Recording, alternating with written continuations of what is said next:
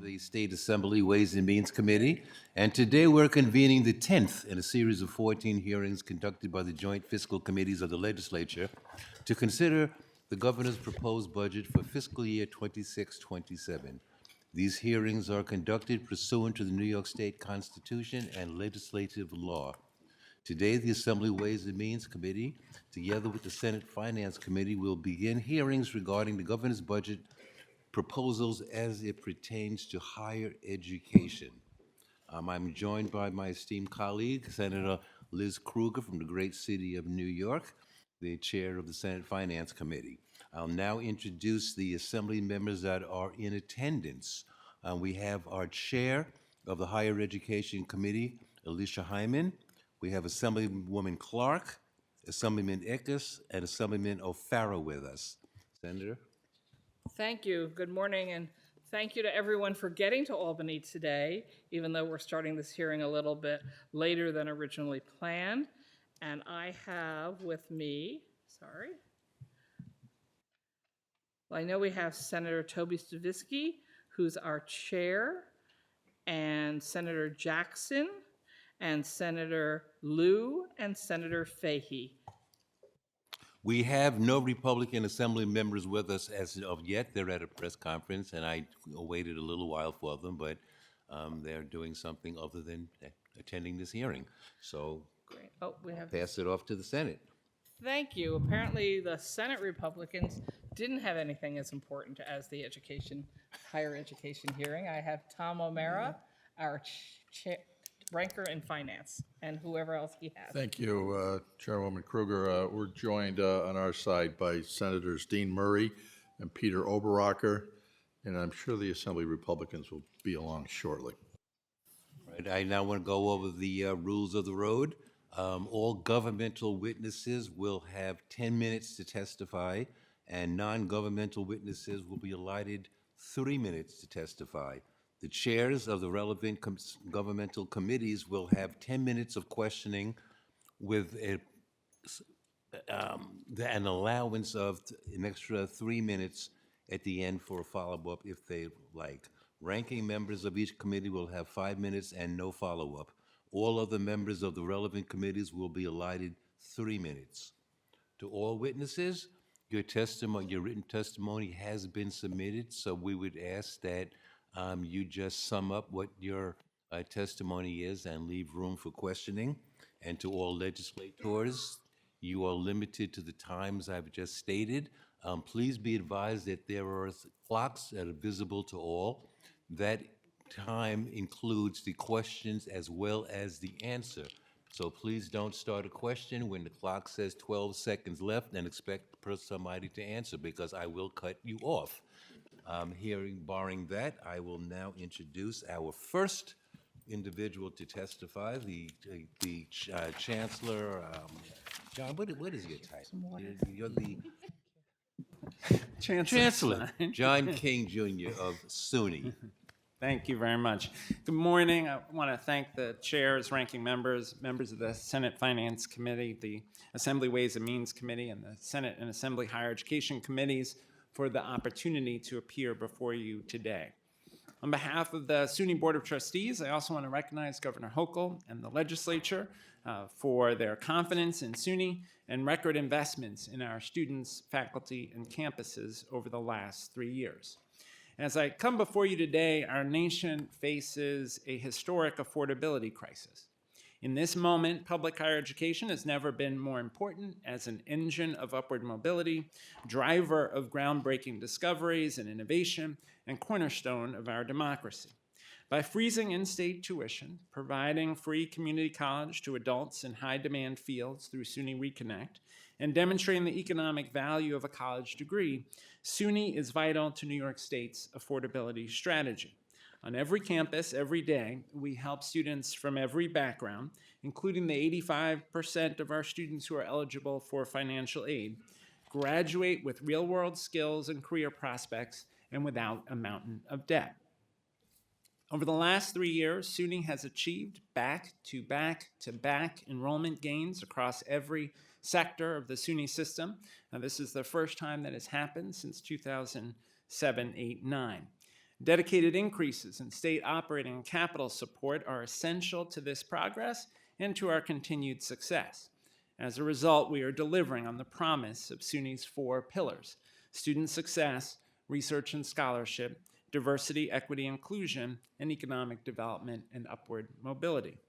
On student success, we have implemented ASAP and ACE, the nation's leading college retention and completion initiatives, for more than 7,000 SUNY students across 34 campuses, and we are building on these efforts with a system-wide academic momentum campaign.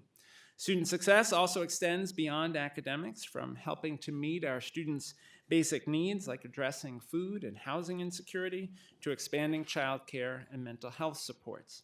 It also includes helping students build their civil discourse and civic muscles. I'm especially proud of Governor Hochul's Empire State Service Corps, which enables more than 500 SUNY students to participate in paid public service internships in their campus communities.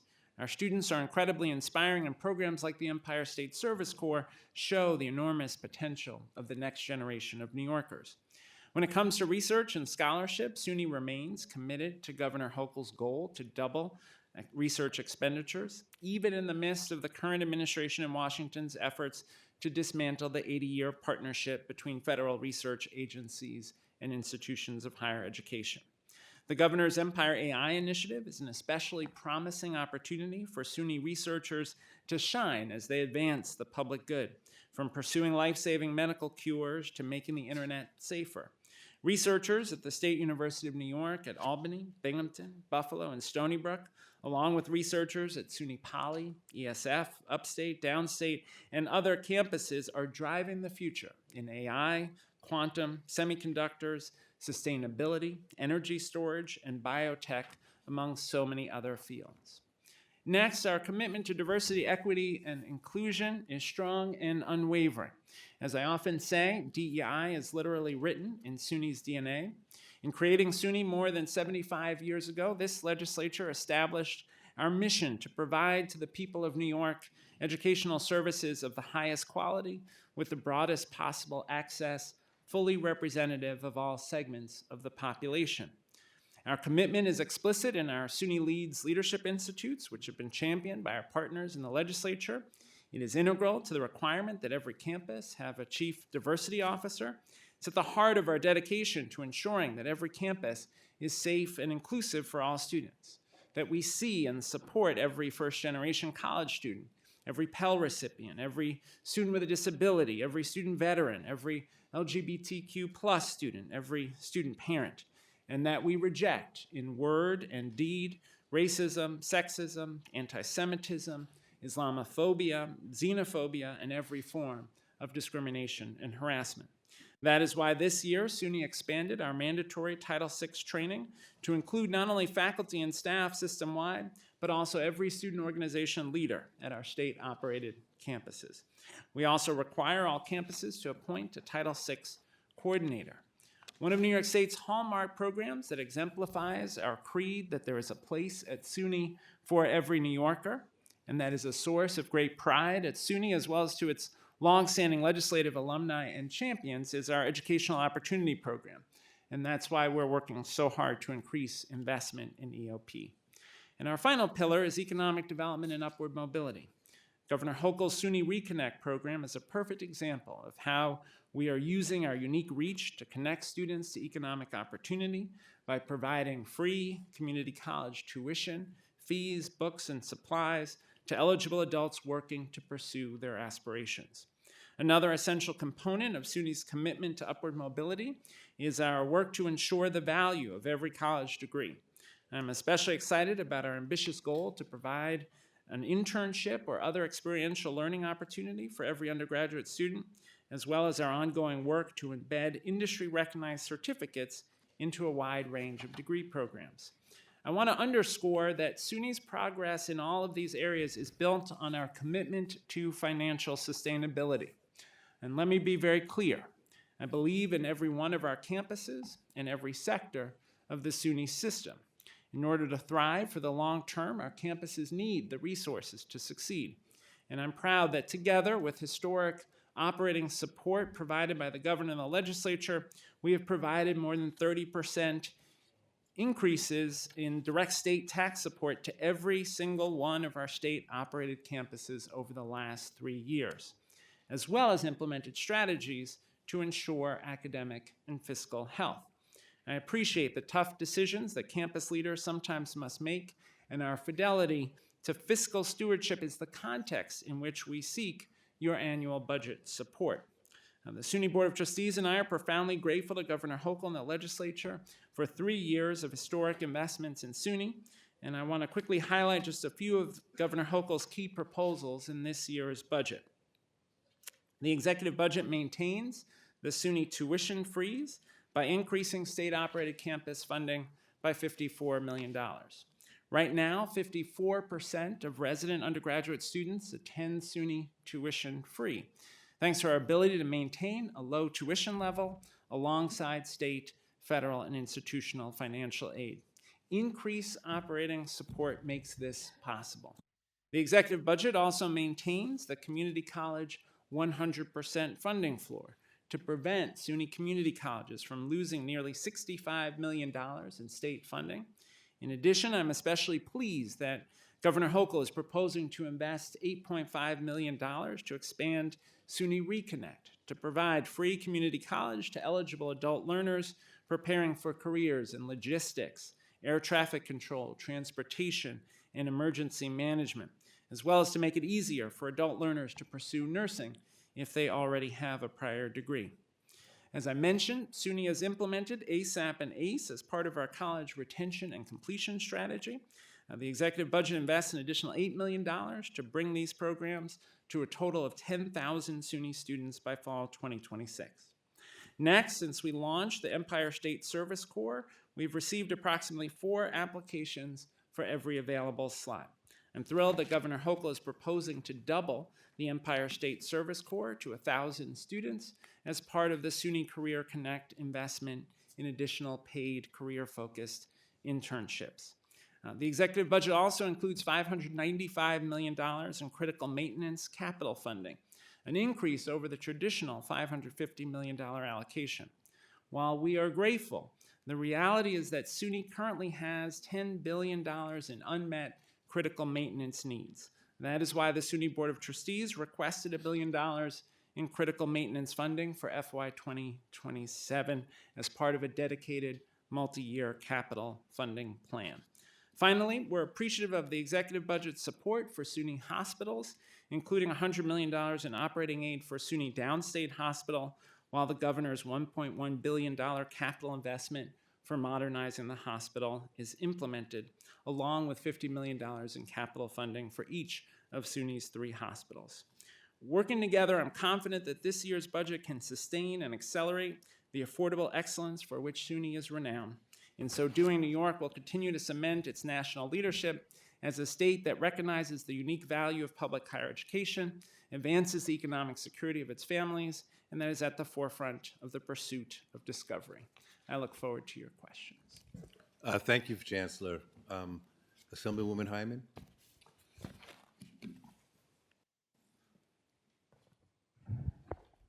Thank you, Chair. Good morning, Chancellor. Thank Morning. you for your testimony. I just want to say thank you. Visiting my alma mater, SUNY New Paltz, and seeing firsthand the capital needs that they have. Of course, I would like New Paltz to get it, but we understand how things go. So a couple of questions for you. We all know how fortunate it has been with the New York Opportunity Promise scholarship and other measures that the state has taken to make college affordable for New Yorkers. Can you speak about how these changes have affected students and the system in general with this scholarship program? Certainly. So the SUNY Reconnect program has been fantastic in making clear to adult learners that they can come to SUNY and change their lives and their family's trajectory for free. For many of our adult learners, that was already true with Pell and TAP, but they didn't know.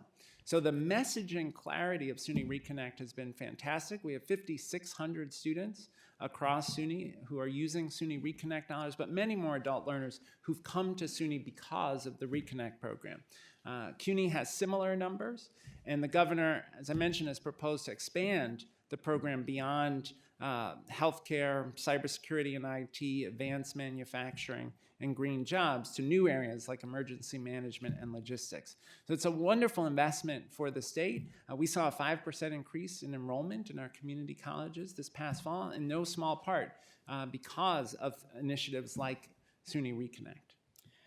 How are you supporting the adult learners who may face barriers, childcare, transportation? And I think those are some of the things that when we think about that population, they encounter that more. So what are you doing to help those students, especially the ones in Reconnect program? Absolutely. So one strength of Reconnect is that it covers not only tuition, but also fees, books, and supplies, which is incredibly helpful.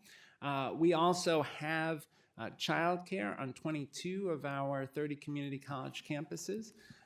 Governor and I actually recently visited our childcare center at SUNY Broome Community College and met with 2 Reconnect students who said they could only be in Reconnect because their kids were at the on-campus childcare. That's an area where we'd love to expand support. We also, because of the appropriation, we're able to provide resources to community colleges to improve supports for adult learners, targeted advising, as well as, in some cases, campuses rethinking the scheduling of courses to better align with the schedules of adults that might need evening and weekend classes, for example. One of the key things that has been helpful is the last 2 years we had an $8 million operating aid increase for our community colleges, which was used to support these high-demand workforce programs. That was not included in this year's executive budget, but the SUNY Board of Trustees in their budget request asked for that additional $8 million in operating support. Can you talk about the executive budget proposal includes funding for emergency aid for students? Can you elaborate on how those funds will be utilized? Yeah, so it's about $600,000 for SUNY focused on emergency aid. We would use that to really expand our commitment to emergency aid across all of our campuses. Today, many of our campuses provide emergency aid through campus foundations. This is, imagine the student who is an adult learner at community college, their car breaks down, and for want of $200 to repair their car, they may end up losing their job and losing their ability to complete their education. So that's where we step in with these emergency dollars. We're grateful to the governor for including that funding in the executive budget and hope that we can continue to build on that over time. Okay. Across, equity across SUNY system, how are you ensuring that both maintenance funding and research capital investments are distributed in a way that reflects regional economic needs and does not widen disparities between research universities and community campuses? Yeah, our biggest challenge there is that we have this $10 billion critical maintenance backlog across the system. So at every campus, we have significant needs. For example, at SUNY Purchase, a couple of weeks ago, they had to go online for some of their classes because academic buildings were without heat. At Buffalo State in the fall, we had dorms that were without hot water that required students to shower in trailers.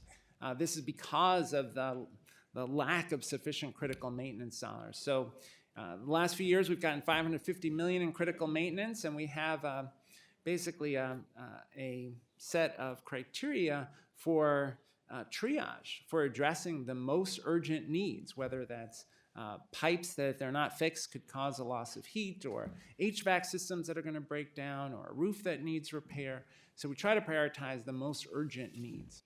When we get research capital, we try to deploy that to areas that are going to allow maximum growth in our federal research dollars, help us capture additional federal research dollars. Last year, we were able to direct resources towards quantum at Stony Brook, towards RNA research at UAlbany, biofabrication at University of Buffalo, and AI at Binghamton. We also were able to create a brain institute to mobilize researchers across the SUNY system, focus on improving the treatment of neurodegenerative diseases, for example. But again, there too, it's not enough dollars to meet the needs. That's why the SUNY Board of Trustees suggested a $10 billion 5-year capital plan. We don't have a 5-year capital plan at SUNY. We used to before the financial crisis of 2008. But MTA, Department of Transportation, they have a 5-year plan. It allows them to deploy their resources more strategically. How much have you lost in federal funding for research? So to date, we've lost 102 grants or subgrants, $43 million, 13 of that for research, and $30 million for student supports, like the cancellation of the Hispanic Serving Institutions program at the U.S. Education Department. So that's partly a result of a lot of litigation, some of which the Attorney General, Tish James, has been very involved in, that has helped restore various attempts by the administration to cut federal grants. So we worry about what the federal research picture will look like moving forward, although good news is that Congress has appropriated essentially level funding for federal research despite the administration pushing for cuts. So we're hopeful, but still the administration is going to have to staff those agencies and put those dollars out. Okay, my last question. We all know how EOP, Educational Opportunity Programs, have been essential in enrollment, retention, and graduation rates. And the legislature has been a long support of that. The governor did push, reduce in her executive budget. Can you talk about what changes you've made to EOP in recent years, your retention numbers, graduation numbers, and why we should reinstate the full amount? Yeah. The great news is that EOP has just been such a tremendous asset for New York State.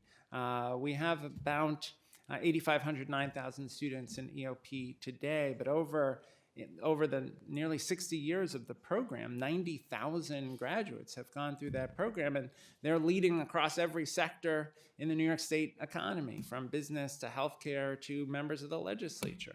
It's a tremendously successful program. In recent years, we've enhanced the financial aid for students to reflect the growing costs of attendance to college, things like housing and room and board. We've added additional counselors to make sure that we can improve completion rates, and we have. And we've tried to grow the program to make up for some of the enrollment loss that we saw during the COVID period. So in the last 3 years, we've grown enrollment in EOP by 21%. That's because of more first-year students, but also improved retention and completion. But state support has only gone up by 3% in that same period. So the SUNY Board of Trustees had hoped that we could see a $17 million increase in EOP funding. That would support these changes that we've made to the program. We also have added EOP internship programs, an EOP pre-med program, pre-mental health, pre-engineering, pre-teaching, pre-nursing to get EOP students oriented toward those careers. But unfortunately, as you mentioned, the governor actually, in the executive budget, reduces EOP, the EOP program by about $2.6 million. Thank you. Excuse me. We've been joined by Senator Webb. Yes, we've been joined by Assembly members Simon and Jackson. Thank you. And our first questioner will be our Chair of Higher Ed, Senator Stavisky.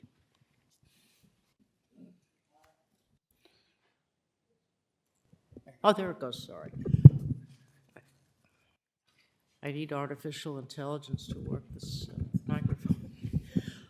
Thank you, Chancellor, and thank you for what you're doing at SUNY. Let me follow up on some of the questions that Assemblymember Heidemann asked. You alluded to some of the federal cuts, particularly in terms of the student loans and the graduate programs and the loss of research funding at SUNY and obviously other institutions as well. How has HR 1 affected SUNY and the SUNY students, obviously? Yeah. So we're very concerned about some of the steps that the Education Department is taking as a result of HR 1 to restrict student borrowing in ways that will undermine certain professions. So one of the things they're doing is capping how much graduate students can borrow. Of course, that disproportionately affects low and middle income students who are more likely to borrow. And they're moving certain career areas from the higher professional cap to a lower graduate cap. So this would be programs like pursuing a doctorate in nursing, doctorate in physical therapy. So we worry that some of these career areas where we actually need folks, it will now be harder for folks to access those career areas because of these caps on borrowing. Now that's still in the public comment stage. There may be changes to what ultimately is produced by the Education Department, but that is a very worrisome direction. The administration also proposed in their budget last year cutting the Pell Grant program, which would be a disaster for SUNY, for New York State, and for the country. Fortunately, Congress rejected that and maintained the Pell program, but it's going to be important for us to be vigilant in advocating for the Pell program, which is so crucial to students' ability to access higher education. You also mentioned the fact that SUNY has a very vibrant 5-year plan.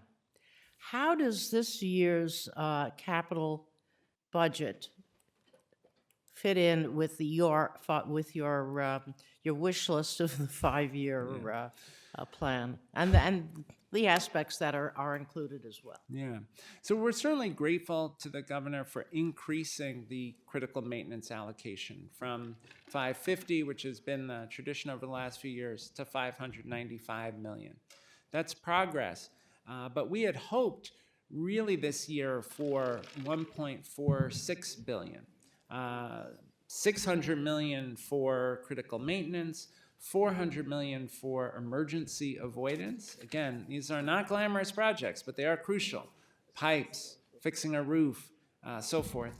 And then $460 million for research capital, which was left out of the executive budget. That would allow us to continue to pursue these areas of real leadership for SUNY in research and important areas of potential growth in the New York State economy.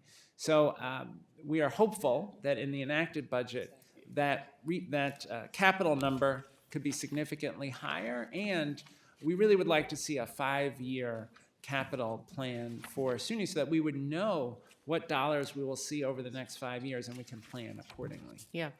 I met with some of the student leaders at SUNY, and they are, and so is, we're obviously concerned about students with food insecurity. How is SUNY meeting the needs of these students? I did a hearing a couple of years ago, and a student spoke about how he lived in his car for 6 months because he couldn't afford housing. He couldn't afford food. He had trouble, he had to go to food pantries, et cetera. How are we helping those students with food insecurity? Yeah, so there are really two main strategies. One is we have food pantries at every campus, and because of the support of the governor and legislature, we've been able to invest recurring operating dollars in supporting those food pantries across our campuses. But unfortunately, that's really just a Band-Aid, right? That's where students go when the situation has already become desperate. We also are working to help students who qualify for SNAP benefits access those benefits. And so we've worked with our campuses to make sure that staff on the campuses, sometimes with the support of our Empire State Service Corps members, can help students complete the SNAP application and get those SNAP benefits because that's a more reliable source of funding. But ultimately, this comes back to student financial aid. And, you know, Senator, your leadership, along with then Chair Fahey on expansion of TAP, was a really important step forward. We need students to have more financial aid to address the total cost of attendance. We've been able to keep tuition very low, $7,070 at our four-year institutions. But the cost of room and board, books, and so forth, that adds a lot to the total cost of attendance, and financial aid is critical there. One last question in terms of, you and I have discussed the role of the SUNY police on campus versus perhaps local authorities, et cetera. Can you give us an update on how the state SUNY police can be better utilized in terms of providing security and dealing with other incidents? Because they have very real issues here, and we want to make sure they stay at SUNY and not do the training and then get hired by an outside police force. That's right. So, student safety is certainly our first priority. The University Police Department does a very good job. One of the things we've been talking about is the degree to which it's very decentralized today, with each campus doing all of the management of its individual university police. And then we have a statewide office that sort of coordinates efforts. But one of the things that we are looking at is whether additional centralization and standardization around things like training, HR procedures, communication would be helpful. And we actually have engaged the Rockefeller Institute to do an analysis on centralization of the university police, and we're expecting a report from the Rockefeller Institute very shortly. I've spoken to the president, Mr. Wagner, also Bob Magner, also on that issue, and I've had legislation, as you know, which I held because of the report that's due from Rockefeller. Downstate, can you give us a progress report? Because we put quite a bit of funding in there, and we want to make sure that it's moving along and that the SUNY hospital is maintained, or at least some form of the hospital. Very good news there. Obviously Downstate's critically important institution for the borough of Brooklyn and is the medical school that produces the largest number of doctors for New York City. So we are making very good progress on the $1.1 billion renovation plan. We have already awarded design contracts for both the hospital renovation and the construction of the new annex that will provide additional ambulatory surgery services with a focus on oncology and cardiology. We also just last week announced award of the contract for demolition of the condemned parking facility that is in the location where the annex will be built. And so we are moving very quickly to put the $1.1 billion to use. And we also just recently appointed a new hospital CEO. We had an interim CEO there and are looking forward to his leadership going forward. Some of the colleges have been facing some economic difficulty, particularly, well, I'm not going to name them, but you know who they are, and you've had to eliminate programs and staff layoffs. What's the status on that? How many folks have been laid off? Well, yeah. Yeah, so there are 5 campuses where we've been particularly focused because of their financial challenges, largely as a result of significant drops in enrollment. In 3 cases, a 40% drop in enrollment over a 10-year period. The good news is 2 of those campuses are already in the black, and 3 are anticipated to achieve fiscal balance in 27, 28, 28, 29, and 29, 30. So they are all on the path to long-term financial sustainability. Thank you, Mr. Chancellor. Thank you. We've been joined by Assemblymember Giglio and Assemblymember Simon for questions. That's you, Joanne.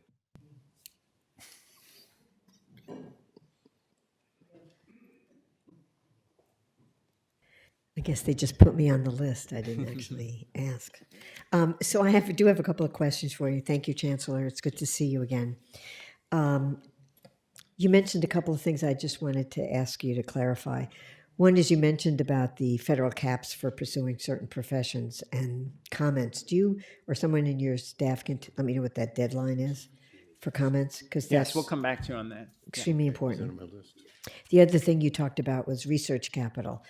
What do you mean by that? Like, I don't know what that means. I'm assuming labs or something. What does it mean? Exactly. The primary focus with research capital is the construction of labs, and it's critical not only for conducting the research, but attracting the faculty members who do cutting-edge research. They want to know, will their lab facilities have the most up-to-date equipment, accommodate their graduate student assistants, so forth. Does that also go to, computer stuff, not just science? Okay. Yeah, so for artificial intelligence, for example, part of the investment of those capital dollars is in constructing the computing capacity to do the artificial intelligence research. The other thing I wanted to ask you about is, as you know, there are a lot of students up today with disabilities who are asking for $15 million from the budget. We've been asking for $15 million now for quite some time. And there are increased needs and increased enrollments of students with disabilities throughout New York State. I know that CUNY has a particular request. What is SUNY's dollar amount? How much goes to central administration? How much goes to those campuses to actually provide those services? Yeah. Thank you, and thank you for your long leadership on this issue. So we have about 40,000 students with disabilities across the SUNY system. Those are students who self-identify, right, as having a disability. Right. Because of the support of the governor and the legislature, we were able 3 years ago to dedicate $10 million in recurring annual funding to support students with disabilities. And that allowed us to add additional staff across our campuses, purchase assistive technology across our campuses. And that's recurring, so that's really enhanced our ability to support students with disabilities. Then there is that allocation for the state education department that SUNY gets a portion of along with other higher ed institutions in the state. That's a smaller dollar amount, maybe $2 million. With that, we focus on a few initiatives. We have an ambassadors initiative for students with disabilities to support their leadership. We have professional development for faculty that we support with those dollars. We have a faculty fellowship where faculty are working with their colleagues to ensure accessibility of curricular material. And then we have a new Disability Support Leadership Institute to help folks who are faculty members and staff members who want to move into leadership roles do so. Thank you. Thank you. Thank you. Next, we have Senator Fahey. Thank you. Thank you, Chair. Thank you, Chancellor. Great to hear all the encouraging news despite the challenges. Just a couple of comments, and then I have a couple of questions.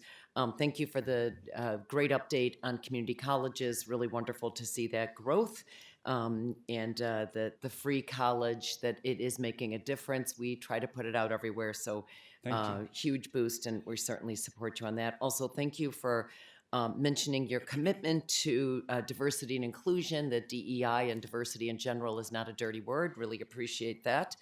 A couple of things with questions.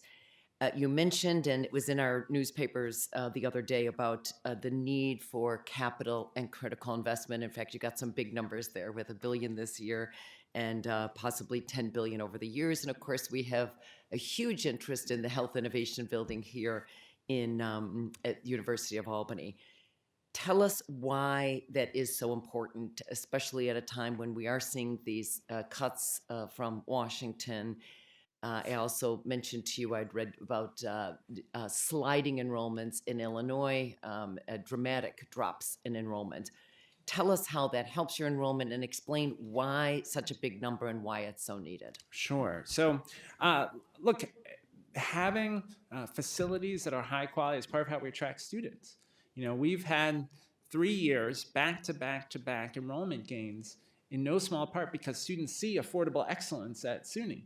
But if they're finding that their dorm doesn't have hot water or their academic building doesn't have heat, we're not going to be able to keep attracting those students. So it's critical that we have that investment in critical maintenance. On the research side, the research facilities help us to secure those key federal dollars. Congress actually increased the funding for NIH this year. So there will be more health research dollars to go get, but we'll only be positioned to do that if we have the labs and the faculty to make that possible. And so these investments in research capital really are an investment in growing our federal research dollars and ultimately economic development in the state. Thank you. It is alarming to see how much higher ed is slipping in other states if we don't make those investments. Along that same vein, Career Connects.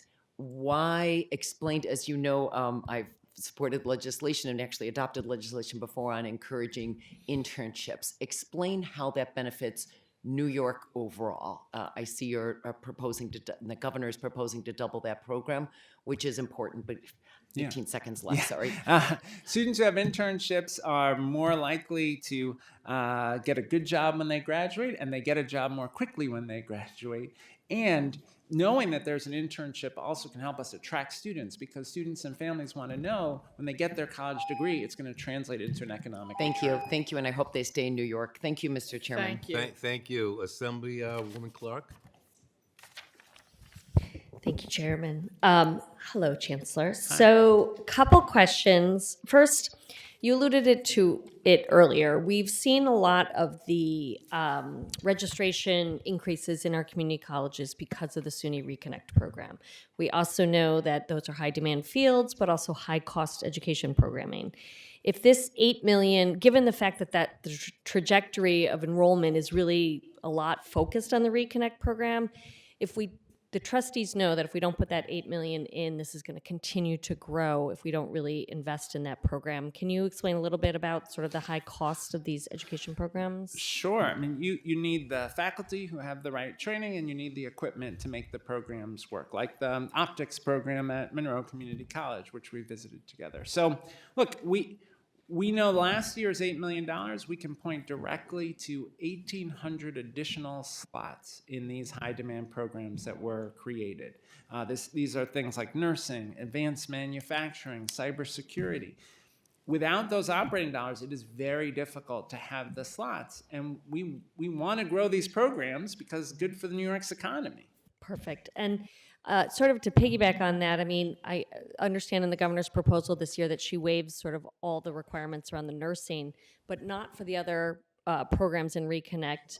One of the things that we've tried to tackle, particularly as we notice the change in jobs and as you're in your career and you're in your 40s, and all of a sudden you're like, my job is becoming obsolete. I want to go back to one of these high in-demand careers, but I already have a college degree.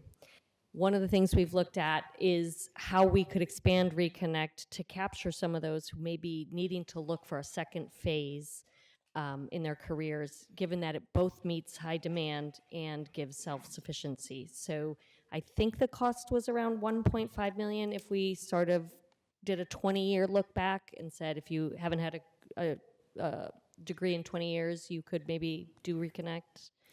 Yeah, I can get back to you on our estimate on the cost of that. What I would say is I think our community colleges would be very enthusiastic about the opportunity to help people make a change in their lives. And, the governor particularly focused on nursing because we know we're going to have this huge nursing shortage that continues to grow over time.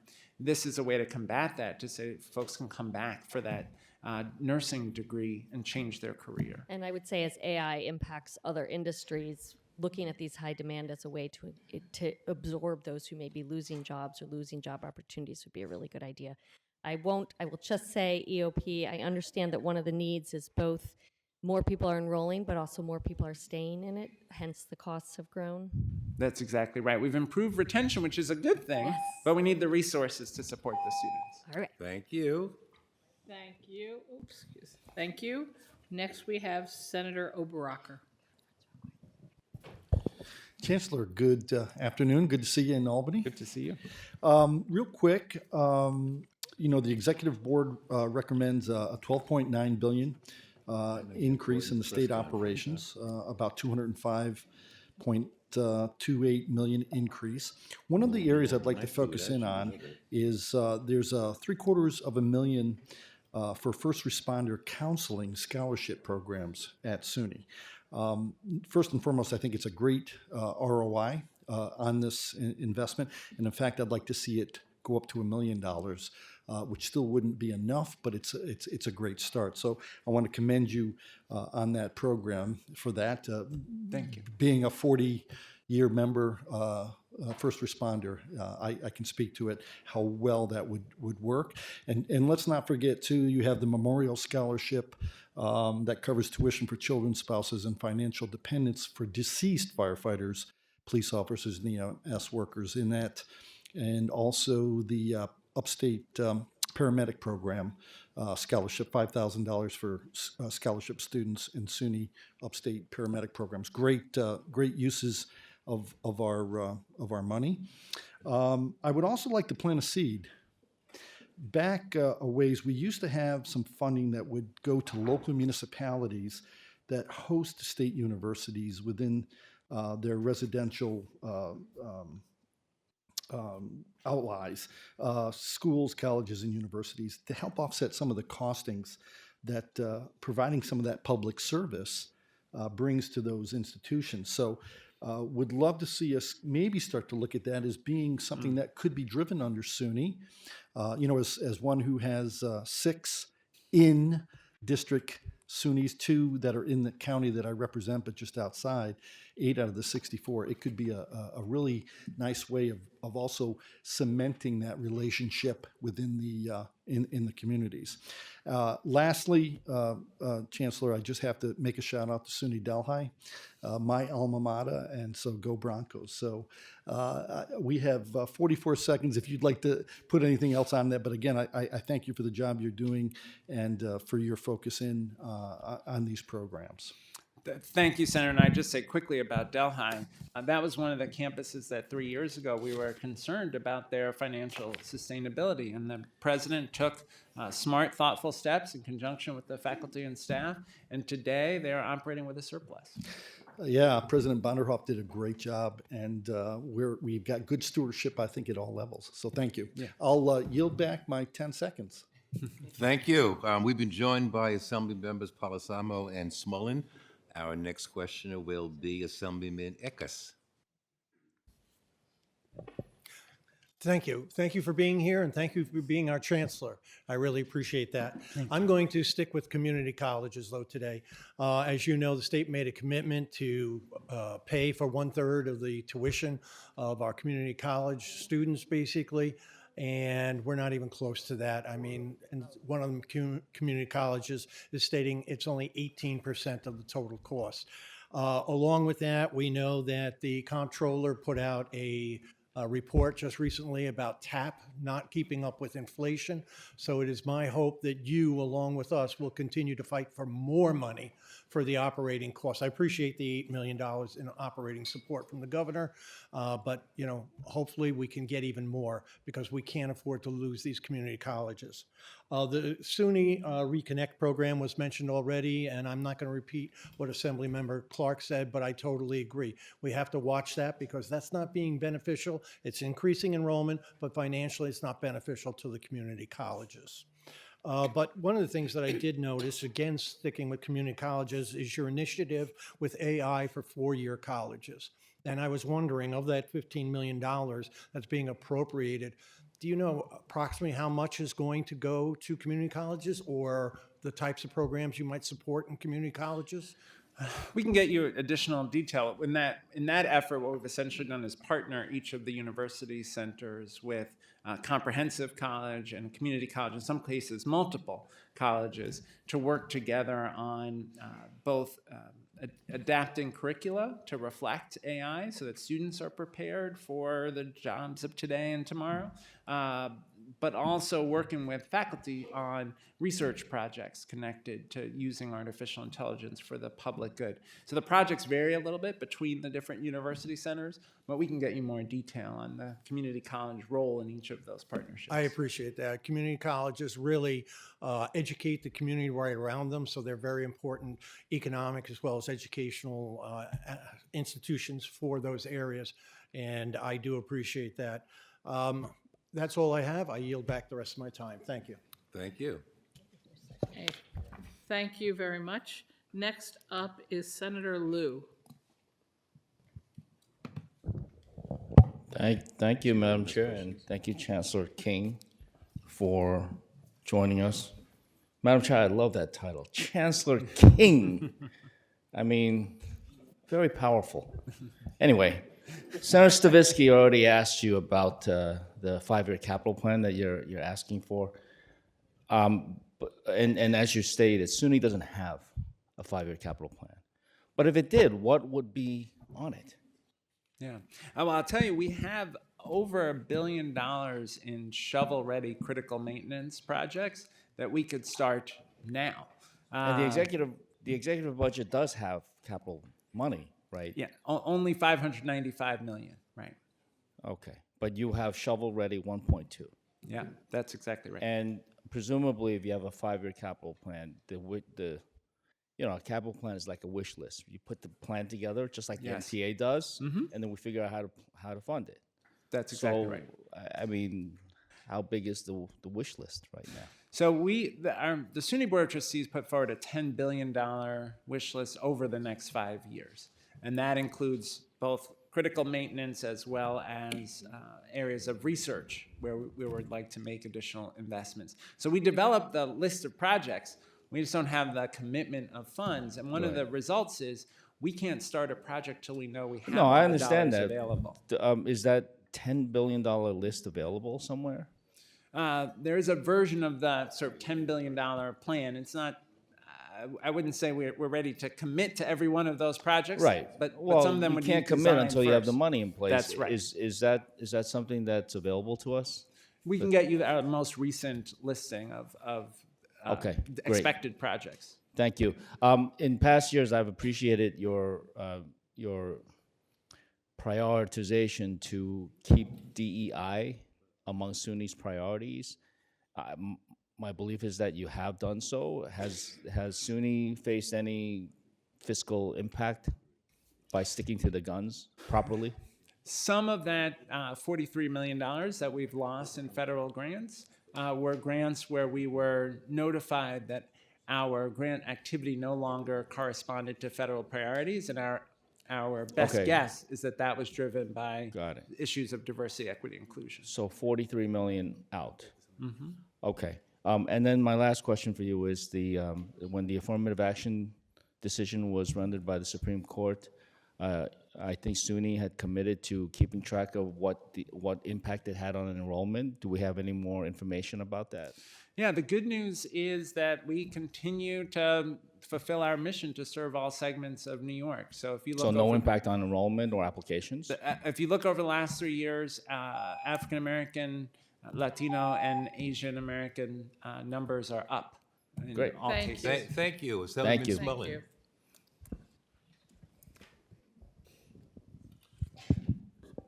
Well, thank you, Chair. Chancellor, thank you for appearing before the Higher Education Committee. You know, I represent many of the rural areas of upstate New York, and we've got some serious issues with inflation and increased cost and affordability, and one of them is in higher education, particularly with our small SUNY colleges and the community colleges that are in the areas that I serve. One of the things that the tuition assistance program had in the past had been linked to tuition costs, and it was delinked in 2011. Have we made any progress, or isn't it time to relink TAP to the actual cost of tuition so those who want to go to school in the rural areas of upstate New York have the ability and the means to do so based on, a cost-effective solution either in a SUNY 4-year or a community college? We certainly would love to see the maximum TAP award increased. The legislature took important steps to expand TAP access, which was an important step forward. Part of the challenge of community colleges is if they don't get additional operating aid, that ends up translating into local tuition increases. That's one of the reasons we think it's so important to add $8 million in operating aid this year. Well, certainly, but the actual linkage, the true cost of the college to the actual award that then puts that student that has economic challenges, it puts them in the ability to afford not only the tuition, but then also the rising cost of food and housing and transportation. A lot of these students are commuter students, so it's all part of the same thing. But I think relinking TAP to tuition is critical there. So, staying on the theme of community colleges and what we're actually, facing in the areas that I represent, what's the current headcount and full-time enrollment compared to 2019 levels in community colleges? We've been very concerned what COVID did to our community colleges. Have we recovered? And if not, what is the difference at this point? I don't have the 2019 number in front of me, but over the last 3 years, community college enrollment has gone up by 9.1%. So I don't think we've recovered yet to the level below, prior to COVID.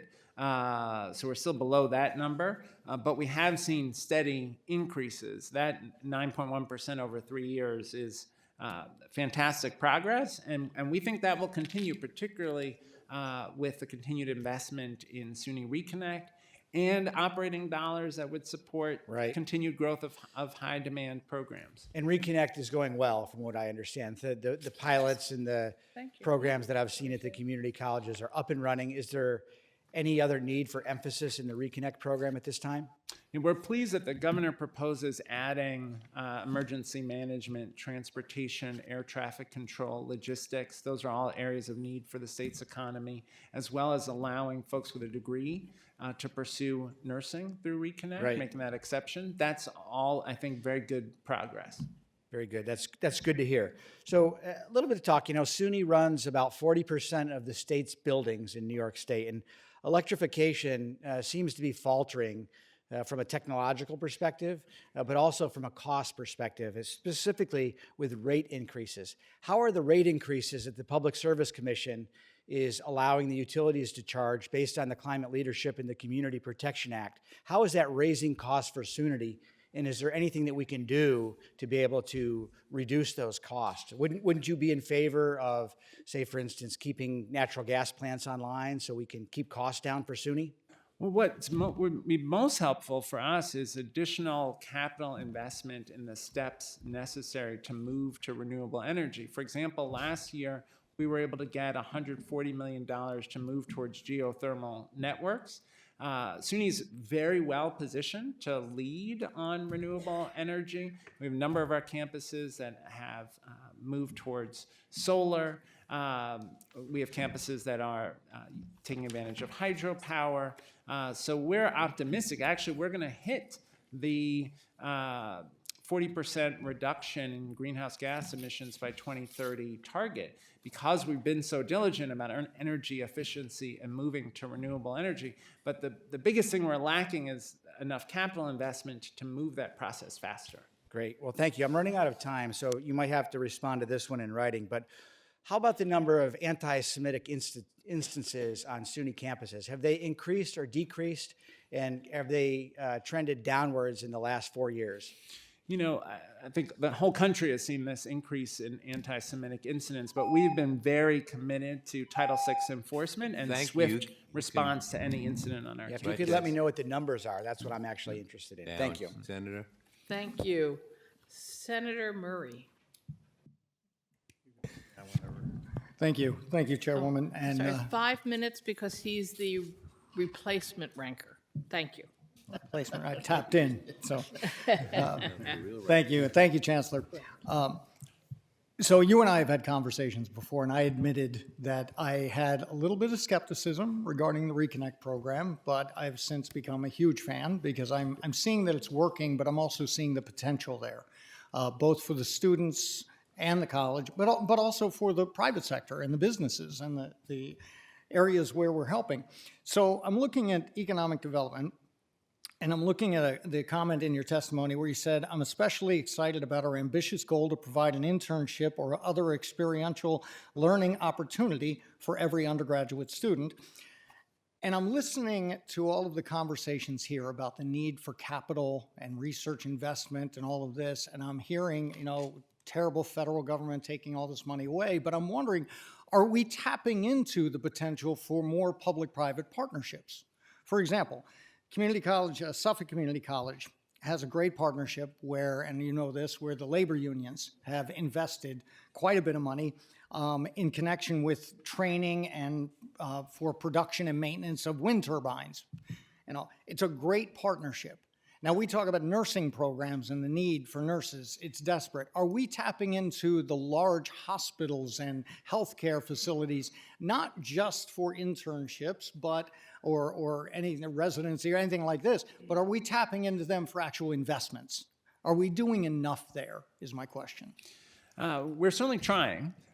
We created not long ago a vice chancellor for workforce development role at SUNY, and Chris White has been leading on efforts to grow these public-private partnerships around internships, around apprenticeship programs as well. And then our campus presidents work hard to try to get some of these private sector partners to invest in our campuses. That's sometimes a little more challenging depending on how those companies are doing economically. Sure, but then I'll move to the four-year colleges, and like SUNY Stony Brook, for example, does a lot with biomedical and things like this.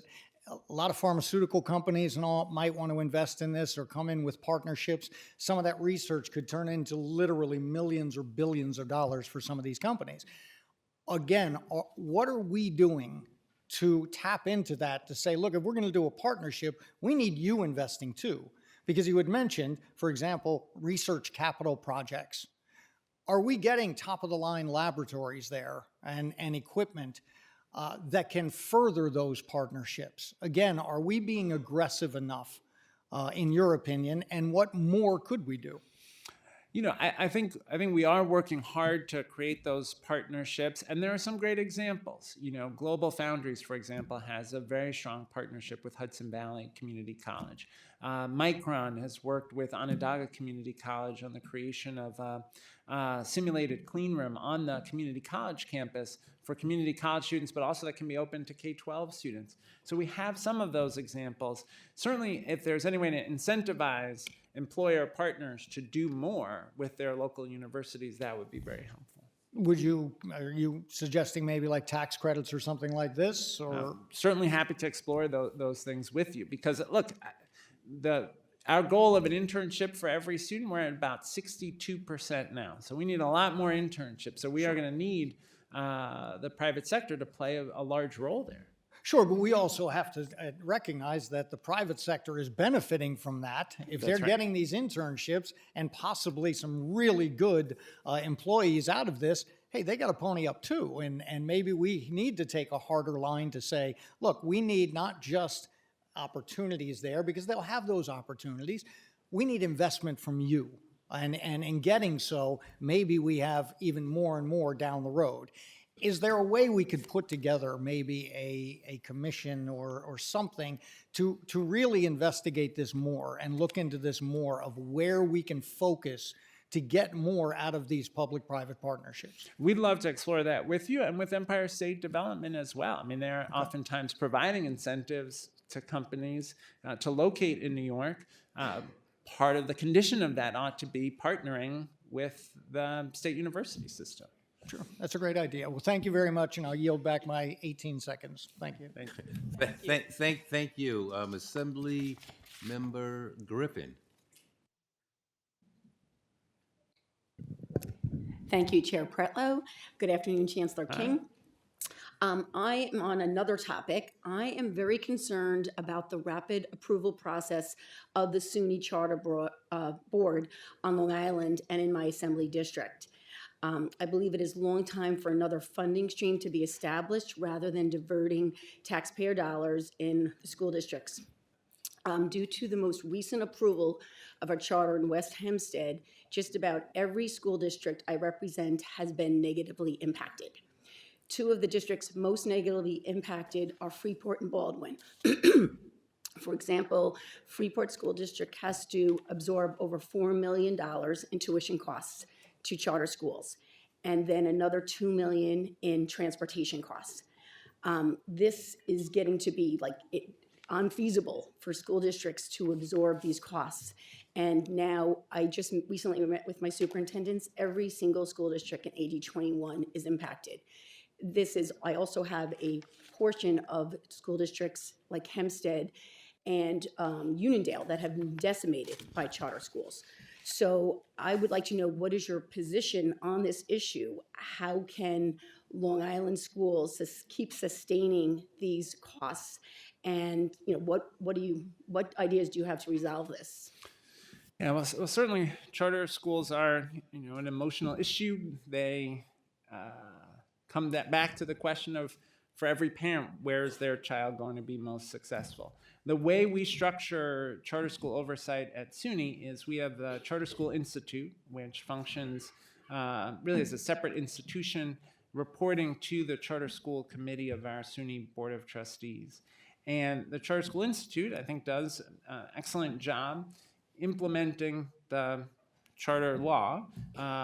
They have a high bar for awarding a charter. They provide rigorous oversight. They have been willing to close charters that are underperforming, but they don't determine the financial model for charters or the way that school funding works, obviously.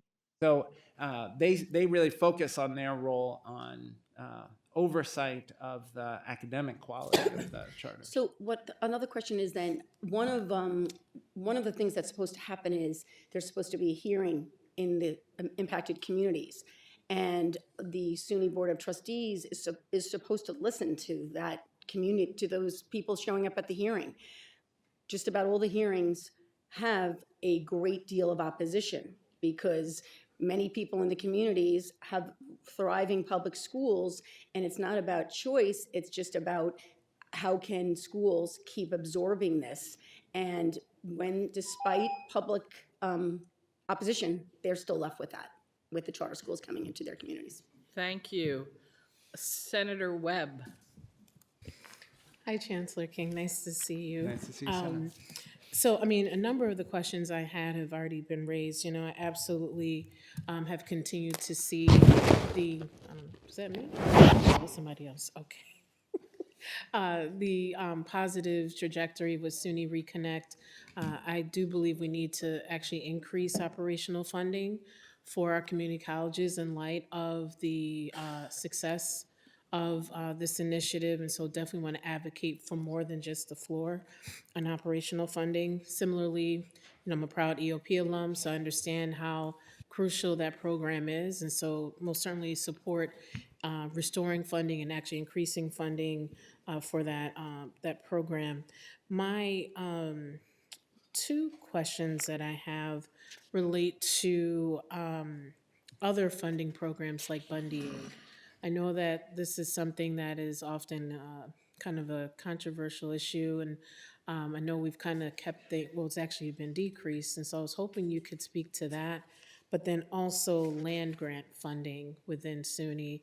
I have Cornell University in my district. They are a part of the SUNY system, so I was hoping you could speak to those two issues, and hopefully I'll have time for my other question. Yeah, usually thank you for that. Usually on Bundy Aid, we are silent on that at SUNY, given our focus on the public side funding. On the land grants, we certainly are very proud of the statutory colleges within SUNY, and one of the things that's been very challenging for CALS, for example, is the loss of some of the federal grants that were an important part of their funding on issues of agriculture and the environment that are very important to New York State. So, we certainly are interested in efforts at the state level to try to provide research support for those institutions. as well as for our university centers. The capital support that is provided also benefits those statutory colleges within Cornell. So, we see advocacy for the land grants as a part of our broader advocacy for capital dollars, for example. No, absolutely. And then my last question, you talked about critical maintenance. Can you just expand on just how important these dollars are, especially given some of the examples you shared earlier? It's absolutely critical to the student experience, right? If a student is showering in a trailer, they're not going to have a positive experience of college, and they're less likely to persist in college. It's important to our ability to attract new students, and it's important to our ability to attract the best faculty and staff. People want to work in good conditions. Yes, they do. Absolutely. Thank you. Assemblyman Palisano. Good afternoon, Chancellor. Thank you for being here. I want to talk about TAP a little bit if I could. There was a new report from the state comptroller that came out that said New York's TAP program has not kept pace with inflation or rising tuition costs since 2008, 2009, and that undergraduate TAP recipients dropped by 77,000 or 21%, with steep declines among two-year programs, 45%, private sector schools, 40%, and lower income households, 38%. How many SUNY students would qualify for the maximum award today if the income ceiling had been indexed to inflation? I can get back to you on that exact data point. I can tell you that more than 40% of SUNY full-time students are taking advantage of the TAP program today. Okay. Do you believe the $7,000 income ceiling for maximum awards is realistic in 2026? Look, the good news is we've been able to keep tuition frozen at SUNY at the $7,070 at our four-year institutions, but it's the costs outside of tuition that are often the biggest challenge for students. So additional financial aid for students would help our SUNY students without question. Yeah, I think on that, I think you're touching on the next point I want to make regarding that. What impact do you think the erosion of TAP's purchasing power has had on SUNY's lower income students having to deal with those challenges? Well, again, because our tuition has stayed frozen, that has had less impact than maybe for students who are attending private institutions, for example. But what we see is because of inflation, the cost of room and board has certainly gone up. The cost of books has certainly gone up. And so additional financial aid for students for those costs would be hugely beneficial to SUNY students as well as CUNY students. Okay. The other question I wanted to ask, it was kind of a piggyback off my colleagues relative to the decoupling. Since TAP and tuition were decoupled in 2011, do we have any idea, maybe you have to get back, I'm just curious, the cumulative value of the TAP gap across SUNY campuses? Well, thanks to the governor and the legislature, that TAP gap is closed for the students who have the maximum award. So they're able to have their tuition covered. Okay. I want to pivot to workforce development a little bit if I could. I have Corning Community College, Finger Lakes Community College in my districts. They are really good on workforce development, able to quickly turn around programs. Based on your experience, are community colleges able to expand high-demand programs, or are they constrained by any faculty shortage or facility limitations? What is your assessment of that? They are, the biggest constraint is operating aid and not having the level of operating support. That's why the $8 million increase we've asked for this year is so important. Another particular challenge is nursing faculty, where folks make so much more as practicing nurses than they would make teaching at one of our institutions. So one thing we've launched recently is a program to subsidize the master's degree for folks who will commit to teach in one of our community colleges. That's a program we'd love to grow because we need more nursing faculty to grow the number of nursing slots. Okay. Just in general, do you have an assessment, like how quickly can a community college stand up or start up new programs in response to a regional employer demand? Is there a timeline that they, I mean, I think the community colleges do it pretty well. But They is there do it general- quite well. Yeah, look, in a year's time, we can expand seats, launch a new program. I'd point out last year, with the $8 million that we received in operating support, we were able to add almost 2,000 slots in healthcare, advanced manufacturing, cybersecurity and IT, and green jobs. So we can deliver the programs that the economy needs. We just need the support to do it. Sure. And I want to go back to the electrification question, because obviously there's this push to electrify everything in the state of New York. Have you done an assessment of what it would cost you to fully electrify campuses across the SUNY? And if so, how much is that?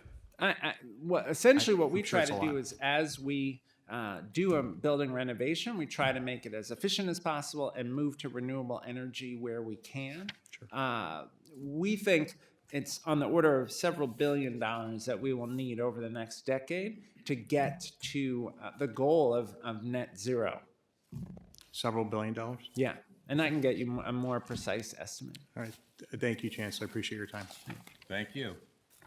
You, Senator Rachel May. I should have called you first. Thank you, and hi, Commissioner, Chancellor, sorry. Great to see you. Great to see you. So for about 50 years, I would say, in my region of the state, eds and meds have been the driving, the economic drivers and the main employers in our area. That's changing a little bit, but it's still really important. And I have SUNY ESF, SUNY Upstate, the downtown campus of SUNY Oswego, and 2 community colleges in my district. So it's probably the case that public higher ed is the top employer and one of the major drivers of our economy. I'm wondering what kind of what you do to track the impact, not just now on the economy, but how many of your students are staying in the state and contributing to the economy. Like how can we get a picture of the overall impact of SUNY? It's a great question. The Rockefeller Institute has a report on this that is coming out shortly, and I think the overall annual economic impact is somewhere on the order of $31 billion. And I think our best analysis is that 5 years out, 70% or more of SUNY graduates are working in New York State. Great.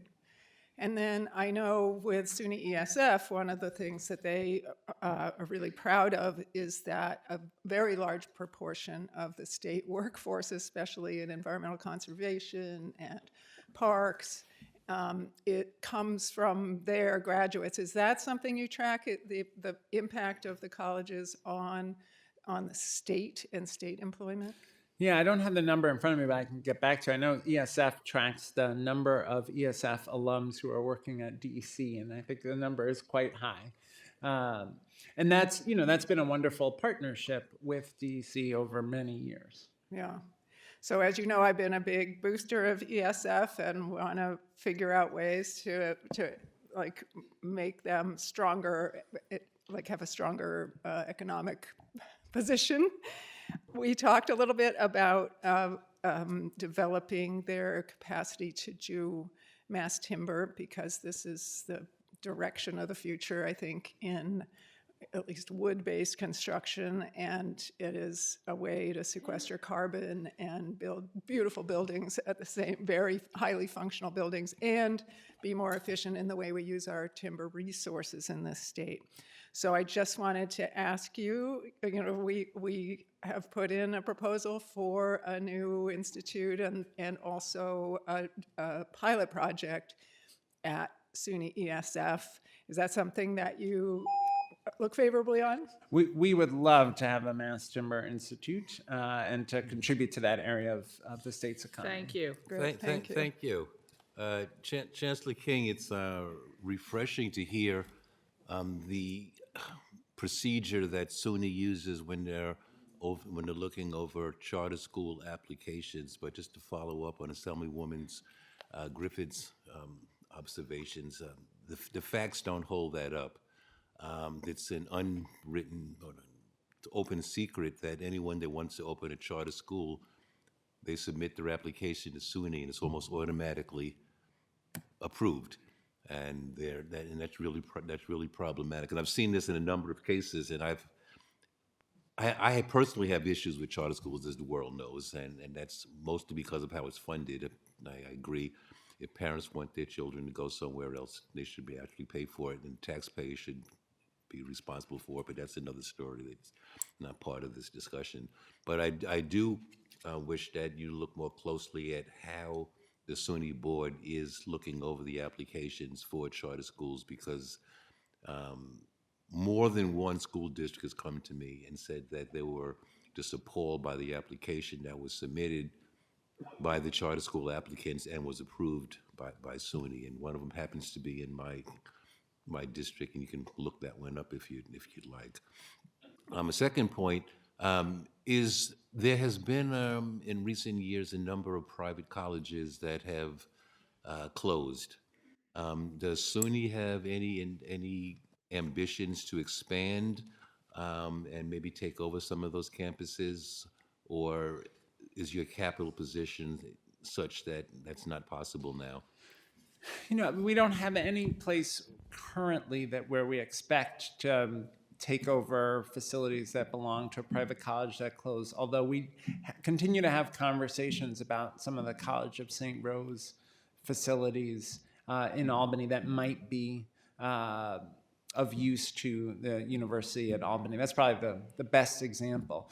We are working very hard, I will say, to make sure that none of our campuses ends up in the financial position of those private colleges that have had to close. Yes, you did mention that two of the upcoming community colleges, the enrollment is decreasing. Is there a reason for that? Because as affordable as SUNY is, I can't see why it would decrease unless there were some other issues. The decreases were really during the COVID era and the immediate aftermath of COVID. But over the last 3 years, every sector within SUNY, community colleges, tech colleges, the comprehensive colleges, and the university centers have all grown in enrollment in each of the last 3 years. Okay. Is that for me? No, you don't want it, no. Okay. Land, available land on SUNY campuses. I've had this discussion with them. I'm not going to go into my issue with it, but SUNY purchased, there is a lot of additional land that's not really being used for the school facility itself. Are you looking to expand more in the, say, the senior housing area, or lease land to outside entities to get or to increase your capital position to do repairs on some of the existing campuses? We are open to those kinds of partnerships. We want to, of course, make sure that they are set up financially where the benefit for the state is maximized. But we certainly have campuses where there's a need in the immediate region for workforce housing, and so we're looking at those possibilities. But they would require a ground lease, and we obviously have to come back to the legislature for that. Okay, and you might want to look at building some daycare facilities on some of your campuses. Since you're only charging $7,000 for tuition, you get $23,000 for childcare. You know, it's a win-win situation. That's all I have, Senator. Thank you very much, and I apologize, my phone went off.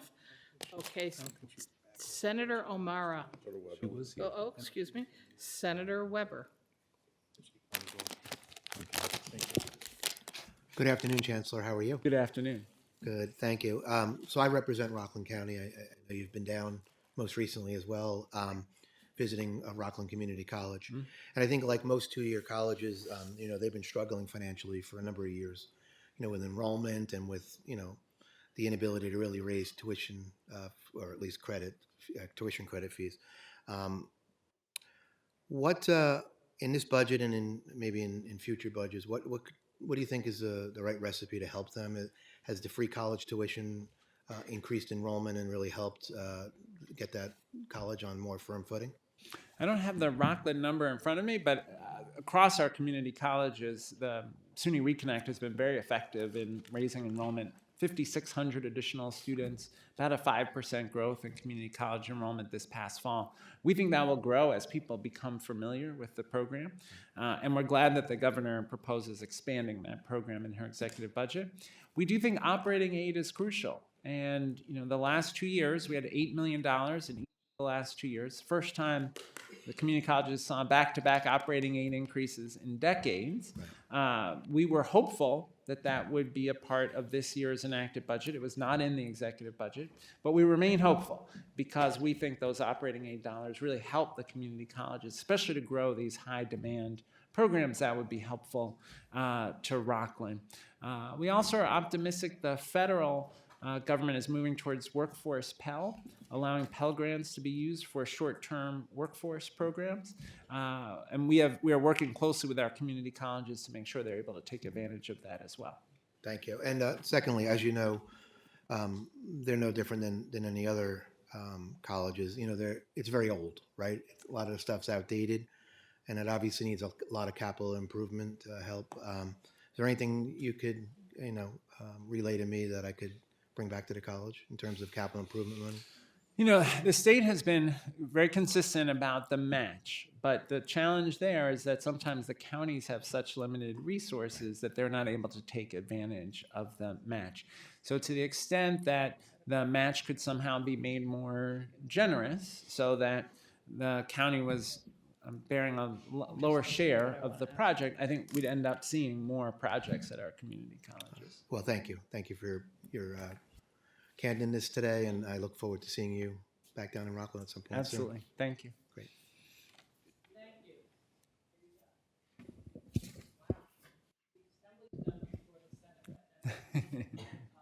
Hi, thank you. Our next up is Senator Tom O'Mara. Good afternoon, Chancellor. Thanks for being with us today. Just a couple of quick questions here. The governor has proposed $10 million in her initial budget for AI investments at SUNY, and then in the 30-day amendments, she just added another $2.5 million for Binghamton in particular. Can you tell us first how that first $10 million is to be distributed, and why the 2.5 on top of that just for Binghamton? Is Binghamton eligible for part of the 10 as well? You know, the idea there with the 10 is to build on the momentum we have around Empire AI, which now is a more than $500 million public-private investment focused on the campus of University of Buffalo, but involving all 4 of our university centers, as well as Cornell, NYU, Columbia, RPI, all of whom will have researchers using the computing power of Empire AI to pursue research for the public good, treatment for disease, improvements to advanced manufacturing, so forth.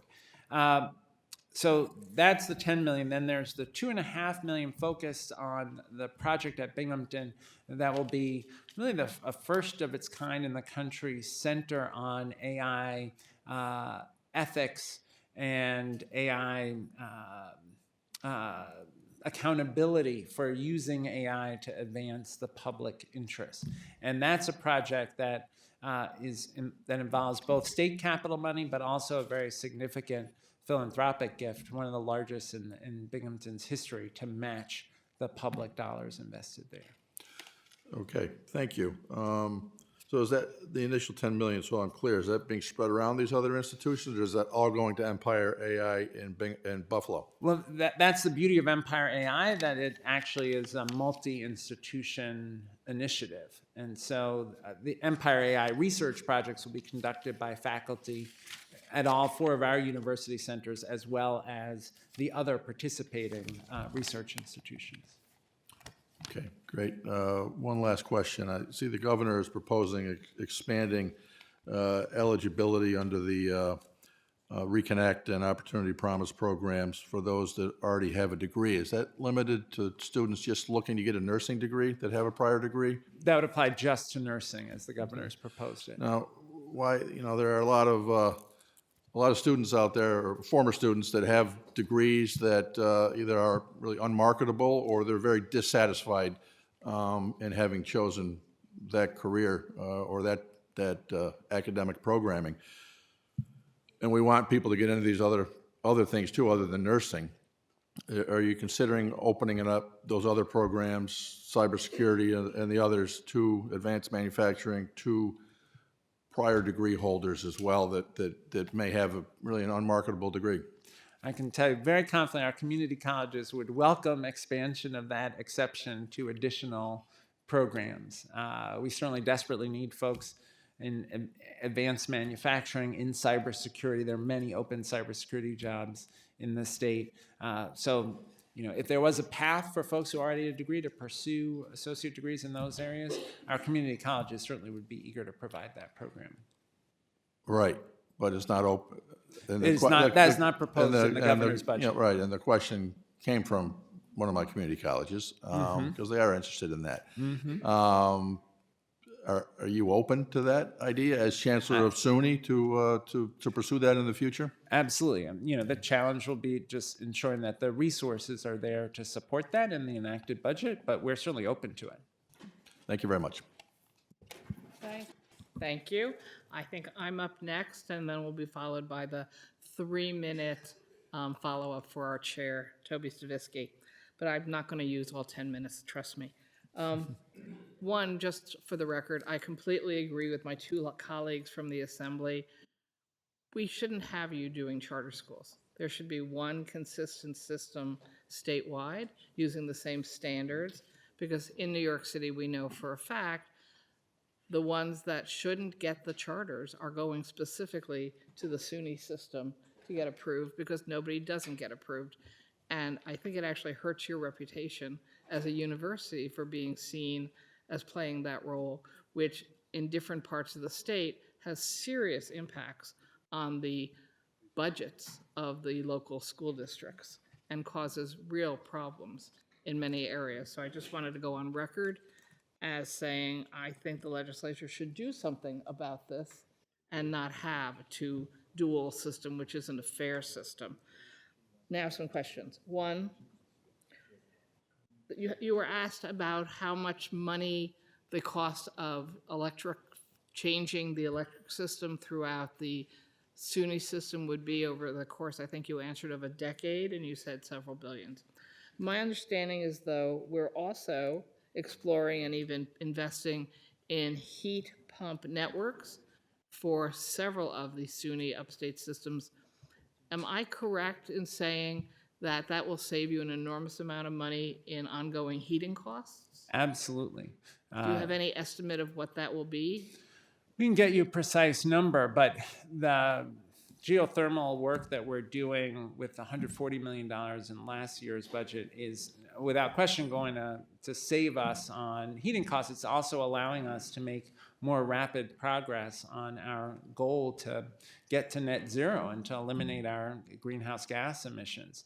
But the SUNY system has been leading on this. It's just we do these projects typically as we do renovations. And so the capital investment is not only an investment in the quality of campus experience, it's also an investment in our moving quickly to renewable energy. Right. I believe that is correct and very important for people to understand. Thank you. So the next question is probably controversial even between myself and many of my colleagues. So here it goes. I am under the belief, personally, doesn't mean I win, that we shouldn't divvy up the money for the CUNY system or the SUNY system of exactly how the dollars should be spent, but rather allow the board to decide what are the priorities and looking at it system-wide. Is there more need here for whatever reason? Is there more advantage there for whatever reason? Should there be a restructuring systemically over here? Because it's not 1965, it's 2026. And I get lobbied, as do all of my colleagues, by the individual schools within both systems to urge us to give them the money they claim they need. I'm sure they're telling us the truth, that they do need that money. But we also know that we never give any of your CUNY or SUNY campuses all the money they actually need, so that somebody has to make very tough decisions about what's your priorities for this year. How does it fit into the overall goals that your university has for itself over the long term? Because nothing is a one-year decision. Where are you on that? I agree with you, and I know our SUNY Board of Trustees would agree with that. There aren't enough resources to satisfy every aspiration of every individual institution, but we try across the SUNY system to make sure that every campus is set up to thrive for the long term, and that we are positioning SUNY to lead in areas that are important to the state's workforce and the state's long-term economic development. See, and I chose to be one of the last, so nobody has any time left to challenge me. But you can tell me afterwards. Thank you very much. Oh, excuse me. A late bloomer. A late bloomer to challenge me. That's exciting. Yes. Thank you, Chair. And thank you, Chancellor, for being here today. And I really like what you had to say about all of the things that you're doing for people with disabilities. As the ranker for people with disabilities, I have some concerns about the governor's proposed executive budget with a cut of $2 million to the disabilities post-secondary success. And I'm told that there was a 34% increase in those students since COVID. So I know that you're very supportive of education for people with disabilities, and I'm just hoping that you will help us advocate to get not only that $2 million restored in the budget, but an additional $2 million to accommodate the people with disabilities that want a continued education. We are very hopeful that the enacted budget will restore that additional funding and build on top of it. There's certainly a lot of need. And, I mentioned earlier, there are 40,000 SUNY students who've self-identified as students with disabilities.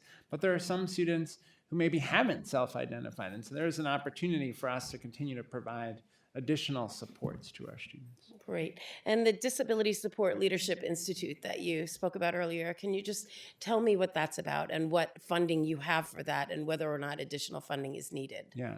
So we are funding that institute through that Students with Disabilities Post-Secondary Funding allocation that runs through the State Education Department to us.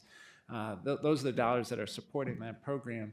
The goal is to identify faculty and staff members who've worked on issues of supporting students with disabilities and give them additional professional development, leadership development, so that they can move into more senior leadership roles throughout the SUNY system. And we've had a lot of success with our other leadership institutes that are similarly structured, and we're very excited about this one. And it's also a recognition of the importance of serving students with disabilities well across the SUNY system. That's great. And then there was also an ask for $15 million for students with disabilities, so that the increased investment would provide more opportunities for people entering into the college. So where are we with that? I mean, the budget is a $640 billion budget, and $15 million, in my opinion, is a small ask for higher education for people with disabilities, especially that are in the self-direction program and people that want to gain workforce development, which you do such a great job at. So I am just curious as to what you're going to do to be able to support the increase in the number of students with disabilities. Look, we can certainly use more resources, and we will put them to good use. 3 years ago, we were able to put $10 million in recurring funding towards supports for students with disabilities. We added staff in our tutoring centers. We added assistive technology, but there is much more to be done. Thank you, sir. Thank you. And I believe now to close for the Senate, unless I see another late bloomer. Maybe the Assembly wants. No? Okay. Toby Stavisky, 3 minutes. Thank you. Couple of quick questions, Chancellor. When SUNY approves all of these charter schools, are there any fiscal implications to SUNY? To SUNY, no. I mean, it's really just the local fiscal implications. But again, I'm not personally involved in that process, but our Charter School Institute, has been nationally recognized for the rigor of their review of the academic program of potential charters and their ongoing review of the academic performance of charters. So there are no fiscal implications when you approve all of the applications? Well, there are fiscal implications for the local districts, but there's not a fiscal implication for SUNY system. Let me add a totally different issue. Earlier, you mentioned the fact that tuition at SUNY and CUNY has been frozen, and that was like music to my ears because in the past, too many programs have been denied students who couldn't afford. And I had a hearing here in Albany right after the pandemic, and the acting chancellor said, you don't raise tuition during times of economic strife. Let me ask you one question. You've indicated that enrollment is starting to come back and that both the community colleges and the senior colleges have had increases.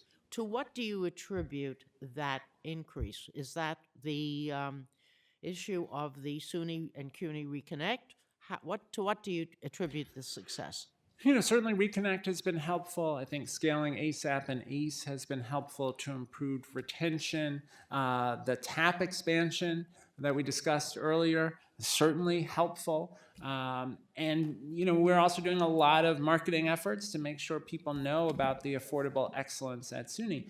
We've also been the beneficiary of such tremendous investment from the governor and the legislature, including, importantly, covering the costs of our collectively bargained raises. And I do want to note, the governor has the $54 million in operating support in her executive budget. We are currently doing our contract negotiations with our bargaining units. Well-deserved raises, like a 3% raise, would translate into $133 million in additional costs. And so the state's continued commitment to support those costs is critical to our financial health. So can you quantify the number of students? We'll quantify that at a later We'll date. ask that question. I of want Hess. to. Thank you. Mr. Chancellor, I want to thank you for your testimony today. This concludes your portion of this hearing. I'll now call up Chancellor Felix Rodriguez from the City University of New York, my alma mater. Thank you so much. Thank you.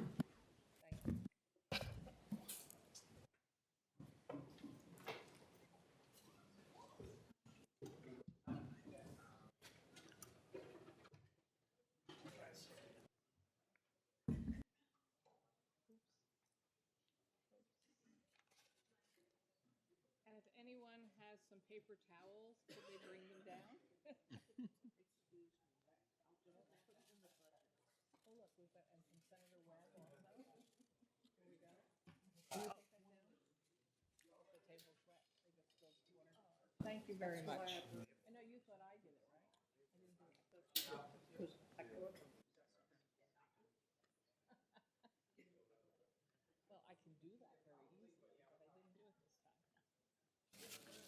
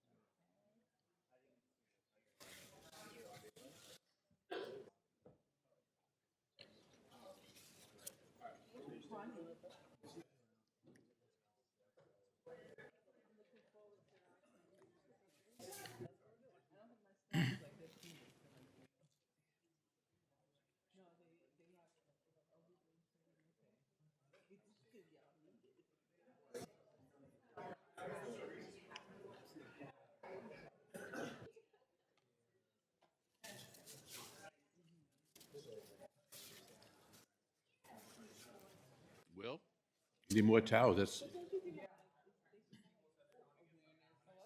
okay. Thank you.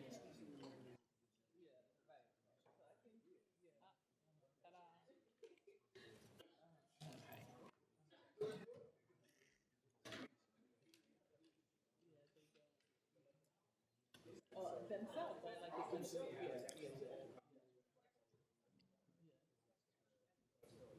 Hello, Chancellor. I wasn't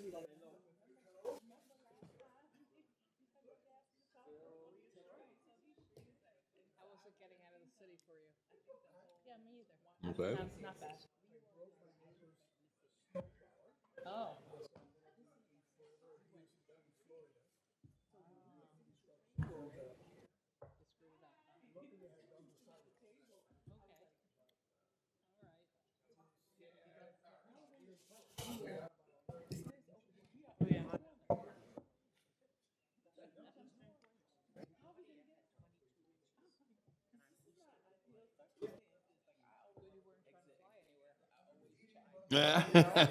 How are you?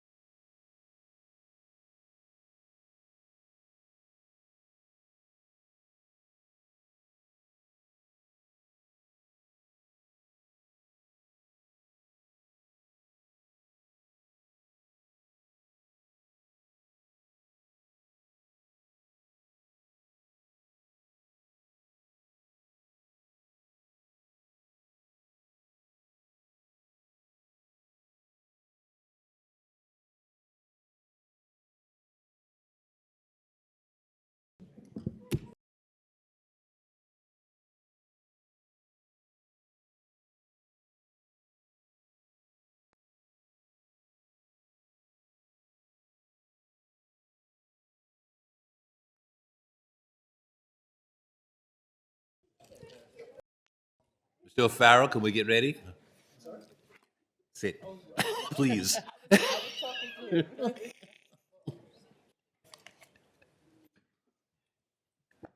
Good afternoon, Chancellor.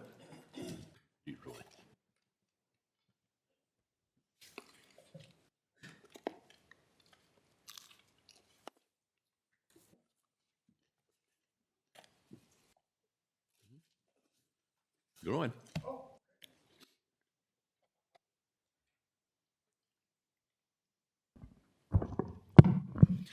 So, good morning, Chairs Kruger, Stavinsky, Hyman, and Pretlow, and members of the Senate and the Assembly, Higher Education, Finance, and Ways and Means Committees. I am Felix Matos Rodriguez, the Chancellor of the City University of New York. I am joined by the incredible CUNY Dream Team with the University Provost Alicia Alvero, our Chief Operating Officer Hector Batista, and the Chief Financial Officer Kenneth Gardiner. Thank you first, and to Governor Hochul and to all of you, our state legislators, for your continued partnership and support, which enables CUNY to expand access and deliver strong results for our students, family, and the communities we serve.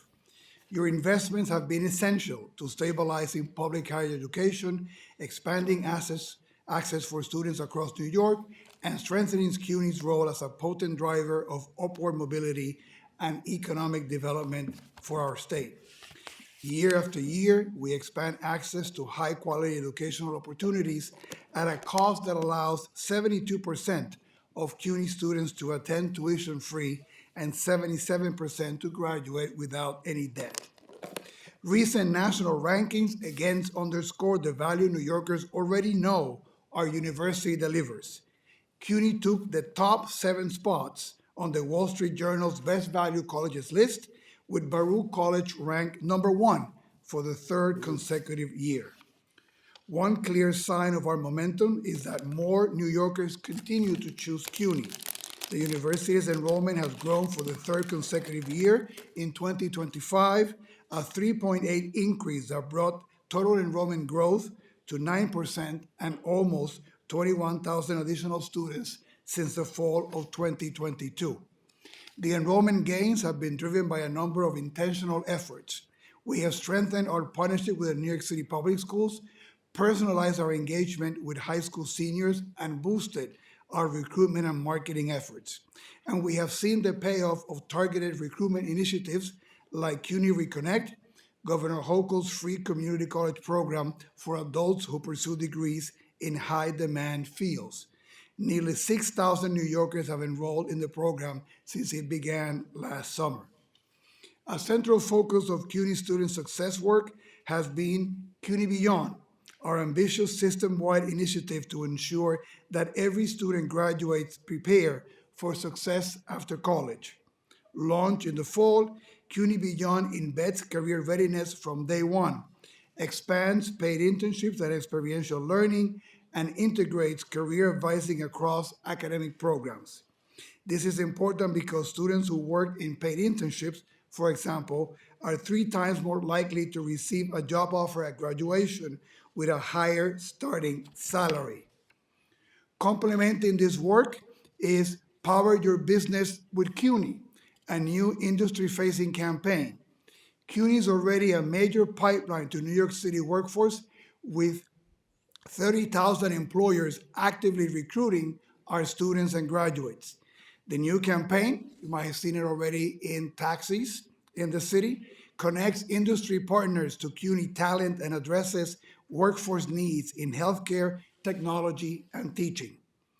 CUNY's AI programs, along with more than 200 AI-related initiatives on our campuses, position our students and our university at the forefront of the evolving tech economy.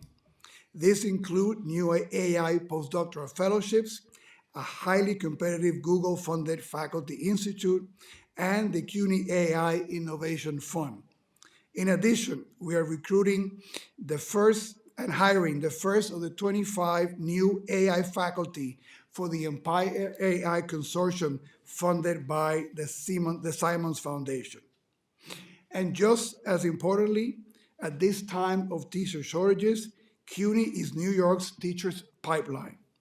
CUNY prepares more than 1/3 of all New York City public school teachers and more than 40% of the teachers of color in New York State. New teachers with CUNY degrees have a 17% higher 5-year retention rate in city public schools than new teachers with degrees from other universities. That scale and success and our programs in early childhood leadership and administration will be critical to our state's and cities' universal child care and early childhood agendas.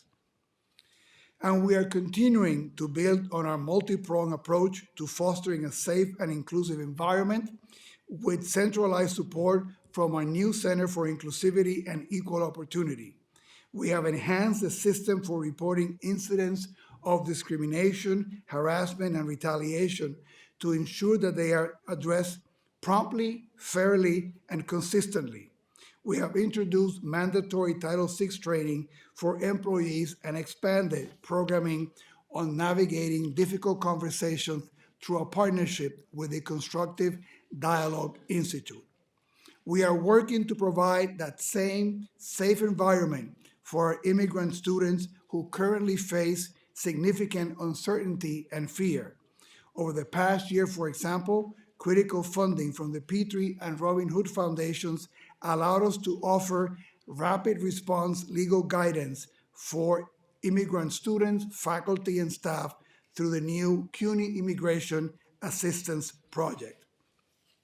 We also remain focused on advancing essential capital projects that modernize classrooms, laboratories, and student spaces, improve energy efficiency, and address deferred maintenance across our system.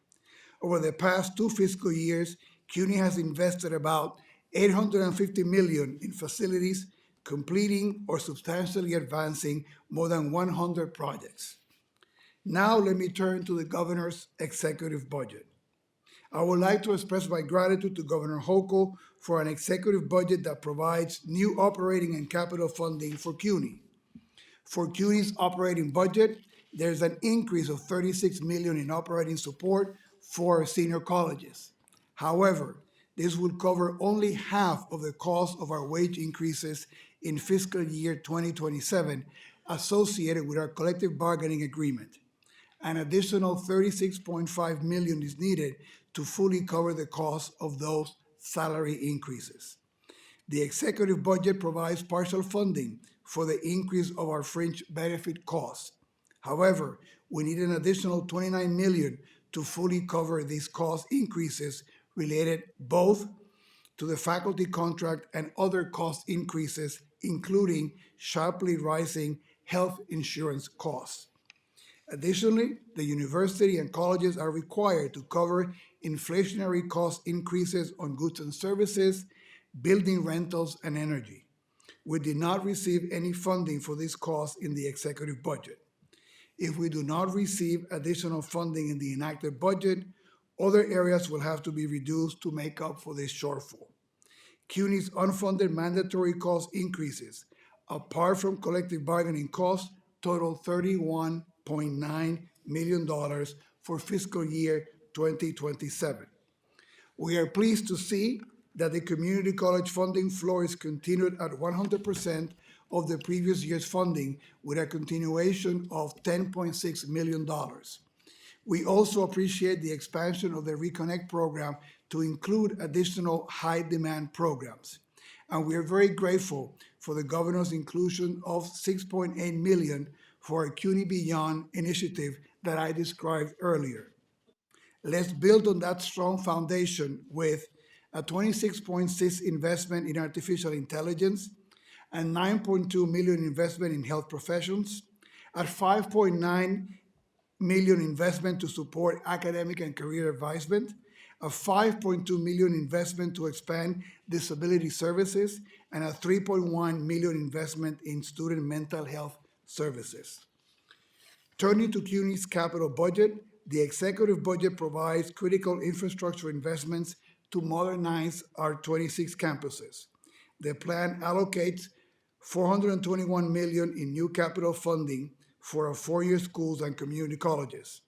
This support will be used to pay for critical repairs and maintenance, as well as strategic investments in research facilities.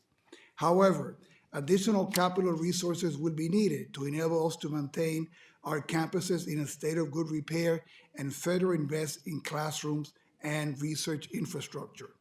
Our request totals approximately $1.9 billion. There are various key initiatives, but I would just highlight a $400 million request to bring 55% of our CUNY buildings to a state of good repair by 2028. This is critical considering that the current estimated value of the deferred maintenance backlog is about $7 million, or more than 52% of CUNY buildings who are 50 years old and older. My time is up. I look forward to answering all your questions. Okay, so this budget season presents significant challenges for all of us entrusted with stewarding public higher education in New York. As we face great shifts in federal policies that impact higher education, our shared commitment to access, excellence, and opportunity is more important than ever. Your support has driven progress, and I am confident that together we will keep making CUNY a national model for student success and public purpose. Thank you.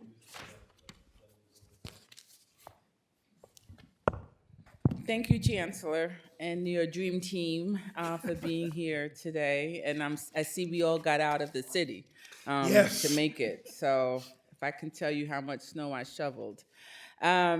So because you brought this up about the Title VI and the reporting mechanisms, what do you have to say, or can you tell us what's going on with the assistant professor at Hunter College, Allison Friedman, and the racist remarks that she said on that community council meeting that she was overheard? I guess her mic wasn't off when she thought it was. Appreciate your question, and obviously the comments made by the professor are clearly offensive and abhorrent, and something that was echoed also by President Cantor from Hunter College. We are conducting a review and investigation at Hunter. I understand also that the district, the Department of Education, is conducting an investigation also, and we look forward to hearing the reports at the end of the investigation. But we are, like you, totally appalled by the comments. So when you say, how long will the investigation take? Do you know? I mean, that is always difficult to quantify. I think the important thing is that the investigation is conducted thoroughly. I don't think it should be a lengthy investigation, but, we're clearly aware about the sensitivities around this issue. Is she still in the classroom? Is she still permitted to teach while the investigation? Yes. I'll move on to my questions regarding budget items.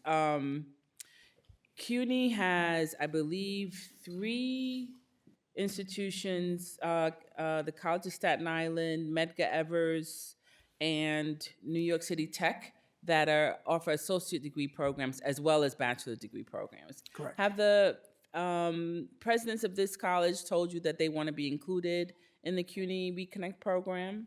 So, Because they offer the associate degree programs? So it is something also that is part of our budget request. So it's not just the presidents from those 3 schools. It is also one of the things. Because that they we reached out to me, so I'm just. No, it's good. But so just so you know that we, fully support that. We think it'd be extremely beneficial. The success that we've had with that program in the community college indicates that it'd be a great addition to those 3 schools that also offer associate's degrees. Okay.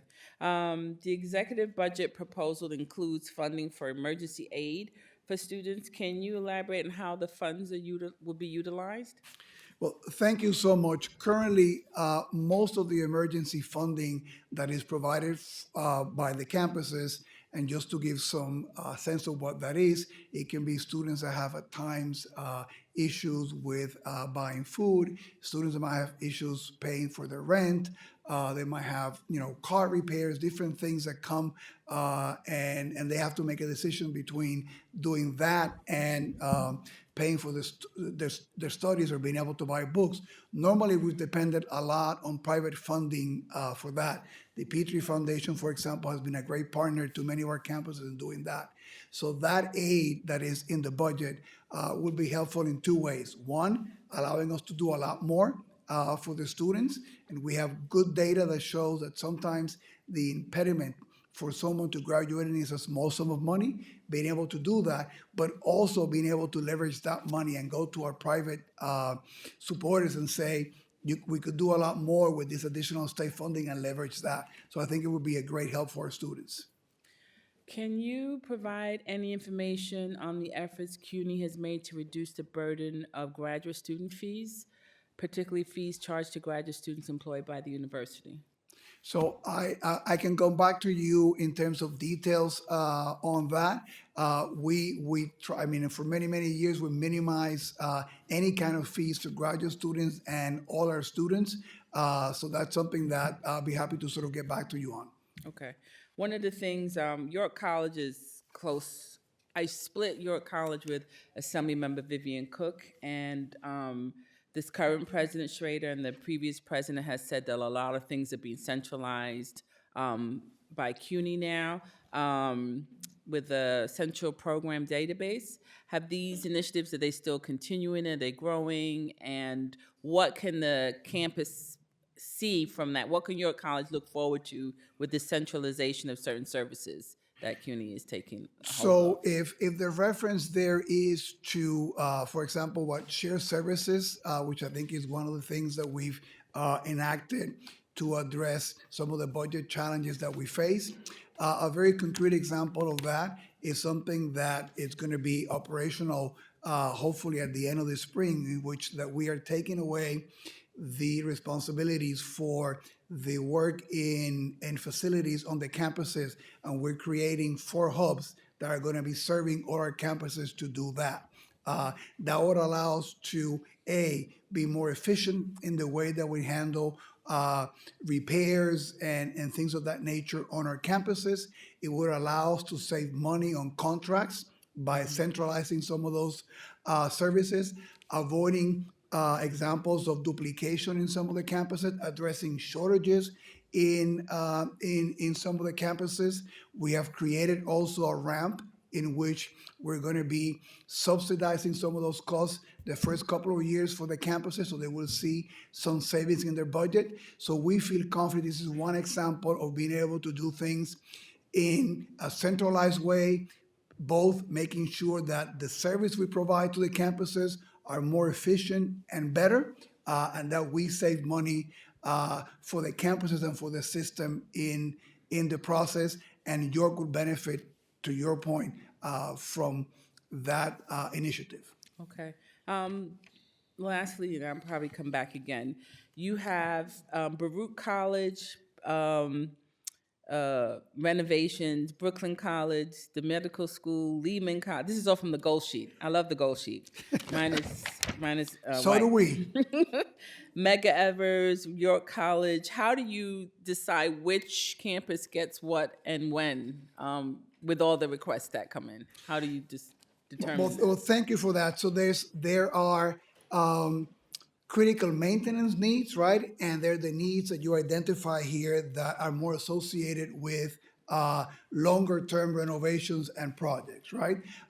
We have, and our COO can fill you in, a very detailed inventory of all the infrastructure needs in all the campuses, the repairs that are needed, the life of equipment and things of that nature. So the state of good repair is done based on the age of the needs, right, and how rapidly we need to be able to address that in each of the campuses, and that is updated all the time. And on the larger projects, right, we work based on the needs of the campus. When was the last campus that got additional funding for a large renovation? We take all those things into account in making the decisions on capital. Okay. Thank you, Chair. Excuse me. Thank you and welcome. Welcome. Toby Stavisky, the Chair of Higher Ed, will be our first questioner. Thank you and good afternoon, Chancellor. Great to see you. Thank you. I noticed at the top of your gold sheet, you had the pay bill, so to speak, and the fringes. And yet the amount in the governor's budget, her executive budget, is not sufficient to cover the charges that are outlined in the gold sheet. How does CUNY expect to pay it? So thank you for the question. We are a firm believer in the budget process here in Albany. So this is why we're here, letting you know of the needs that we have to be able to fulfill the contract that we sign with our labor unions and the cost of that contract. And given that in our university, about 90% of our costs are personnel costs, right? Making sure that we're fully funded for all our collective bargaining needs and fringe is really, really essential. And this is why we're making the case here before you at this budget hearing. Shifting to another area, does CUNY have a 5-year plan in effect, particularly for capital funding? So I'm going to allow our COO that to address that, but the short answer is that we do have plans for that. Thank you for the question. So we do have a 5-year plan. Our 5-year plan is roughly our need is about $10 billion, and we get about $2.5 billion in a 5-year capital plan. And the plan is really, as the Chancellor stated earlier, it's really made up of consultation with the presidents. We have quite a few new presidents and their priorities.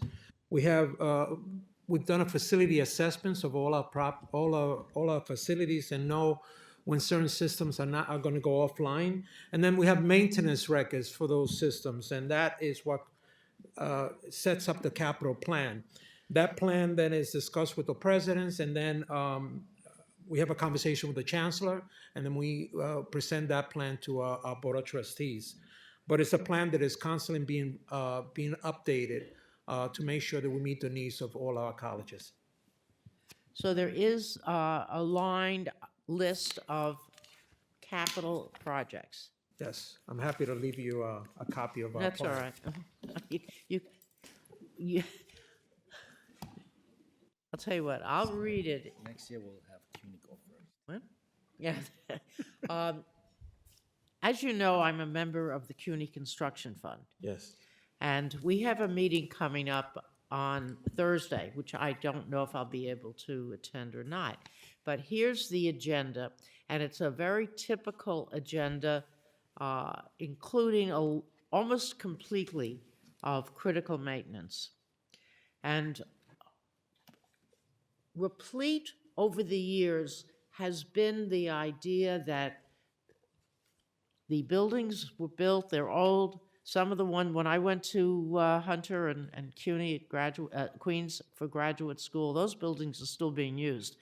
They need new boilers, and many of the items are for the HVAC, and particularly the boilers. And the cost for the boilers is somewhere between $45 and $50 million. First of all, they are not, the building is not subject to the City Council's Local Law 97, which is a major issue in the district that I represent in Queens. Those are the co-ops. They have to pay it. Is there any way, and I have asked this question publicly, is there any way that the boilers can be more energy efficient to perhaps cut down on the pollution? The second part of the question is, how did these items get on the agenda? Is it from the 5-year plan? How did these items, Queens College, which obviously I support, John Jay, et cetera, they are all on Thursday's agenda for critical maintenance. So I'll answer the last question first. Those items get on the CUCF agenda. By the way, we could use you on Thursday. We need a quorum. Those items get on the agenda because they're part of the plan that is part of the 5-year plan and is part of our deferred maintenance. So they go first to CUNY's Board of Trustees. Once the Board of Trustees approve those plans, then it goes to the CF Board for final approval. So they're all part of the 5-year plan, and as I stated earlier, that 5-year plan is constantly being updated. With regards to boilers, we have a couple of particular problems we have to do when it comes to boilers. We are required by the City of New York to have 2 types of boilers in our campus. One that's run by oil, and another one that's run by gas. There's certain points during the year when we're asked to reduce the consumption of gas, and we have to turn on the boilers that are run by oil. We obviously are on target to meet our 2030 goal when it comes to efficiency.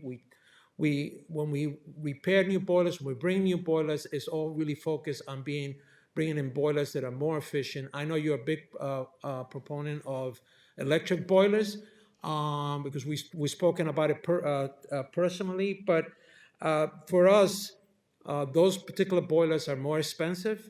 And even though you think that these boilers are expensive, those other boilers are a lot more expensive. And frankly, don't meet the requirements that in a lot of cases we need to meet when it comes to city regulations. The reason I said they were more, the Local Law 97 has had a devastating impact on most co-ops in my Senate district, including my own, where Con Ed came in, looked at the gas lines a couple of years ago and just shut off the gas. That's not going to happen with CUNY, fortunately. I mean, however, how does CUNY intend to be more energy efficient, particularly in light of the co-ops, which are nonprofit, or other housing or whatever, to comply with Local Law 97? Yeah, we're very fortunate of the partnership we have with NYPER and some of the energy that we're able to buy at a lower cost. Unfortunately, some of the co-op and condos in your area are not able to take advantage of that. When we put in a new system, we make sure that that system not only addresses some of those challenges that you pointed out connected to Con Edison, but we also make sure that that system is a system that is going to actually help us meet the goal for 2030. So the boilers are more efficient. They're more, they save a lot more on energy, and we think that the issue that you're pointing out is particularly being addressed by the type of boilers that we put in some of our campuses. Thank you. I suspect the Chancellor will answer my next question. The opportunity programs, particularly, let's start with SEEK. How has the reduction in the governor's executive budget affected SEEK? It's cut the amount by quite a bit, and the other opportunity programs as well. Well, thank you for your question. I mean, we have had such great results with both SEEK and College Discovery. I think you're aware that we're celebrating the 60th anniversary of the SEEK program this year, and adequate funding to be able to recruit, to go out to the campuses and let people know about the opportunities of SEEK, to be able to bring the students and give them the mentoring and the support that are part of how the program operates. Are indispensable. So we're making a push for additional recruitment of students with SEEK. So that funding will be very, very important, and also particularly for the College Discovery Program, which is the community college component of the SEEK Opportunity Program. Thank you. Thank you. You're done? Yep, but the light tells me I'm done. Yeah.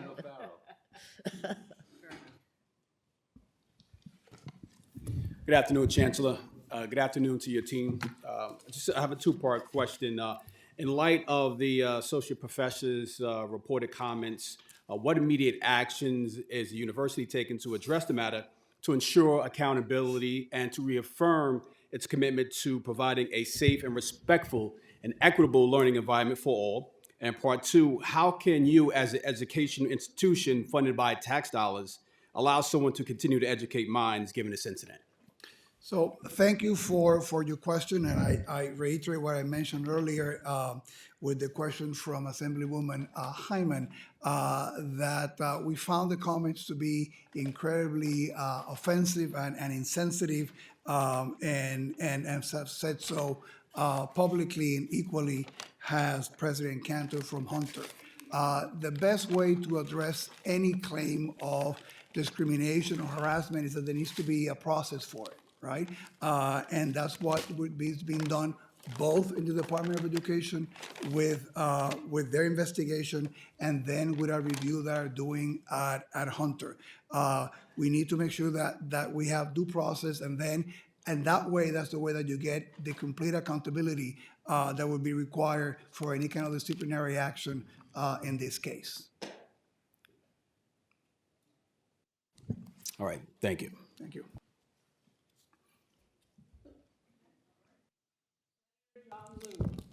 Thank you, Madam Chair, and good to see you again, Chancellor. Same here. And my old friend Hector there. I call him old because he is, like I am. In any event, I appreciated your comments about CUNY's role in the teacher pipeline, particularly for New York City public schools. And you say that CUNY is also well-positioned to play a critical role in addressing the shortage and diversity of teachers in our state. So is there anything CUNY's been doing differently these last couple of years? As you know, we need a large number of teachers to address the overcrowded class sizes in New York City public schools.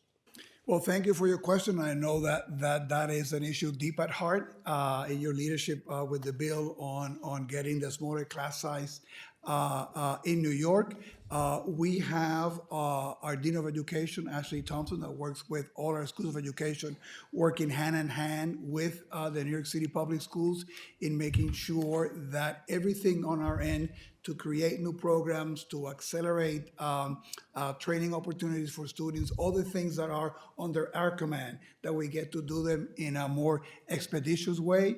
I had my first meeting with the new chancellor from the New York City Public Schools, Chancellor Samuels, and we reiterated that this is our first priority. We also ready to go advocate here at the state level for maybe some flexibility in some of the licensing requirements so that we can get individuals who are competent and trained in front of those students more quickly. But it is one of our highest priorities. I've already mentioned in my meeting, my monthly meeting with the Council of Presidents, for all the presidents that have education programs on their campuses, to make sure that they're part of this conversation so that we can meet the objectives of the bill and we can have the really wonderful, prepared, talent teachers that CUNY produces in front of the students. So more courses towards the attainment of education degrees.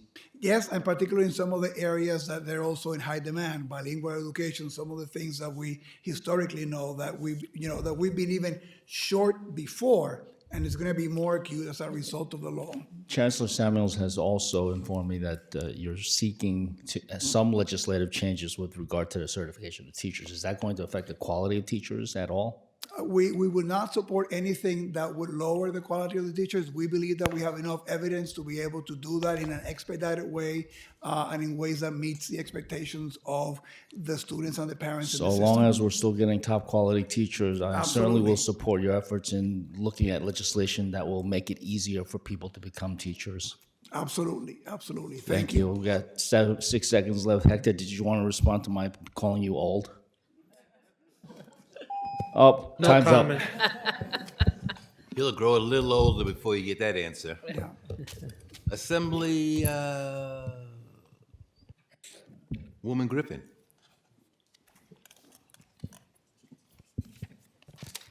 Thank you, Chair Pretlow, and thank you all for being here today.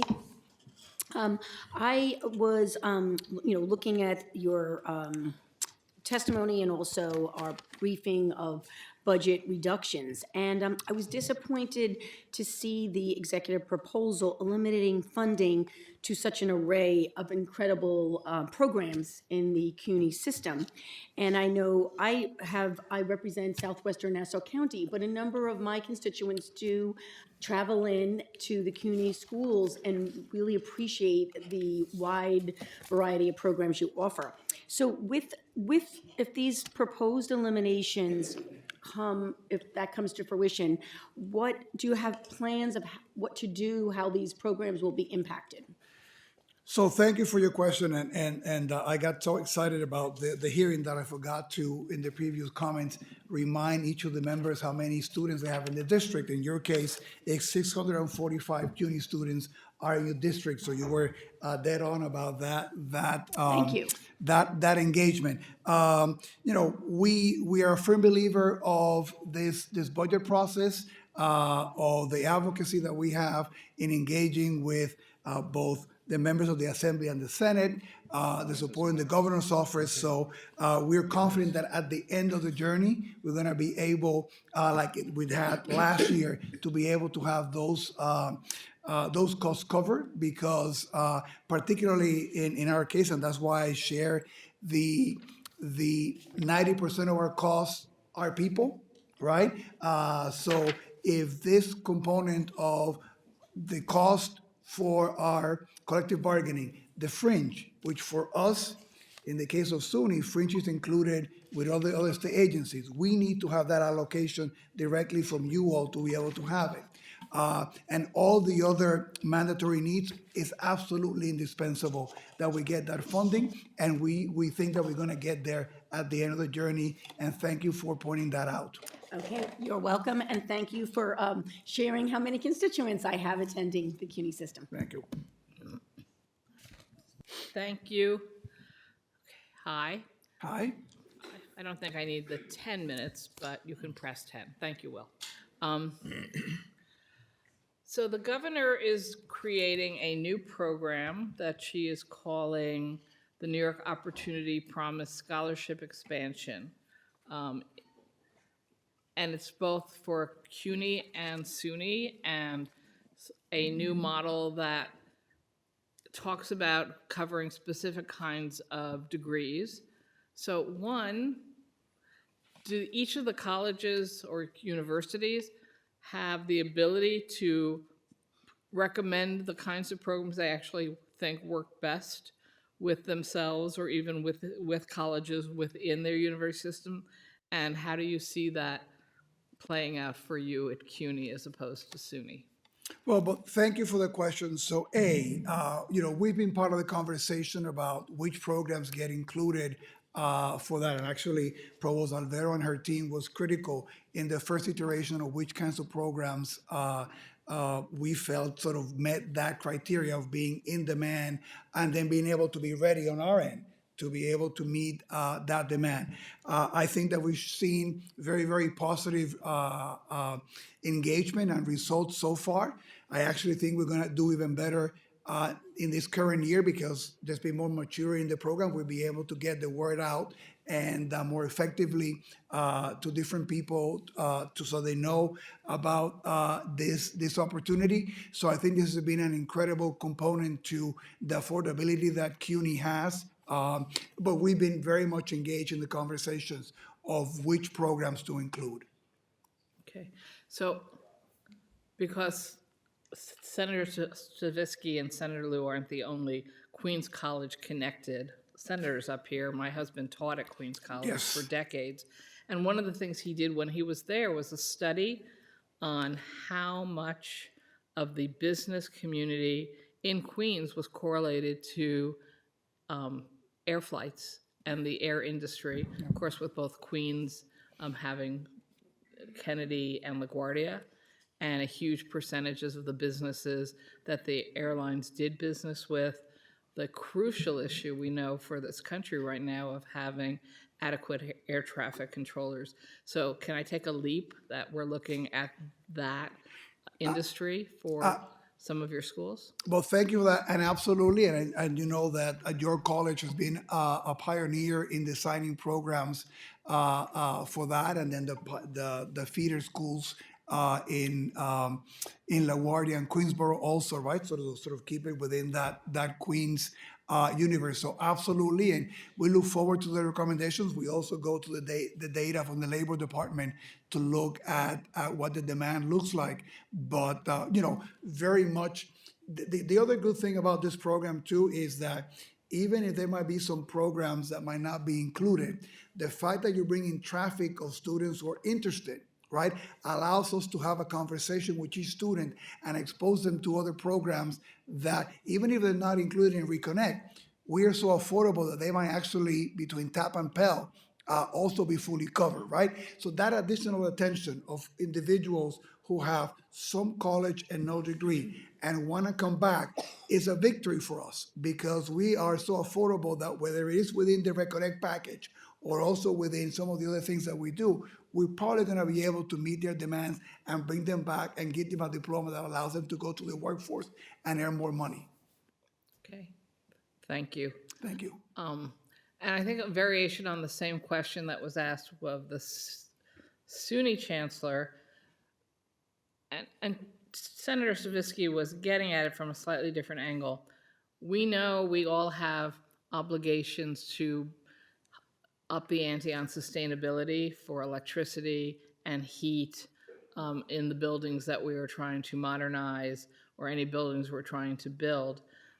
Is CUNY also looking into what I see in the budget for SUNY of moving into geothermal heat opportunities, particularly in like campuses where there's just, it seems, according to the research, enormous opportunity for expansion where, well, yes, there is cost with going geothermal, but then once you do, there's almost no cost forever afterwards. So are you all also looking into this for yourselves? So absolutely, and I'll have our COO maybe go into more detail. But just to give you an example, we're exploring at City College, for example, we're using canopies for some of the parking lots that have that, you know, bring up electricity, right? And then we can store energy in batteries. I mean, so that's a pilot that we're doing that is probably showing incredible results that can be clearly replicated in other parts of the campuses.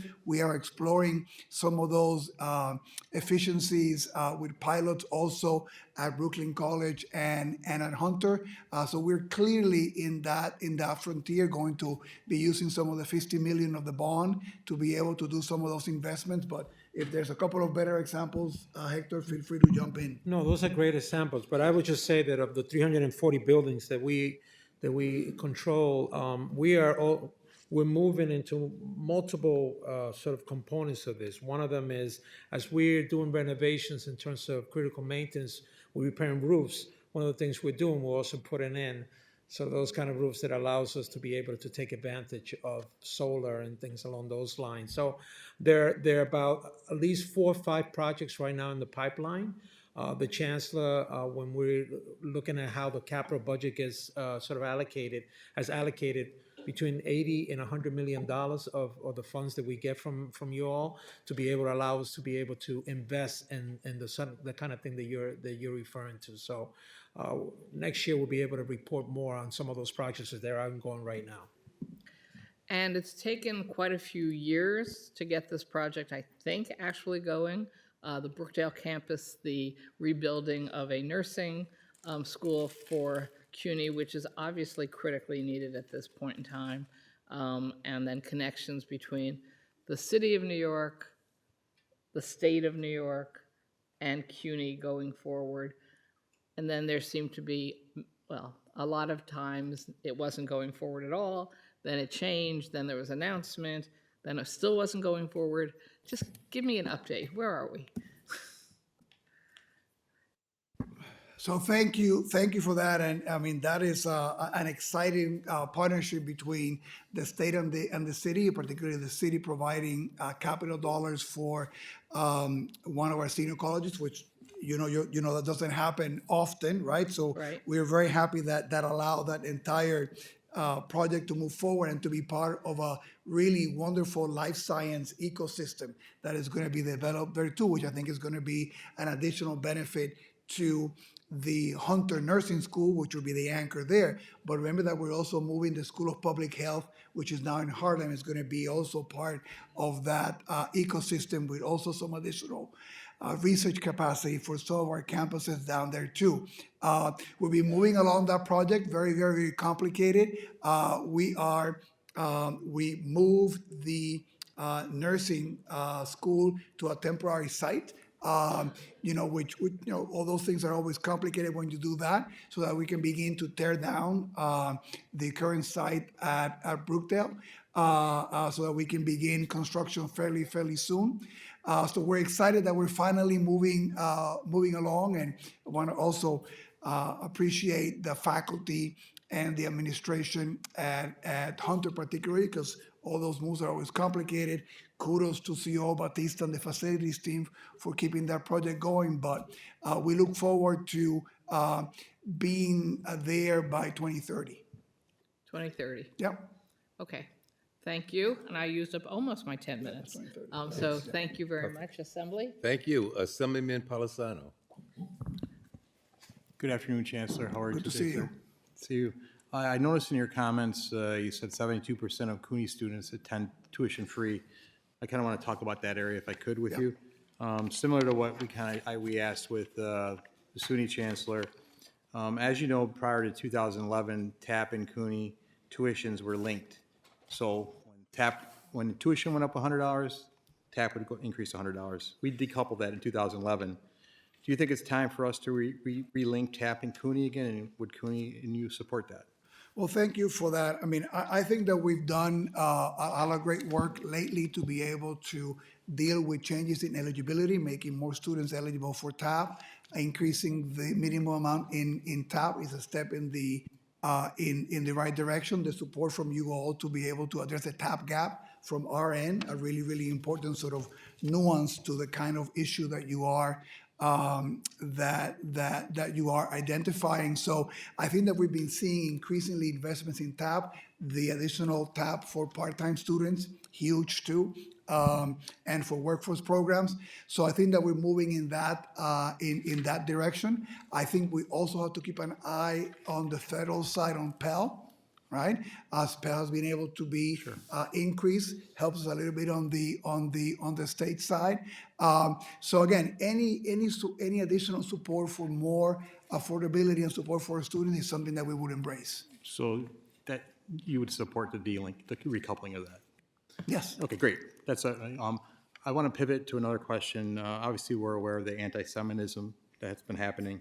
Colleague of mine has legislation called the Dismantling Student Anti-Semitism Act, which would require all higher education accredited institutions in New York to adjust mandatory sensitivity training seminars for administrators, faculty, staff, and students to include training pertaining to anti-Semitism awareness and prevention, as well as require these institutions to report incidents of hate and discrimination related to anti-Semitism to the State Education Department on an annual basis. Is CUNY currently implementing any of these measures on their own to protect our students from anti-Semitism and other forms of discrimination? Well, thank you for your question, and I think we all look for a day in which we don't have to answer questions about anti-Semitism or any kind of hate, not just in our college campuses, but in our communities. But while that is out there, we need to remain vigilant. That is something that I've been really addressing since I became chancellor, even before some of the more recent, because I saw the results of investing in that when I was president at Queens College.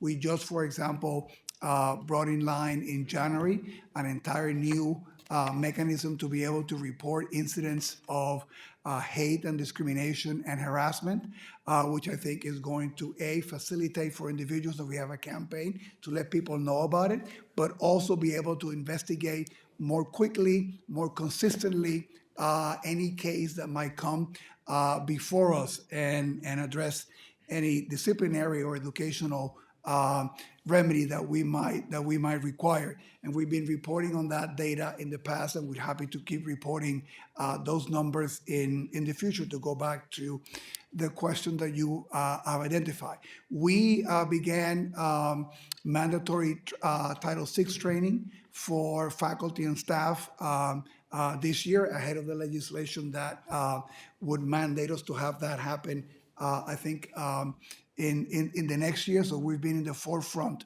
of doing that. Many of our campuses have also created training on anti-Semitism, anti-hate for student leaders and others in our campuses.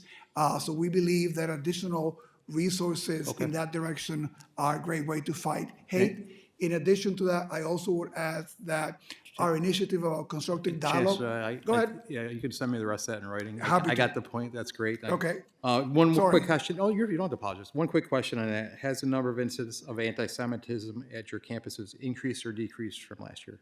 So in 2024, we had 68, and in 2025, 33, so it's decreased. Okay, good. My next question sometimes comes up. Should TAP income eligibility thresholds reflect the regional cost of living differences? Can you say that again? Yes. Should TAP income eligibility thresholds reflect regional cost of living differences? That, I mean, again, that is something that I'm not really ready to answer. I mean, in the sense, I think that we need to just think about the cost for our families and what would make it affordable to attend college. Okay. Thank you, Chancellor. Thank you.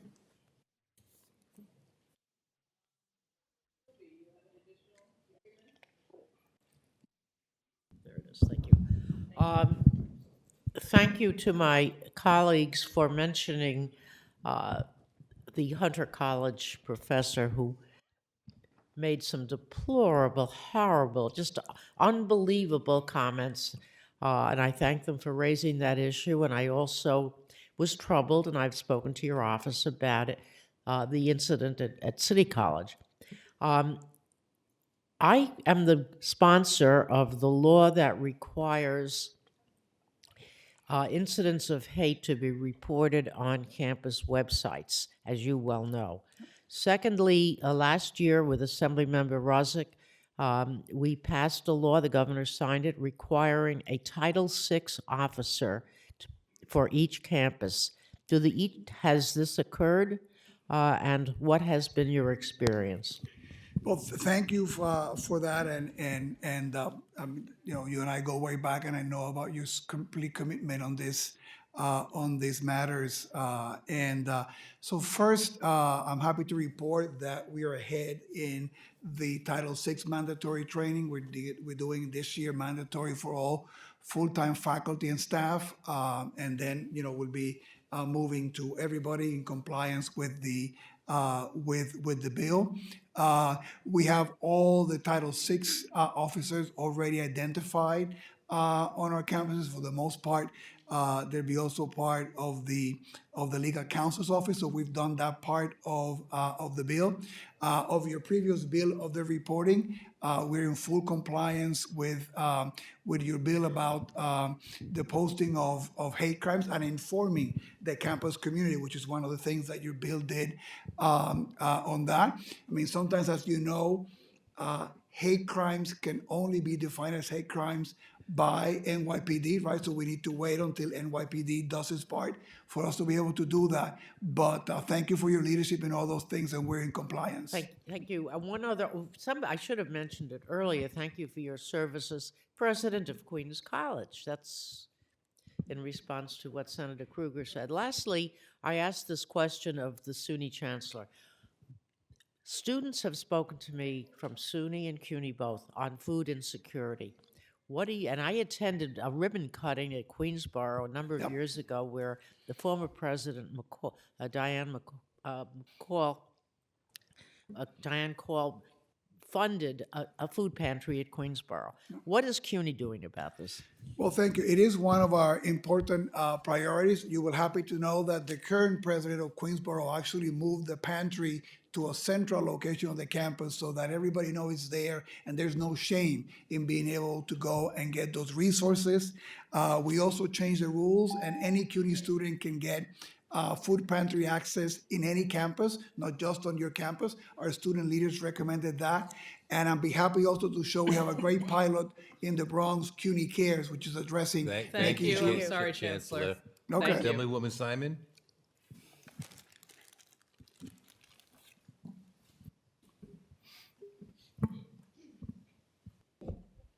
Thank you, Chancellor. It's good to see you again. Same here. Thank you. I have a couple of questions for you.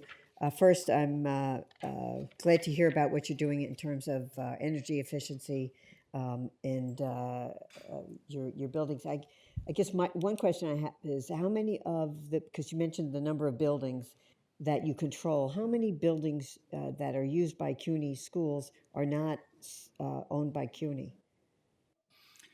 What's that percentage? Well, do you rent buildings from the city, or? You want to go ahead? No, go ahead. No. I mean, I don't know the number of hands. So, how many buildings are owned by CUNY? You're saying? Yeah, Of the like three- that you control, Well, in other words. Well, Yeah. technically, CUNY does not own any of the buildings. They're owned by DASNY.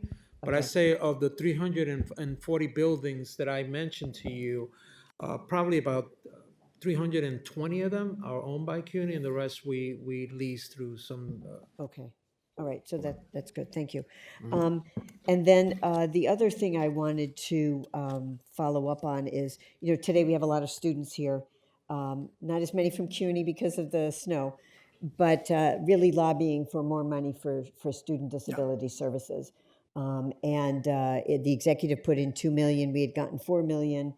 Previously, we need at least 15, and that's around the state, system-wide. That's not even necessarily individually on your campuses. I think you've asked for $5 million plus for disability services. How much of that is for, sort of central stuff like digital access for everybody, and how much is individually for campuses so that they can actually provide support services?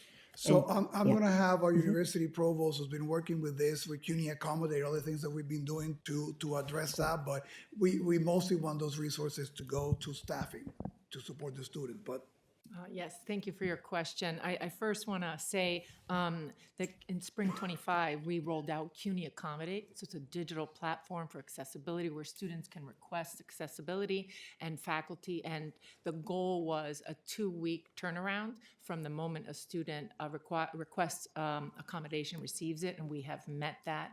And so we're very excited about it. The number of students that accessed it in the spring was 11,000. It's already jumped up to 13,900. So it allows us now to get a better sense of how many students by making it much easier for them to request it. So our request is really for increasing professional staff in the disabilities offices and really the assistive technology specialists and the evaluators that are necessary with this increasing the number of students that now we are able to accommodate, providing those services to them. I know I'm good. And that include assistive technology as well? I mean, I know you have to make Absolutely. all technology accessible, but, Absolutely. okay. Thank you. She's 3 Thank you. minutes. Good. The Senate is done. The Senate is done, then. Well, I just have one question for you, Mr. Chancellor. I think you know what the question is. About the clock?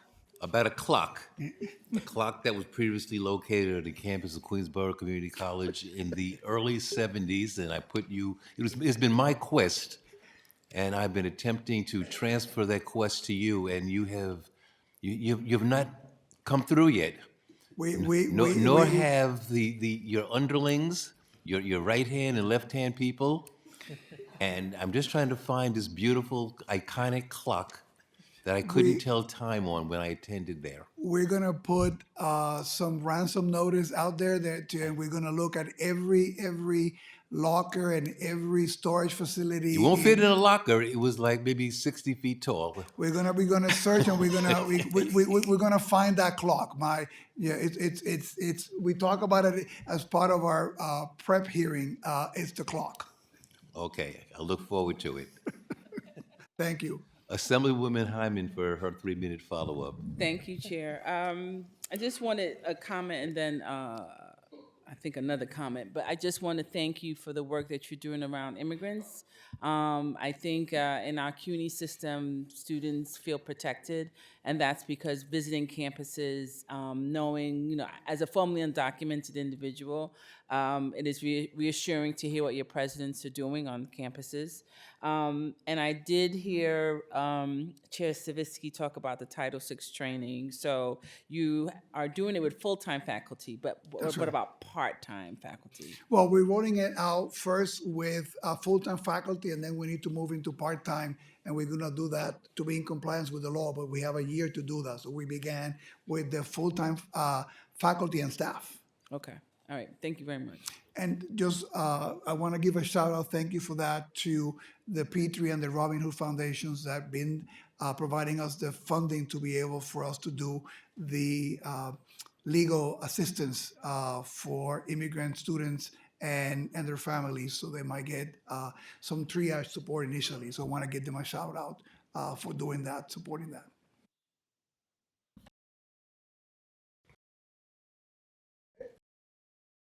Thank you for your testimony. Yes, that is it.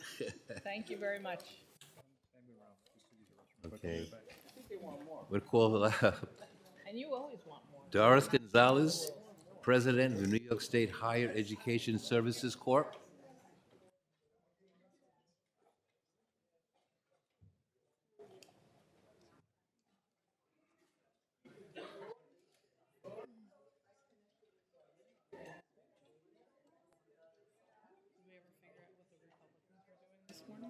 No, they had a press conference. He didn't tell me, he didn't volunteer with it. He just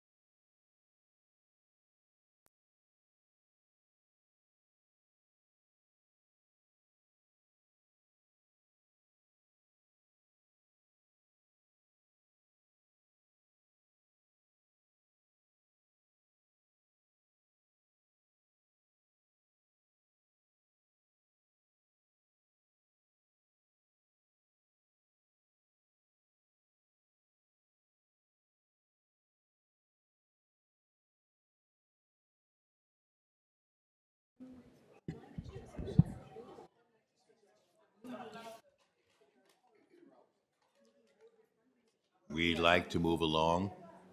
Assemblywoman Griffin, you want to start?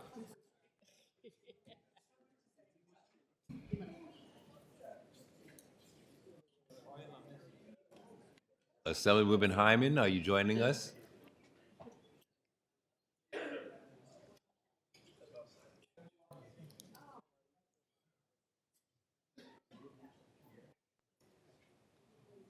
You can start. Good afternoon, Chairs Kruger, Pretlow, Stavisky, Heineman, and esteemed members of the Senate and Assembly. I'm Doris Gonzalez, Acting President and Executive Vice President at the New York State Higher Education Services Corporation, HESC. Joining me is Patricia Thompson, HESC Vice President of Grants and Scholarships. As many of you already know, Dr. Guillermo Linares retired in December after 50 years of distinguished public service. I'm proud to carry forward his legacy at HESC and to continue serving New York students. Today, I'm pleased to discuss the 26-27 executive budget recommendations, our agency's successes in 2025, and our collective commitment to ensuring all New York State students have access to education. Through the steadfast and visionary commitment of Governor Hochul and this legislature, we continue to expand financial support and opportunities that reaffirm our dedication to student success.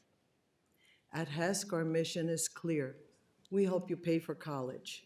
We're guided by our vision of making higher education affordable, accessible, and achievable for every eligible New York student. In the 24-25 academic year, HESC distributed over $935 million in financial aid to more than 294,000 students through our 30-plus grant, scholarship, and loan forgiveness programs. Governor Hochul's 26-27 executive budget reinforces the commitment to advancing New York's higher education system by allocating $1.02 billion to HESC financial aid and scholarship programs. This includes over $827 million for TAP, building upon a year of transformative progress. In 2025, we consolidated part-time study, the Part-Time Scholarship Award Program, and part-time TAP into a single, unified part-time TAP program. In addition, the minimum required credit hours per semester were reduced from 6 to 3 credits to be eligible for part-time TAP. These changes made it easier for more part-time students to qualify for the financial support they need. These changes also build on historic improvements, including raising the maximum income threshold, which so far has opened the door for 135,000 students who previously were not eligible due to income limits. While TAP does not cover all costs associated with going to college, it makes a difference for students.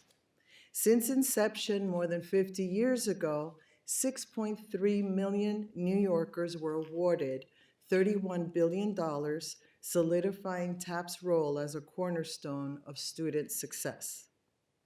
The March 2025 TAP performance reports looked at student cohorts from 2013 to 2017, which revealed that over 70% of these students graduated. Notably, TAP recipients at SUNY four-year colleges and independent institutions achieved completion rates exceeding 75%, far surpassing the national average of 62%. These findings, alongside the 2024 TAP Difference Report, underscore the need for continued investment to bolster New York's educational and economic future. Governor Hochul's 26-27 executive budget proposes key enhancements to various programs, including the Masters in Education Teacher Incentive Scholarship. Recognizing the importance of early childhood education, the post-graduation service obligation is being expanded to include workplaces that provide public pre-K programs such as Head Start and community-based organizations.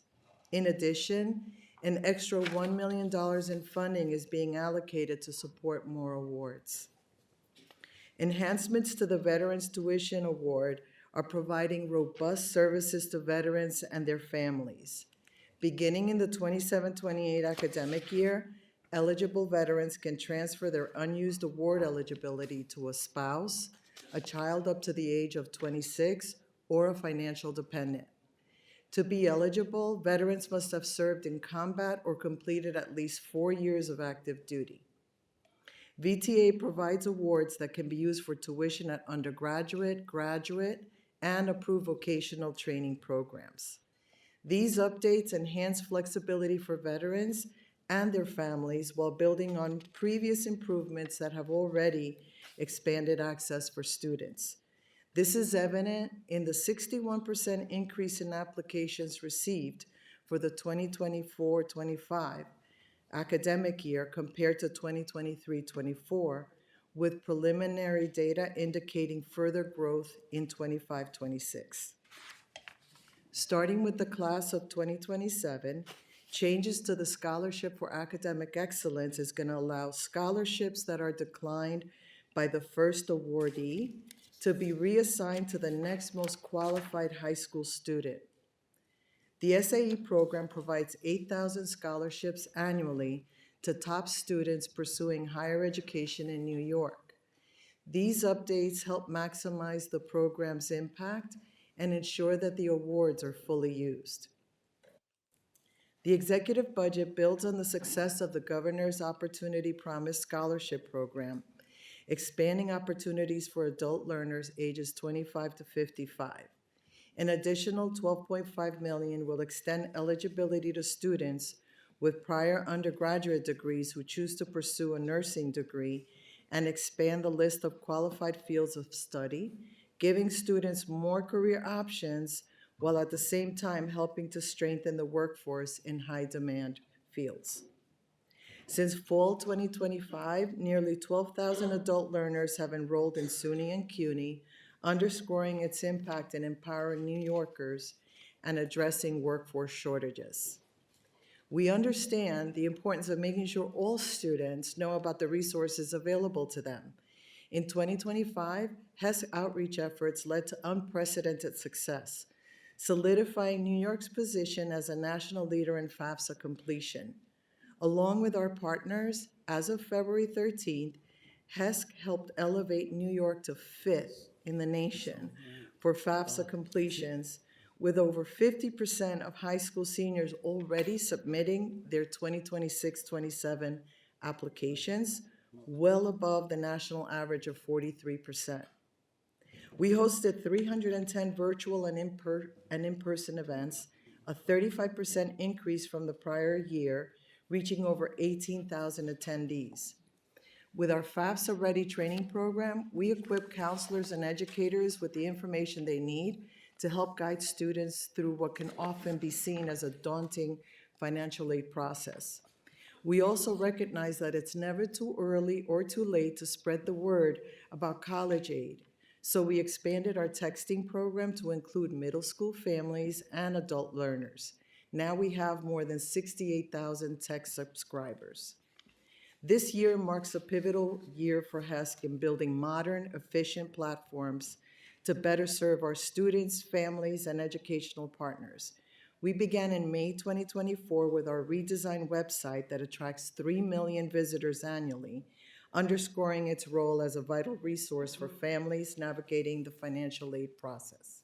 We made significant progress in 2025 when we released the Student Aid Processing Portal RFP, or Request for Proposal, and developed a comprehensive financial aid system modernization roadmap that's using agile methodology to improve the user experience and so much more. I'm pleased to report that next month, HESC will start taking incoming calls from students, which we hadn't been able to do since COVID. Through a contract with the Office of Children and Family Services Call Center, which will be handling Level 1 support, we'll reduce the wait time and improve the delivery of service. I thank Governor Hochul for her unwavering dedication to New York students. Thanks also to State Operations Director Jackie Bray, Deputy Secretary of Education Maria Fernandez, and New York State Budget Director Blake Washington for their invaluable partnership and support. Together, with the continued commitment of the governor and legislature, New York remains at the forefront of advancing equitable access to higher education, empowering students, and strengthening the future of our state. Thank you, and I look forward to your questions. Thank you for your testimony, Assemblywoman Hyman. Thank you to you and your staff for being able to meet recently, and you gave me some insight on my question regarding a loan fund for the graduate students, professional students. So I think it was just disappointing because we think about the detrimental effect it will have, particularly on women pursuing higher education in the state of New York. So one of the things that your office talked very highly about was the FAFSA and the number of students that you're able to complete the form. But how many of those students has it transferred into actually receiving aid, and what was the average awards in New York State? If you don't have that information, you can provide me with it. I can definitely provide that over Because to I you. know it's important that students fill out the FAFSA, but I just want to know, like, what do those numbers look like? The as far as, percentages. who's receiving aid and the average amount of awards that is coming in. You also talked about how you're excited about the modernization that's happening with your department, but not being able to answer phone calls since COVID? Like, No, how is it's not that we didn't answer phone calls. We the weren't. wait time? Yes. What was happening was that during COVID, we had to completely shift our operations because we didn't have the equipment, literally, to answer the phones. So we had to stop the way that we were managing our information system. And so we had to revert to doing not a live person responding, but we actually had to have appointments being done.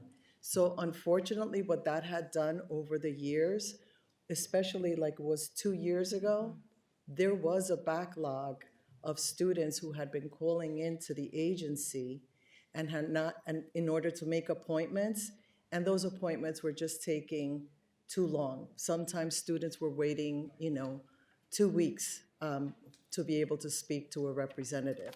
So we wanted to immediately address that, and that's why we're really pleased that now we will be able to have level 1 support through the Office of Children and Family Services, their call center. They'll be doing the first level support, and then they would be able to transfer over any additional questions to our team, our own individual call center.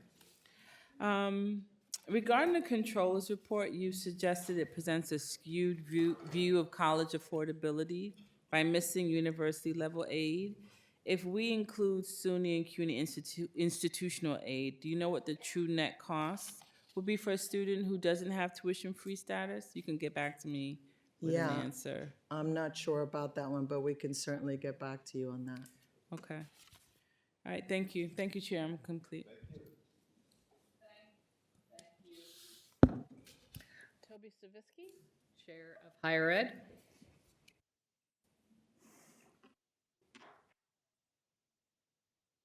Got it.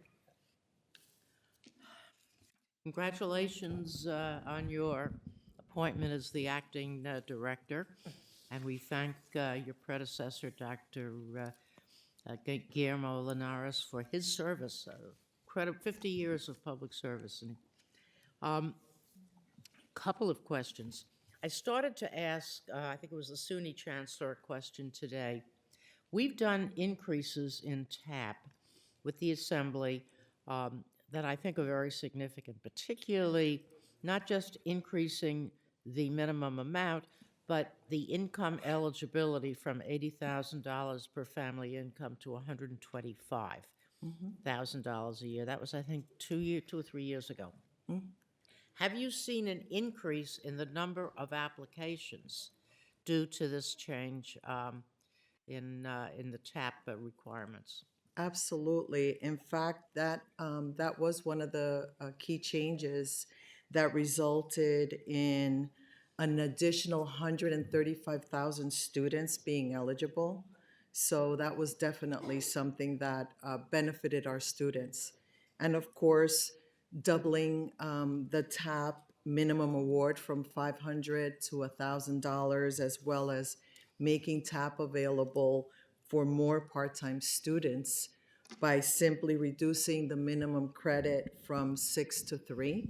And again, I just want to thank the legislature and of course the governor for making these historic changes, because they were incremental and really are making a huge, huge difference for our students. And for the economic development, frankly, that Senator Murray mentioned, these folks tend to stay in New York, hopefully. One other quick question. I mentioned this to you when we had our Zoom meeting. The Office of State Controller, Controller DiNapoli, issued a report saying that TAP was not keeping pace with the cost of living, with inflation. How do you see that as affecting the number of applicants and the awards and so on? Sure. Thank you so much for that. Well, we certainly appreciate the controller's analysis, and we share his commitment to ensuring that students have the financial support that they need to pursue higher education. I just want to point out, and I know I'm preaching to the choir here, that TAP is only one of many financial aid programs that students can access, including Excelsior, which covers tuition for eligible students. And in fact, and I know that you've heard this from both chancellors, TAP, the Excelsior, and other financial aid makes it possible for 72% of CUNY students and 54% of SUNY students to attend college tuition free. So, you know, everyone here knows as well that any changes to TAP or any programs would have to go through the legislature. And HESC is committing just to making sure that our students have access to all the financial aid information that they need in order for them to continue their higher education dreams. And one area that I think we really should be taking a look at is the question of independent versus dependent students. Do you have any feelings about that? Well, Or the independent students, the independent students, I think it's at $10,000 a year, which is below the poverty line. Mm-hmm.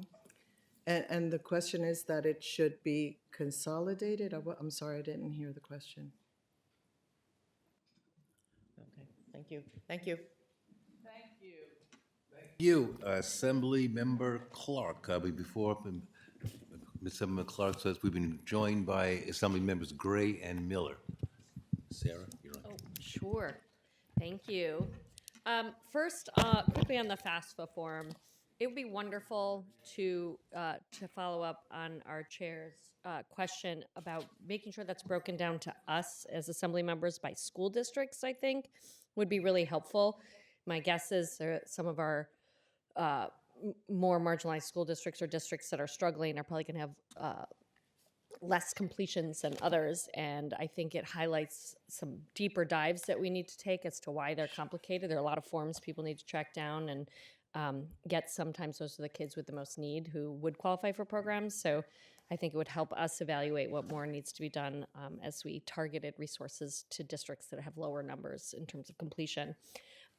Second thing, given the changes for grad school loans that may or may not be coming final this summer, has there been some conversations about reinstituting TAP for graduate programs? I just think we require a lot of professions in our state to operate with graduate degrees, yet we don't offer TAP as assistance. And as we've looked at Reconnect New York, and we've looked at our SUNY Reconnect, and we've looked at all these pilot programs, even when Excelsior started, we were really targeting particular students or particular fields. And I think particularly around the professions that require graduate degrees and what's happening at loan capacity borrowing for the professions, that we may need to start looking at those given its success in undergrad. Well, of course, we'll work with the legislature on any changes. We can't really implement changes or resources. recommend specific changes, but absolutely, we would work with the governor, with the legislature to make sure that we can be responsive. I don't know what else we can add. Yeah.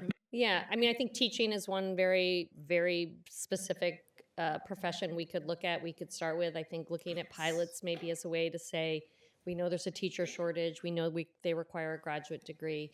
We know many of our universities and schools across the state offer programs for masters in teaching. So I think even starting with a pilot to just start figuring out how we could do that would be helpful. Sure. So thank you. And we do have our masters in education program Help as well. the support so, loan for that. Yep. Yeah. Thank you. Thank you. I just want to check. Anyone? Senator Murray, excuse me. Let's try again. Senator Murray, yes. Thank you, Chairwoman. Thank you for being here. I want to go back to TAP for a second, and you're right. We have made incremental changes, all for the better, in my opinion, and I think it has opened the doors, but I think we need to go further. I think we need to factor in the regional economic differences. And I'd like to get your thoughts and your input on if we modeled it after basically the economic development, regional economic development councils. Maybe we separated it like that. Do you think that would, A, be better, and B, would it allow and maybe open it up to more students that otherwise might not qualify in I don't want to say wealthier areas, but maybe where the cost of living is higher? Right, well, we would have to take a look at what that impact would be, which, very often, and especially around this time of year, we get a lot of requests for estimates, cost estimates based on different positions that are being presented. So we'd have to take a look at what that impact would be. And again, HESC is an implementing agency for financial aid. So at the risk of repeating myself, we will absolutely work with the legislature, with the governor to see whatever changes are made. But the bottom line is, any way that we can offer support, financial aid support for our students, that's our mission. We help you pay for college. So whatever it takes. And to somewhat put you on the spot, but do you think this would benefit more students if we move to that? I would have to say that we would have to take a real look at it and look at not just what the impact would be, but also the cost. And then we would be able to tell you yes or no. Sure. Okay. Thank you very much. Of That's all I have. course. Thank you, Assemblyman Palisano. Hi, good afternoon. Hi, good afternoon. Good afternoon, President Gonzalez. How are you? Acting President. Good. Appreciate you sticking it out for the duration. In the past, we've had some difficulties getting some responses from our legislative staff, and that was in the past. So I just wanted to report to you, things have improved, and I wanted to share that with you. If you could just please share that with your staff and just remind them that prompt responses to our legislative staff is greatly appreciated. So I just wanted to say that first. So thank you. Thank you very much, and that's really appreciated, and I will make sure that I communicate it back to our team. We really are, we're an agency that has, again, this very noble cause of helping you pay for college, but we're a small agency. Yes. We're just about 130 employees, so it really hardens me to hear that from you. So- Great. So, I appreciate thank it. you So, so yeah. much, Assembly Member. You're welcome. There's been a lot of talk about the New York Opportunity Promise Scholarship, both chancellors have gotten. I kind of wanted to ask you questions because, with this, the expansion would allow individuals to go back for nursing and get that opportunity. From your perspective, is any idea why just nursing was chosen and not others, or do you have any suggestions on what might be others that would be good to include? I don't have an understanding of what, I mean, I know that there is definitely a shortage of nurses, that's pretty well known, but I don't know why others might not have been included. That's okay, I just wanted to ask. In last year's enacted budget, it's my understanding 112.4 million and 3.8 million were appropriated for the Excelsior Scholarship and the Enhanced Tuition Award respectively. Do you know what are the levels of participation for the Excelsior Scholarship and the Enhanced Tuition Award are? What are the what? I'm sorry. What are the levels of participation? Let's see, with ETA in 24-25, Enhanced Tuition Awards. In 24-25, roughly 1,500 students received ETA awards. That's for new and returning students, and it totaled $1.8 million. And that would mean another $1.8 million would be paid by the participating college because they have to match it. And then in terms of Excelsior, in 24-25, we had approximately 25,000 students attending one of New York's 84 public colleges and universities who received Excelsior, and that was at almost $101 million to cover the tuition gap. And that was just a slight drop from the prior academic year. And just as a follow-up to that, just from my own understanding, how many students have qualified for the Excelsior Scholarship and Enhanced Tuition Award compared to like maybe those who are awarded? Does everyone who qualifies get awarded it, or how does that work? No, they would have to qualify, and we can get back to you on those specific numbers to make those comparisons of what comes in as an application and how many would be denied. Okay. Yeah, we'd definitely like to know those numbers. That'd be helpful. Thank you for your time. Absolutely. And, I'll yield the rest of my time. Thank you. I think I'm the last senator. Hi. I guess in follow-up to that last question on Excelsior, when Excelsior was implemented under Governor Cuomo, some of us were very concerned that the model of eligibility was biased towards the SUNY system compared to the CUNY system. So I'm curious, what has the data shown since we started?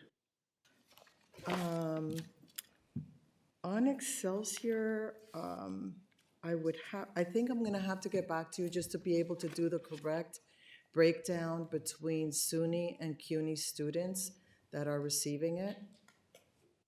Okay, because the concern was it was a model that worked if you could be a full-time student who was completing college within 4 years, which was statistically much more likely to be a SUNY, so to speak, suburban story versus a CUNY, very often older adult with a full-time job or part-time job, and in a possible storyline that they could pull off a degree within 4 years. I'm gonna go on the ledge and I'm gonna say that CUNY students probably are benefiting more, just even based on the percentages that are attending CUNY tuition-free in the four-year colleges, which is 72% compared to SUNY at 55%. But we will definitely come back to you with those numbers. Appreciate it, because I don't want to, continue a bias I might have based on what the math looked like before the program started, and I think it's worth, looking into how's it actually going, right? It's a for all solid this- point. It's a solid point. Thank you. So we also know that this federal administration seems to be attempting to radically reduce the ability of young people to get scholarships and loans and be able to pay them back, and a pretty low lifetime cap, I think is what they're talking about for this money. So how do we think that impacts us, our students in our colleges? I would say, I mean, we are keeping track. We don't track it. We just are aware of the major changes that are going to be happening when these student loans are no longer going to be provided by the feds. We don't administer student loans, and we continue just simply to monitor that situation. We've seen other states that are looking at how to provide support. So one of the things that Chamber had also been looking at was in terms of providing support to students who require student loans. There are programs that are available. We have on our website, for example, all of the resources that are provided by the New York State Department of Financial Services, just to give them as much information as possible. And then there was some discussion also in Chamber about looking at the Keystone. It was the Pennsylvania has this Keystone program that they're opening up for students, not just in New York, but in other states. So that is an option that would be available to them as well. But we would have to have further discussions. Because I know certain some things I've read about project that particularly for lower income students, first generation Americans, without the ability to take loans to get through an advanced degree into a more professional career path, they need to be able to borrow the kinds of money that is not going to be available to them anymore. So I would assume that would mean somewhere we have some data projecting we're going to see fewer first-generation Americans, low-income New Yorkers who can't make the same career decisions for themselves because they literally know walking in they're not going to be able to take enough loan money and scholarship money to make it through the kinds of degrees that they really want to get. Absolutely. And would offer them far better opportunities for moving themselves and their families out of poverty. And I guess I would want to know that information so that you could also help me understand what kind of change programs and rules we ought to have in New York so that our kids aren't left at disadvantages. So I don't know what that Keystone program is. Maybe that's exactly the kind of program we should be looking at. But I think it's pretty important for our future, especially if these federal policies stand up in court and continue, for us to understand how this is going to change the outcome for our young people about what kind of career paths they can realistically go down and what the impact is for us if they can't.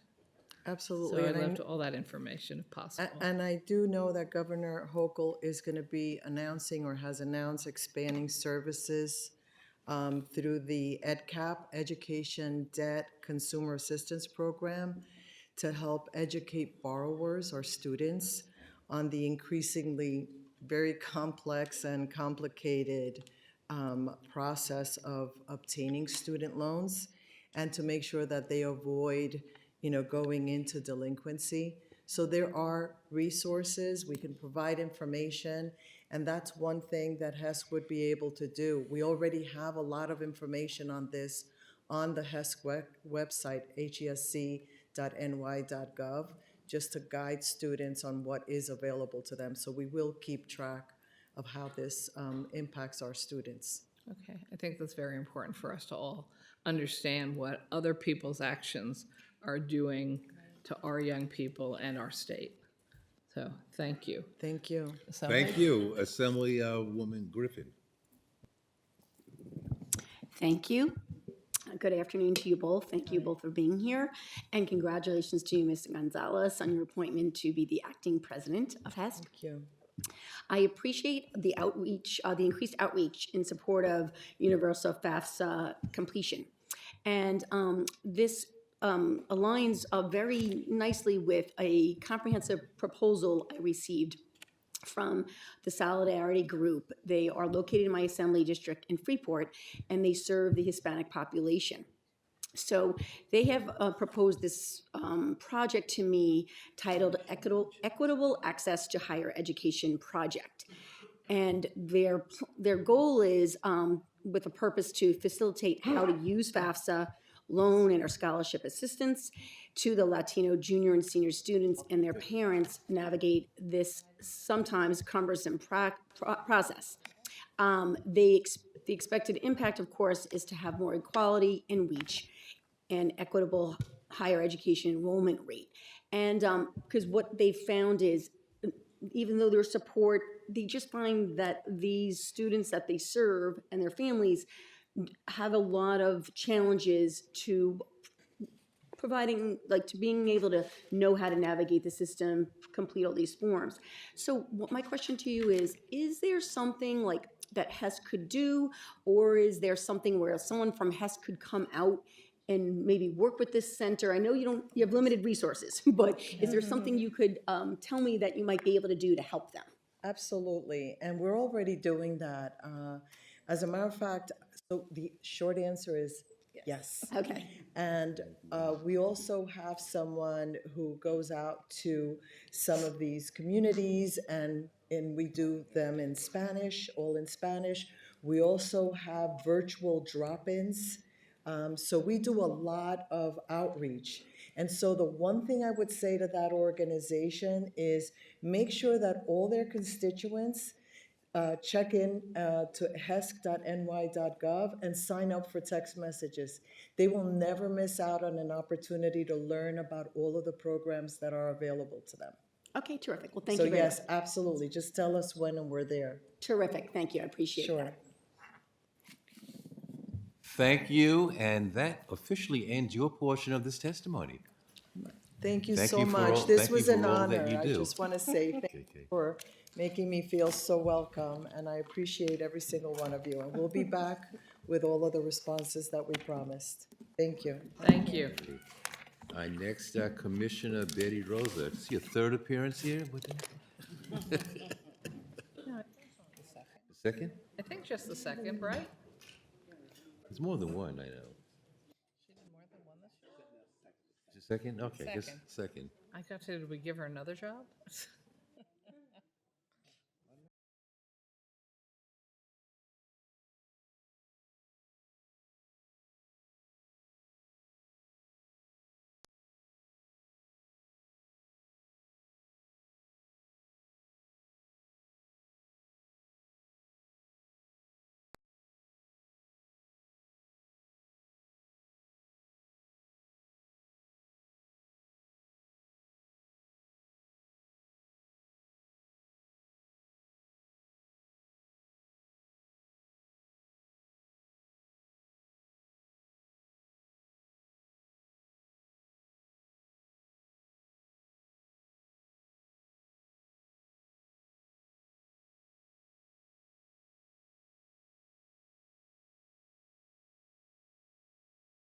Commissioner, whenever you're ready.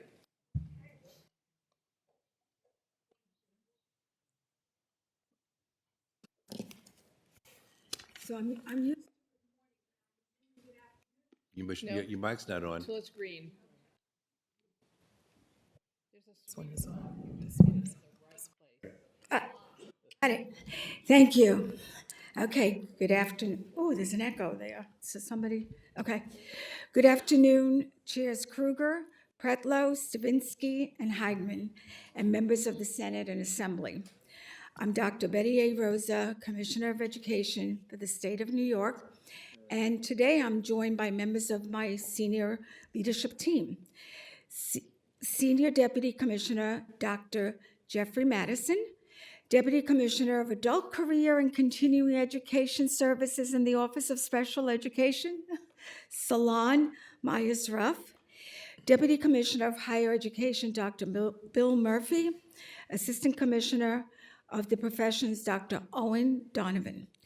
I also want to acknowledge and thank Chancellor Lester Young and the members of the Board of Regents who I know are watching today.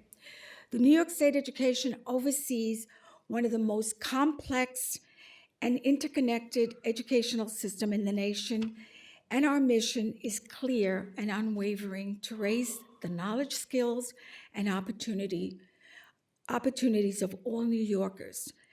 Everything we are requesting today is an investment in human potential grounded in three principles: equity, access, and opportunity. Let me begin with our opportunity programs: the Higher Education Opportunity Program, the Science and Technology Entry Program, the Collegiate Science and Technology Entry Program, and the Liberty Partnership Program. For decades, these programs have transformed lives and expanded pathways to economic mobility. While the executive budget includes support for these programs, it reduces them to prior funding levels. We respectfully request restoration to last year's level and targeted increases to meet growing demand. HEOP continues to demonstrate extraordinary impact with retention rates equal to peers at participating institutions. When access is paired with support, students succeed. In addition, $4.9 million would extend that success to more students. STEP and C-STEP prepare economically disadvantaged students for high-demand STEM and health professions. Together, an additional $3.8 million would strengthen those pathways and reinforce workforce readiness. The Liberty Partnership Program provides comprehensive dropout prevention and pre-collegiate services. An additional $2.5 million would help us reach more young people before they disengage from school. These are proven programs. They work, and they deserve sustained investment. Please see Exhibit 8 in your document, and that Exhibit 8 is our information to give you outcomes of these programs. Similarly, the Foster Youth College Success Initiative recognizes that foster youth face unique barriers to completing their education. The proposed $483,000 reduction will limit services at precisely the moment when these students need expanded financial aid, advising, and summer bridge support. We respectfully request restoration and an additional $1 million to ensure foster youth are not left behind. We must also address institutional stability. Since 2016, 28 independent and proprietary colleges in New York have closed. So to ensure that these closures disrupt students, families, and communities, we are looking for support.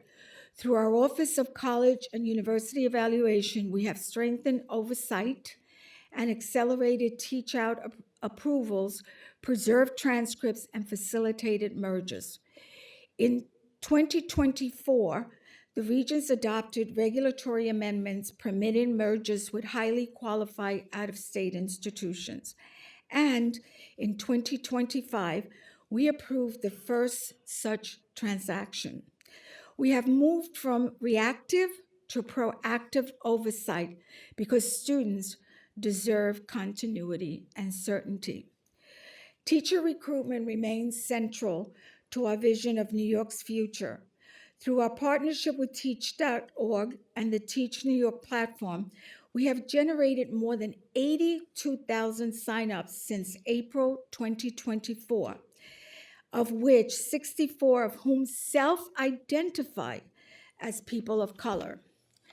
Although we are only in the second year of this initiative, the early indicators are strong and encouraging. We look forward to sharing measurable outcomes with you in the years ahead, hopefully by next year. While we appreciate the $500 included in the exec budget, an additional $800,000 is necessary to sustain the full scope of this statewide effort and build on a diverse, representative educator workforce. For students with disabilities, our work through Access VR and the Office of Special Education has expanded pre-employment transition services. Participation, you will see from 2,630 to 8,805 students in just 2 years. We request restoration of 2 million eliminated from the post-secondary disability support and an additional 2 million to strengthen campus-based services. We know that our students need the support on our campuses in order to really transition and be successful. Students with disabilities deserve the same opportunity to complete college and enter meaningful careers. We also seek a targeted exemption from contracting requirements that currently prevent Access VR from efficiently working with certain out-of-state institutions. The existing process can take anywhere from 8 to 10 months, limiting informed choice and opportunities. This change would remove barriers, not safeguards, and ensure compliance with federal mandates. Public safety requires vigilant oversight, and we request authority to transfer up to $500,000 from the tuition reimbursement account when appropriate to hire 4 additional staff dedicated to this work. In terms of the Office of Professions, our work protecting patients and students must remain paramount. Through that work, we support proposals allowing trained medical assistants to administer immunizations under supervision and permitting certified medication aides to administer certain medications with safeguards. However, we respectfully oppose transferring physicians and physician assistant discipline to another agency, as well as addressing independent PA practice within the budget without full stakeholder engagement. Professional oversight must remain coherent, deliberate, and focused on public protection. In closing, the executive budget includes many meaningful investments, and we're extremely grateful for them. But if we are serious about preparing every student for college, career, and civic life, we must think beyond a single fiscal year. Opportunity cannot depend on zip code. It cannot depend on disability status. It cannot depend on family income. And for that, I respectfully urge the restoration and strengthening, and I so thank you. Thank you, Madam Commissioner. Assemblywoman Hyman?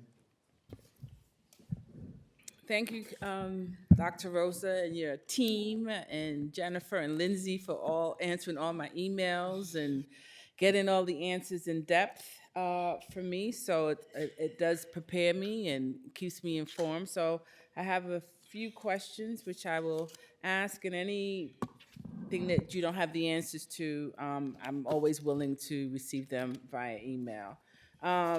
You mentioned that at Access VR, you've expanded services for individuals, and there's a problem with out-of-state locations. Please explain the institutions that you do with out-of-state. What states? Because I know that the oversight that NYSCD provides in the state of New York is different than what other states do. So I'm just asking about the quality of those programs, and I didn't know you ever contracted with out-of-state agencies. So actually, it relates to higher education. So one of the services that we provide to Access VR customers is college supports, tuition, books, fees, and students need the opportunity to attend whatever college they want. Okay. There's contracting requirements, so we have to formally contract with colleges in order to pay those fees. Some out-of-state colleges won't contract with us. That leaves the student in a position where they get accepted, they have to pay out of pocket, they cannot afford it, the college goes after them. It's not a national requirement that we contract, it's state finance law, and so we're looking for an exemption from colleges having to contract with colleges. Right.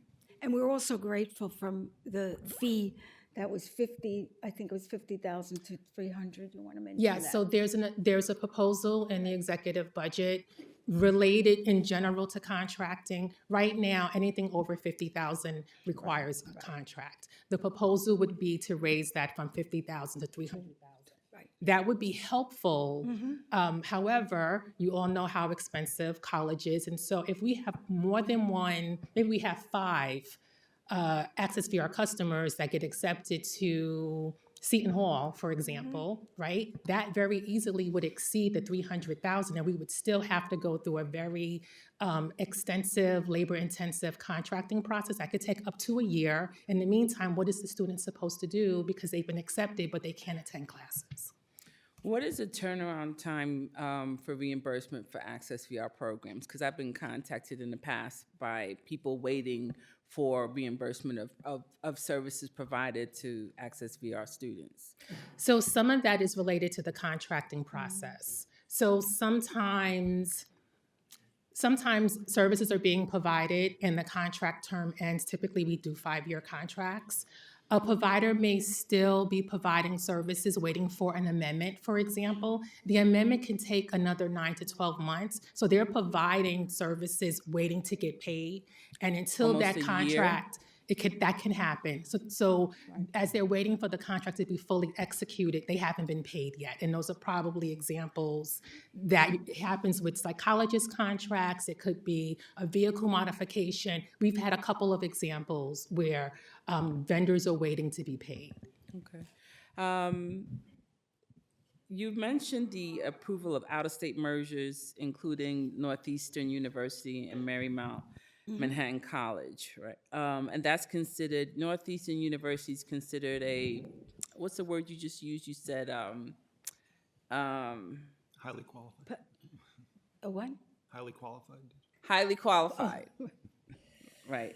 How many institutions do you consider highly qualified? Because I know Vanderbilt has come in wanting to open a college, and certain other degree grants and there's a timeline that you have for degree granting institutions to go through approval. They pay a fee, they go through the approval process, the checks are cashed, and they could be waiting for a year to 2 years to become degree granting, or even get notification from you where they are in the pipeline. What's the difference? So you say Northeastern is a highly qualified institution and the other institutions are not. That's basically what you're saying.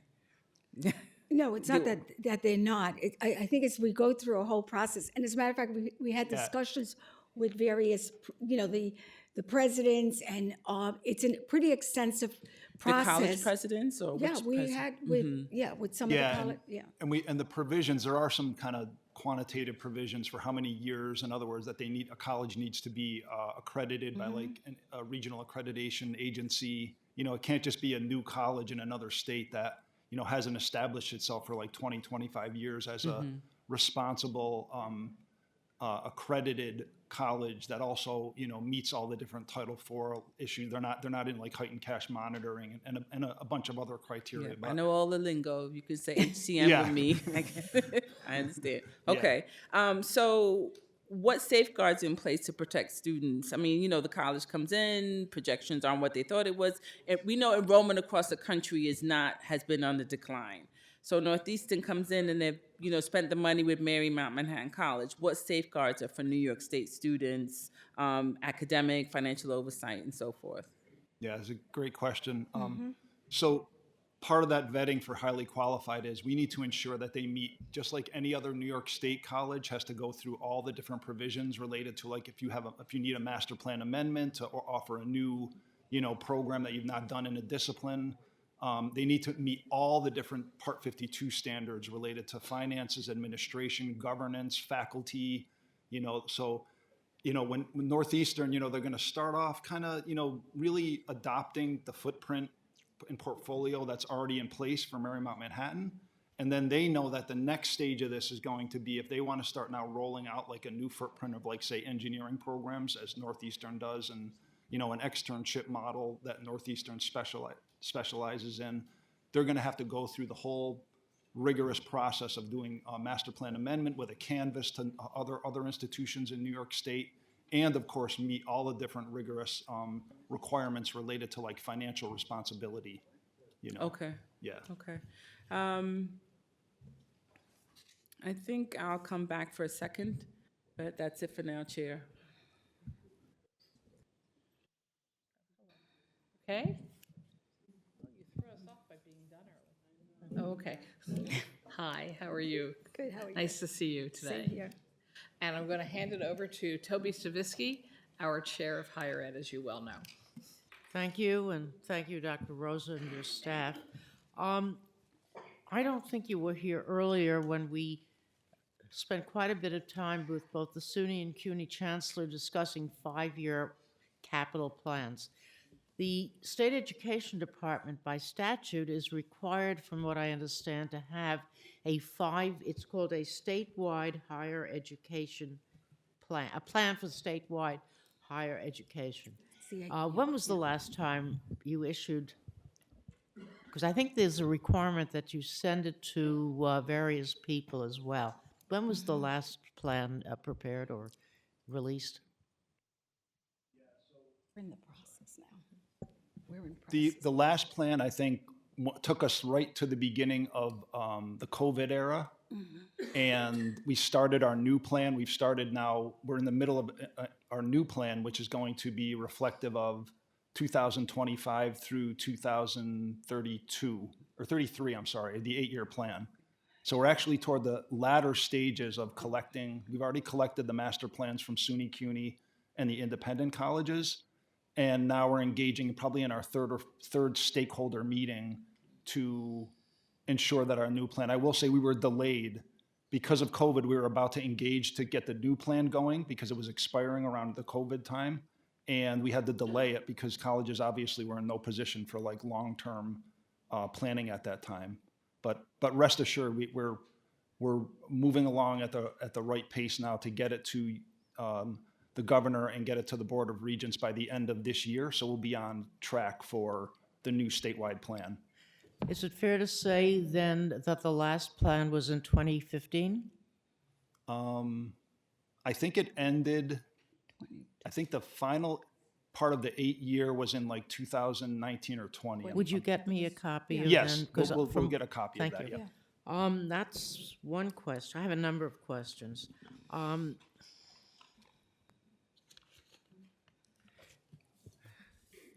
Fortunately, the nurses' strike has been settled, but unfortunately, there were, again, an influx of what we call travel nurses.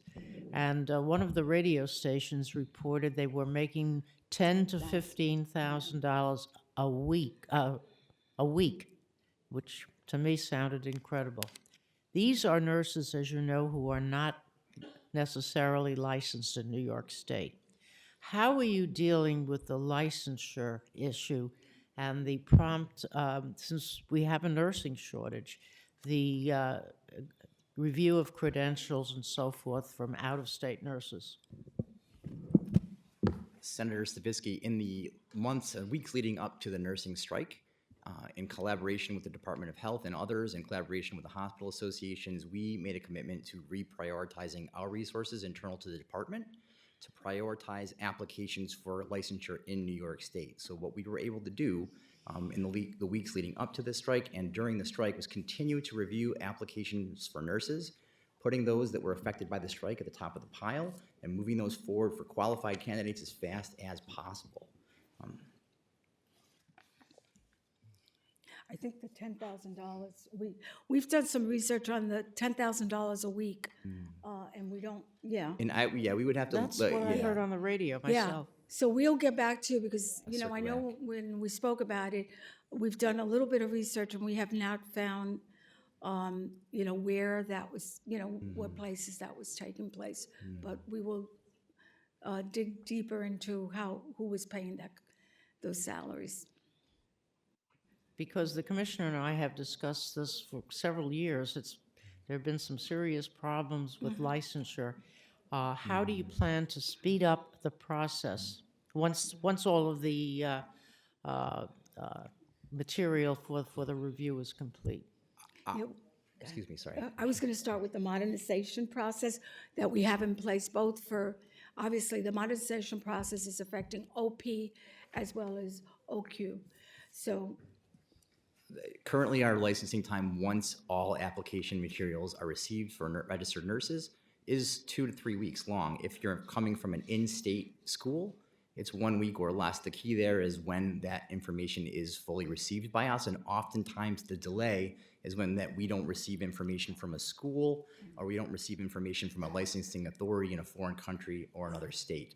Part of the struggles there is that we're trying to inform the applicant that those those pieces of information are missing. And as Commissioner mentioned, the modernization is key to that process. We are on target with our OP modernization, with the investment that you made as a legislature in early of 2028, to have a full online portal where an applicant can go on, log on, and look at all of the documents that might be missing ahead of time, which might reduce the amount of phone calls we receive and improve our customer service as well. Because, obviously you're collecting the fees, but not processing the applications as quickly as needed. And I understand the problem. In fact, many years ago, I asked the commissioner about the foreign graduates because it was very difficult Correct. for you, I know that, Yep. to get the complete application process complete. On a similar note, on your program approval process, as luck would have it, I have a school in my Senate district that submitted an application to become a degree granting college they submitted the application in May of last year. They received an acknowledgement from you that it was received, and they didn't hear anything. They contacted me. I sent a letter in October of last year, and you acknowledged that they would be probably considered sometime in late 2026.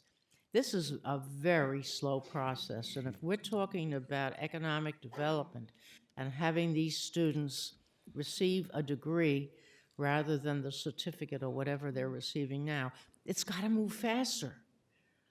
You've got to process these, and if it needs additional funding or whatever reason, what's the cause of the delay? Because to take several years simply and acknowledging to them the fact that they would hear from them. They haven't heard. We checked yesterday. I can give whom should I send the material to? You can send them. You can send them to either Jen or directly. But Senator, let me just say that we have a standing meeting monthly where we meet with SUNY and the other presidents, where if there is a delay, and Jeff and I meet every single month, Senator, and we go through what's outstanding and what are the barriers, what are the issues. And every single month we go through programs that are outstanding, and we sent them immediately. Jeff either sent, if it's an OP issue or if it's an OQ, we immediately send. Now, there are times when there are incomplete information that we request. There are times when we have situations that we get back, and I know that the SUNY chancellor will look and have the conversation with the president of whatever the institution is and get back to us. But we have been pretty much having a very quick turnaround on many of these requests from the various with the various presidents, and in some cases, but as I said, we have these ongoing meetings monthly. So if there's someone that's on the radar, I would assume that that there has to be some reason. So if you can share with us which college it is, that would be helpful. Yes. They, in fact, received a letter from you saying that you were not considering applications because of the backlog. I guess maybe caused by the pandemic, but nevertheless, this was back in 2025 in May, when they submitted their application. But I will get you the information. Yeah. It's a school where the students have jobs waiting for them.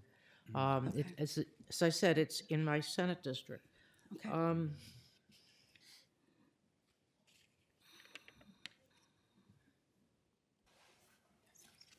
The Article 7s. Well, we'll get to that later.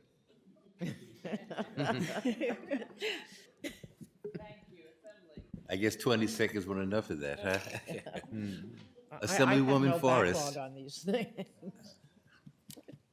Thank you so much, Chair.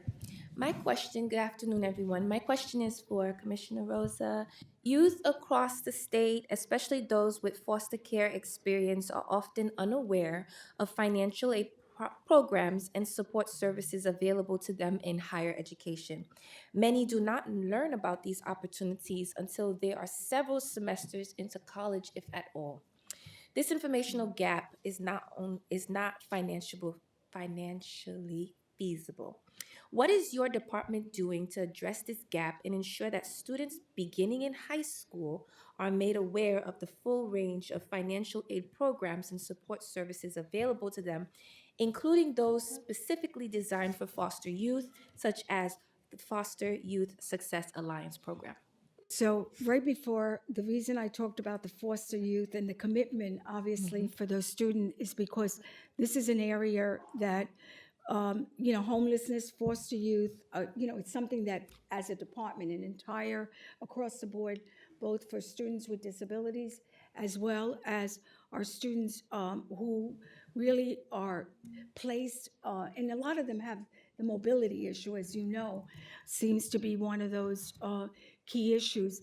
And this is something that we not only are making the awareness through going beyond guidance counselors, having conversations with all other agencies like HASC and others, where funding is available to make sure that our schools, when we meet with our SANE stakeholders or superintendents, that we highlight the fact that these are very vulnerable students and need the kind of support and resources and awareness. And we do work with social workers, we work with agencies to make sure that there is a comprehensive response to their needs, even when they're in one school setting and they move to to a different setting. I carry a letter for them because it really touches me when these young people who are wards of the state, we step in and we say, we're your mama and papa now. So we need to make sure that we're fulfilling our duty to them up until they 100%. graduate higher education. Thank And you. then I have one final thing is that, I also have a bill, SNAP for Students, which would ensure college students are provided information and resources about SNAP eligibility and application. I just want to give a plug because I would love to work with you and your team closely on this. 100%. Thank you so much, Commissioner Rosa. Thank you. Thank you. Senator. Thank you, Chairwoman, and thank you, Commissioner and colleagues, for being here. I want to touch on something we've talked about many times before, and that's BOCES and CTE programs. Now, we hear way too often, and I think way too inappropriately, people make the comment, well, not everyone is cut out for college, and they're referring to maybe they should go to BOCES or CTE.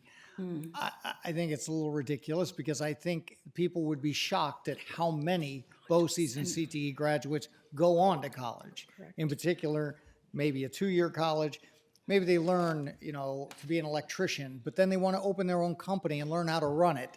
So they want business classes or a degree in business. So could you speak to the importance of us properly funding BOCES and CTE programs and allowing them to expand and meet the needs of certain fields, and then the importance of that tie-in to going on to maybe a 2-year or 4-year college? So I'm going to start and then turn it to my senior Deb, who was a DS and has had firsthand with this. And as a matter of fact, today we met with our DSs. You are 100% correct that that myth of, we see our BOCES students as college and career, not or. Number one, we have had many exhibits where these students, as you know from some of you who went to our coffee and conversation, you really, really see not only the learning of content, but the application, the beautiful application and conceptualizing and critical thinking and innovating. So for us, the whole idea that we really want to create multiple pathways for our students to make choices. And so with that, I'm going to turn it to my senior Deb. Well, thanks for the question. Issue near and dear to my heart. Watching what has happened in the last 5 or 7 years with the rapid jump of interest to go to career and technical education, both at a BOCES and schools wanting to open up their own programs. Part of the New York Inspires work that we're doing at the department is for every student to have a career-connected learning experience. So our goal is not just the BOCES CTE experience, but for every student to leave high school with a career-connected learning experience, because this is where they learn, I had an interest in something, but I really didn't know what it looked like till I was in a workplace to see it, or I got to practice it at a BOCES setting, et cetera. You've done a great deal in the last few years. You've carried some leasing bills that has allowed some construction to happen at BOCES and allows the expansion of these programs. Please continue those things. When they come up for renewal, please support them again. You also, last year, carried the expansion of the raise of the cap of the reimbursable salary of BOCES instructors and CTE. This is the second year of it. We need it to continue, not stop. Finish that off. One place where there could be some more movement in the CTE area is there was an increase last year in special services aid for the Big Five, which is what they use for career and tech education. That was only a 1-year bump, while the BOCES was given a 3-year bump. So if we look at investing and continuing to raise that, and I will tell you that those Big 5+ school districts are working closer and closer with our BOCES because they have common missions and making sure we have these kind of work-based learning outcomes for students that we just want to continue to make sure there's equity across the board on that and we can fulfill that mission. And certainly making sure that our higher ed institutions have slots for them to go deeper, because we know with technology, what we used to do even with cars and what you had to know to work on a car is a lot different than what you need to know today. You have to have a technology background if you're going to go deeper in working on those vehicles. So all of those things, looking at modernizing the career and tech education piece would be helpful too. And we definitely want we know that the Big 5+ has about 43% of our students. And with 43% of our students, we want to make sure that they have an opportunity to have. Real quick, I have 30 seconds. Okay. Let me just pivot real quick. You mentioned Liberty Partnerships and, Yes. and wanting 2.5 million more. Can you speak to how this program, for those who don't know what it is, speak to it real quickly about how it not only reduces dropout rates, but really encourages to continue your education? Right. So there's an exhibit in your document that we gave you about all of them, and Liberty in particular. A lot of those students really, because of the support system, are able to really keep up and graduate almost on par with other students. So it really, really shows the commitment, the investment, and the success. Thank and you it's so much. in Exhibit A. Thank you. Assemblyman Palisano. Yes. Hello, Commissioner, how are you? Listening to your testimony and reading, and I kind of went through it as I was waiting, and a couple things stood out that I wanted to focus on if I could. You mentioned since 2016, 20 colleges in New York, independent proprietary sectors have closed, and you rightfully mentioned it disrupts the education of students. But as you know, it also disrupts those communities where those schools are located, particularly rural communities. Obviously, a lot of times they're the largest employer in that community. Without asking you to speculate, I mean, are we in danger of more of these schools closing? And what is the reason that you're seeing or thinking is causing? Is it decreased enrollment? Is it not enough aid from the state? I don't think it's tuition, because tuition seems to continue to rise at many colleges. So, but what are the reasons do you see that some of these schools have closed? And I know you want to be proactive, but what can we do as a legislature to help cut that off at the pass so it doesn't continue to happen? I guess I'm just giving you an opportunity to talk a little bit more on that.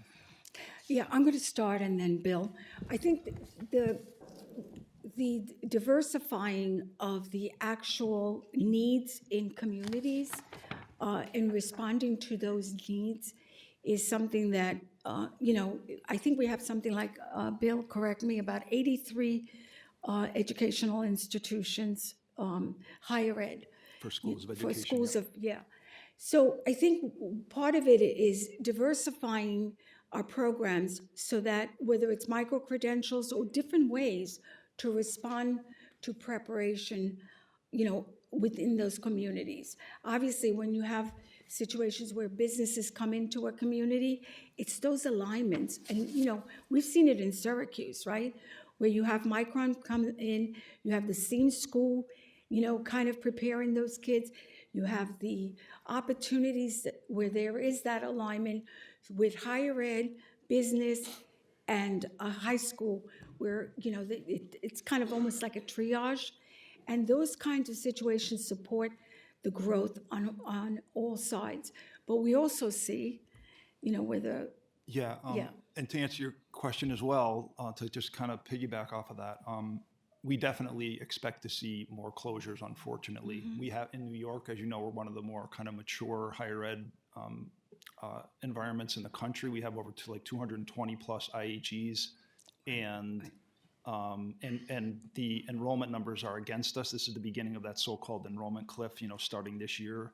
And so you project like our high school graduates are going to continue to decline, which is the main feeder for our program. So this is why we've had to really be proactive and kind of shift to say, what do we need to do to consider like in-state mergers and out-of-state mergers? We get questions typically on like a monthly basis from a lot of colleges, saying to us, we're thinking of doing X, Y, Z, either you have the regs or you need to amend your regulations or put out guidance that to deal with that. And then the second part to that, as Commissioner was mentioning, I will say the one kind of good antidote and bulwark that we've built up over the years is the fact that, we've had a really good, healthy opportunity program, post-secondary opportunity partnership program between our school districts and our colleges that are able to really engage. And we're one of the highest states in the country when it comes to high school graduates deciding that they're going to engage in higher education, around 70%. And we're also one of the highest with FAFSA completion to ensure that they know that they've got the access and affordability. And we happen to be one of the leaders in access and affordability, especially when we look at our public tuition structure and our TAP program and Excelsior and all the proactive ways that we've tried to address access and affordability to see if we can save it. Unfortunately, the numbers historically are going to probably work a little bit against us, so we're going to have to be proactive. Okay. Thank you. I want to pivot with my 45 seconds left. Supporting individuals with disabilities, especially our students, must be a priority. And I caught in your testimony how your number of students served has increased from 2,600 to 8,800. I guess, and I see you're asking, you said restore 2 million and an additional 2 million. Are there students on a wait list? And how many more students would you be able to serve with disabilities with this additional funding, and how would that work? So these are two different initiatives that you're referencing. So the pre-employment transition services are services for students between the ages of 14 to 22 to give them early exposure to careers, things like work experience, post-secondary counseling, etc. If you want to follow up with me after, that'd be great. Yes. So, thank you very much. Thank you. Yeah, the college. College. Senator Weber is next. Hi, Commissioner Rosa. Good afternoon.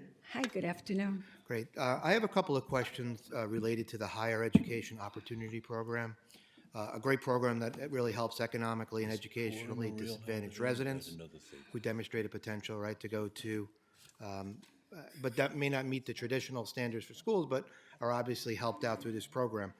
I guess a couple of questions I have is, do you know how many students, maybe statewide and maybe district, specific to my district, are taking advantage of that program? I think we have 4,000 HEOP students in total.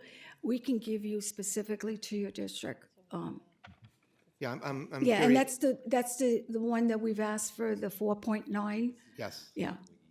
So I'm interested in knowing not only, how many students Sure. by district, maybe by East Ramapo, North Rockland, broken out by district, but also, if you can, I'd like to see, or you may know it now, what is the success rate, maybe statewide and maybe district-wide as well on that program? So the same Exhibit A that we just gave you in your packet, we will add the HEOP, because we did not add the HEOP, the 4,000. Yeah. So we will add that and break it down, and anyone else who's interested in terms of your own districts, we'll lay it out so that everybody can get that information. Okay, thank you, Commissioner. You're welcome. Okay, thank you. Thank you. Assemblywoman Clark. Thank you, and thank you, Commissioner. First, just on the Opportunities Program briefly, I know you've heard a lot of the challenges that we hear. I did get to meet some of the very wonderful students in it 2 weeks ago when they were here. And they say, even traditional settings, that they didn't hear about the program from their guidance counselors. Is there, when you look at schools that should have a disproportionately high or a higher number of kids applying for those opportunity programs that aren't, like, are there interventions? Do we do more with guidance counselors to make sure they're really getting the information out? For the opportunity programs. Sure. So usually we do work, obviously, with the requirement of economically disadvantaged, right? And we do try to target places and areas where the concentration of those students exists. And we do have opportunities to share. Our staff do work with, whether it's the principal, the guidance counselor, staff, just to really share the information about it. Plus, I think on our website, right, we have so much information about it. But again, it's, who really access the information. We tend to, every year I think we testify to this issue because we think it's so important, all of them, whether it's, STEP, C-STEP, all of them. So it is something that we make part of, our conversation, whether it's at the Regents meetings, website, and try to really share with our stakeholders as well. We should have all the guidance counselors meet with the excited students I meet with every year, who really sell it probably better than anyone in terms of what the great program does for them. On the sort of that idea, so much of what we're seeing in post-education, whether it's career or college, is dependent on the K through 12 system, right? Success often, we could look at factors in third grade and probably know more about a student's trajectory and the supports they need. As you start to look at this new sort of statewide plan on education and going all the way up beyond high school, it takes a lot. There's a lot of players, a lot of stakeholders, private, public colleges, businesses, community partners, and our schools. How do you really see state ed, particularly if you look at a district like Rochester that's already struggling to, make sure, how do you see your role at state ed? How do you see the role at state ed really bringing all those partners to ensure they're all working together? So, and this is, obviously, in Rochester's case, they even have a monitor, which really, actually 2 monitors, one for fiscal and one for who focuses on instruction to support the district. Our tendency is obviously to look at our. We'll have to figure it out. Share. Hi. I think it's me. So I don't think you were in the room at the time, but when the SUNY chancellor was testifying, several of us asked him questions about the SUNY Institute for approving charters versus the Regents process for approving charters. And the several of us who spoke out, and I was one of them, and a couple of assembly members said, it's our experience that everybody gets told yes through the SUNY system, and we're very concerned about that because we think there are charters being approved that shouldn't be approved. So then while I'm sitting here listening to you testify, I have somebody who's involved, not with the chancellor of SUNY, who said pretty much that he doesn't really have anything to do with it, but it is within SUNY. So somebody who's more involved with the actual institute said, no, it's just the opposite. We have the much better reputation. People only end up going to the Regents when we've rejected them. And in fact, they haven't accepted a new charter in, I think, what was said was 6 years. I have no facts on any of that other than, is that your experience? Because that's the opposite of what I get told all the time at home. And apparently some of my other colleagues from other parts of the state, they're shaking their heads now. don't hear that either. So what's your understanding? Sure, we have 94, 95 schools. As a matter of fact, this month, we've got, renewals. And, we're pretty strict in terms of visiting, making sure that our schools are clearly, before we approve. We go through a very rigorous process that we have, which we're more than glad to share with all of you in terms of the process that we go through to approve. We make sure that they have the setting, this, selection. We have our team and facilities, make sure that all of those things are in place.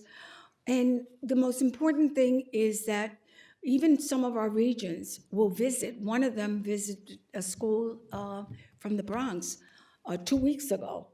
And so, and we, even as commissioner, I will visit some of these schools with our regions. So we have a really pretty extensive process before we do approve. We go through the same process in terms of when there are deficits, we identify those. We meet as a board and make sure that all of those things are highlighted. The packages are extensive, and our process is very intentional, which is why in many cases, people find it easier to go elsewhere. Now, in addition to that, we stick to the 5 years. We don't do an automatic, if somebody has 3 years, after 3 years, and they may be in good standing, we give them another 5. We pretty much follow the law in terms of the 5. Now, in addition to that, again, when I do meet with Chancellor King, when there is an issue of sending back, which in law we send it back, but after 90 days, it goes into effect.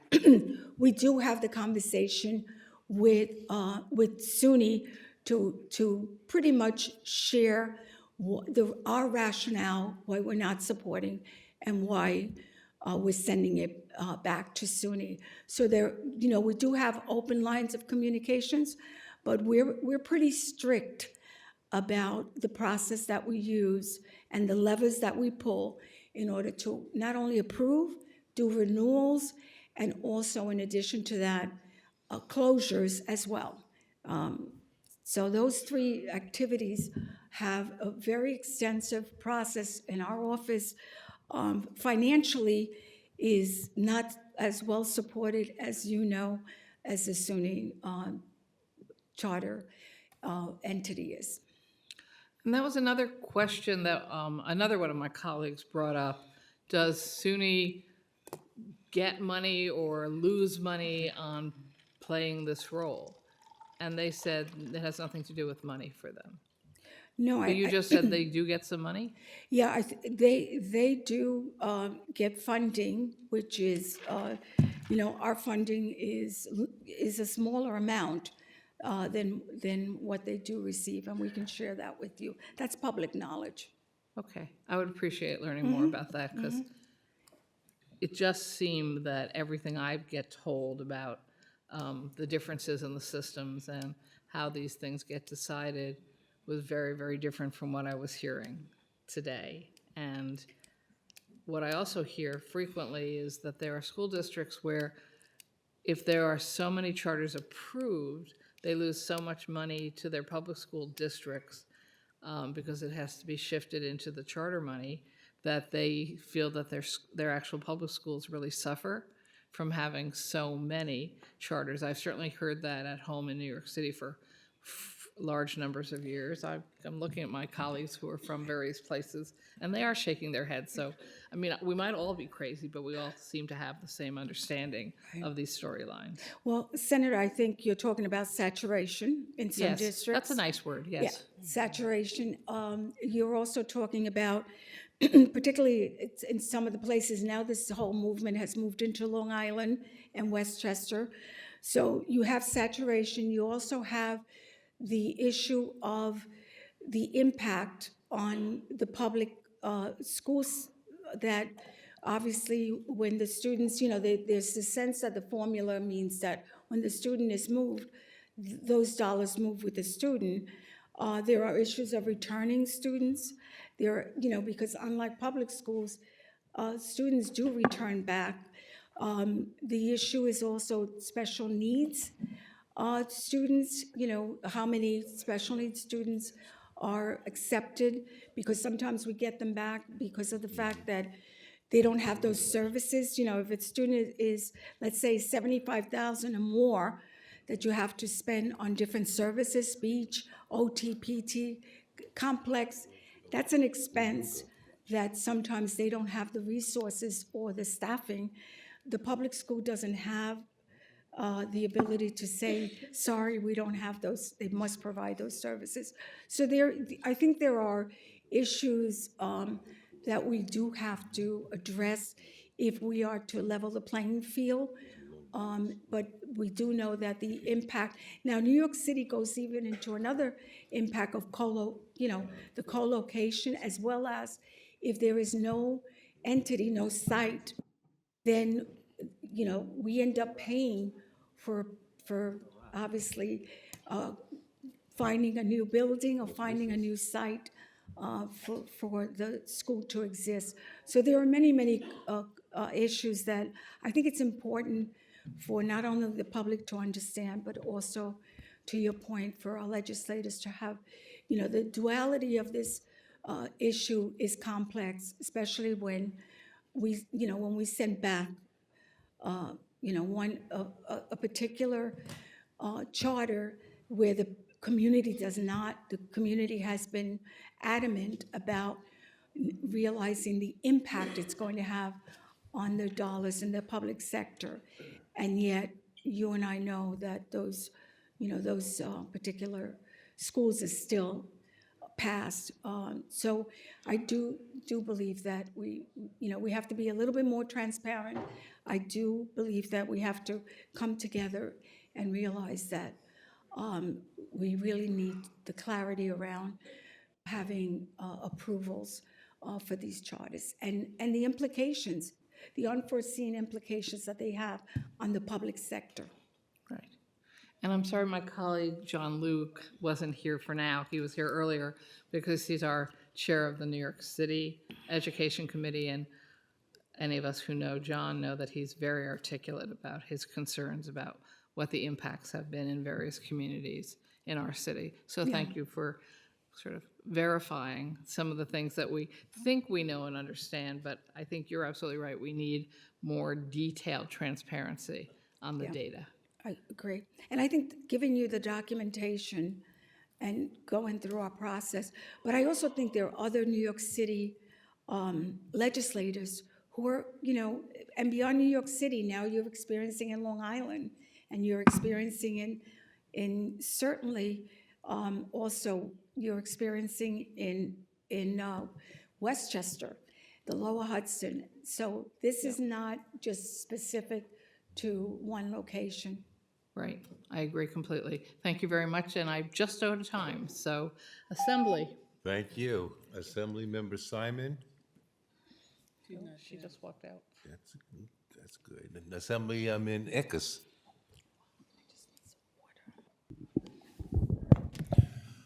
Thank you, thank you, thank you for being here and understanding what an important role you play in higher education.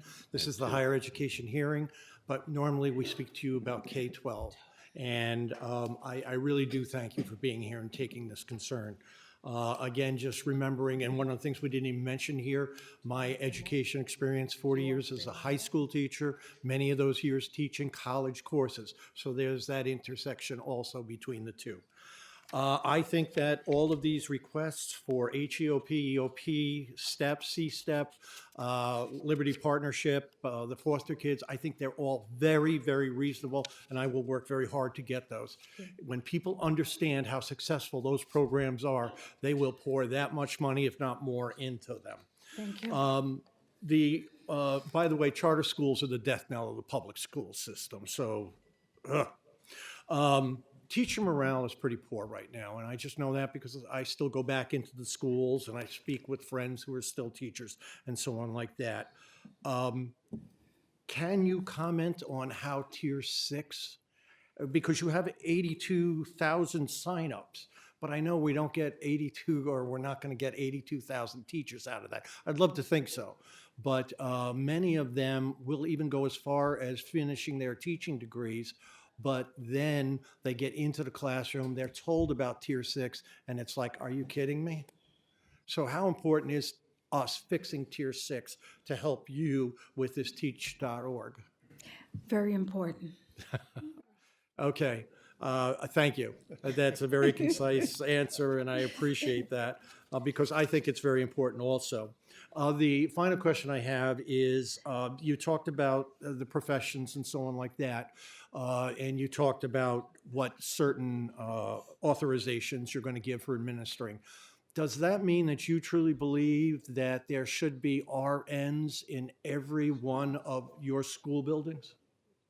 You're talking about nurses. Ideally, in the ideal world, I would want a nurse in every single school.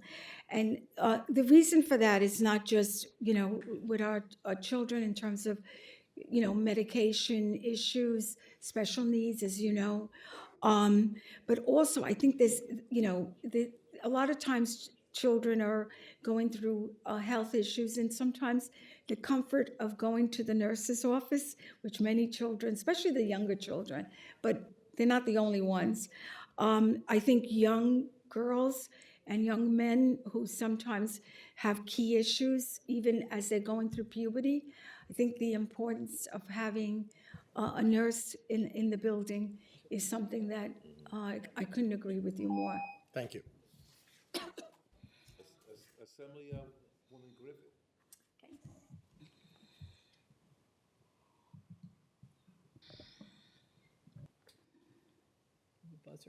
Okay.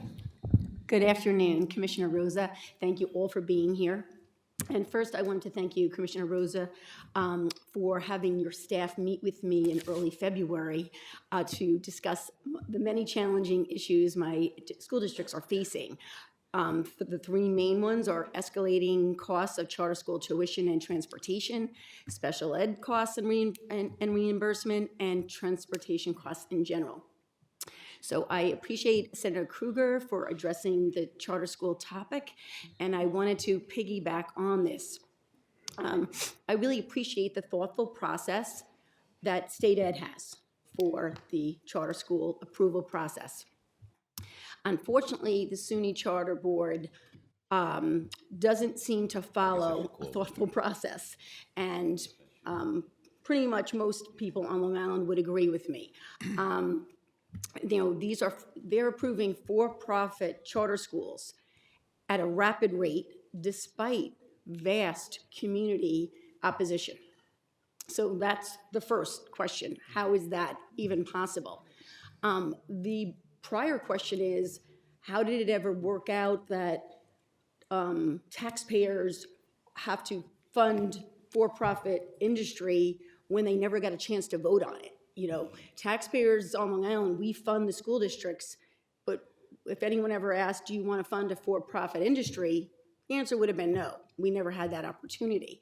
So what's a little odd is I'm hearing that no charter schools have been approved, when just recently a charter school was approved. This is all by the SUNY Charter Board in West Hempstead, one in Brentwood, and a charter high school in Central Islip. And the charter high school will serve up to 90 miles. So that means anyone in my district, which is AD 21 in southwestern Nassau County, can ride the hour on a bus at a really expensive rate, because busing on Long Island is really expensive. So it's odd that anyone would be saying charter schools haven't been approved, because that's three. And I already have a significant negative impact in many of my schools, but I just met with superintendents, and now that West Hempstead opened, other school districts, all of my school districts are losing, 20, 30, 40. Starts out small and it keeps growing. So we're beyond, I don't believe that waiting to be saturated is the answer. And I could go on and on, but I just wanted your viewpoint, because now I realize I talk too much. Well, thank you for the fact that, you took such an amazing interest in meeting with our staff and really going through the process. Yeah. And you know that our board met on these two schools, and we did send them back. So. Right. Assemblymember Kellis? Thank you. Hi, thank you so much for being here. Much appreciated. Good to see you. First question, thank you so much for your advocacy for the opportunity programs, and I would love to see the statistics as well for the EOP, HEOP programs you talked about by district, by all of them, STEP as well, C-STEP. What I'm seeing in my district and hearing from my colleagues is that the demand far exceeds our capacity to support them. Mm-hmm. What tools are you using? How do you measure that differential? We have, what you have asked for, but is that matching the actual need? No, the actual need, the reason we ask for additional funding is to keep adding, obviously opening it up to support additional students with it. Part of what we try to do is also, and that's why I share the Exhibit A, just to kind of give you a highlight of how successful these programs, because usually as legislators, you want to know what are the outcomes. So if you're obviously investing, you want to know, so we do have a need for additional students. Do we know how much though? How do you measure that? Like, how are we measuring need? The need is usually, I think, and even in one of our documents, we talked about that we had X number of students, but if we had X number of dollars, we could add another, even some small numbers like, 25 more students, right?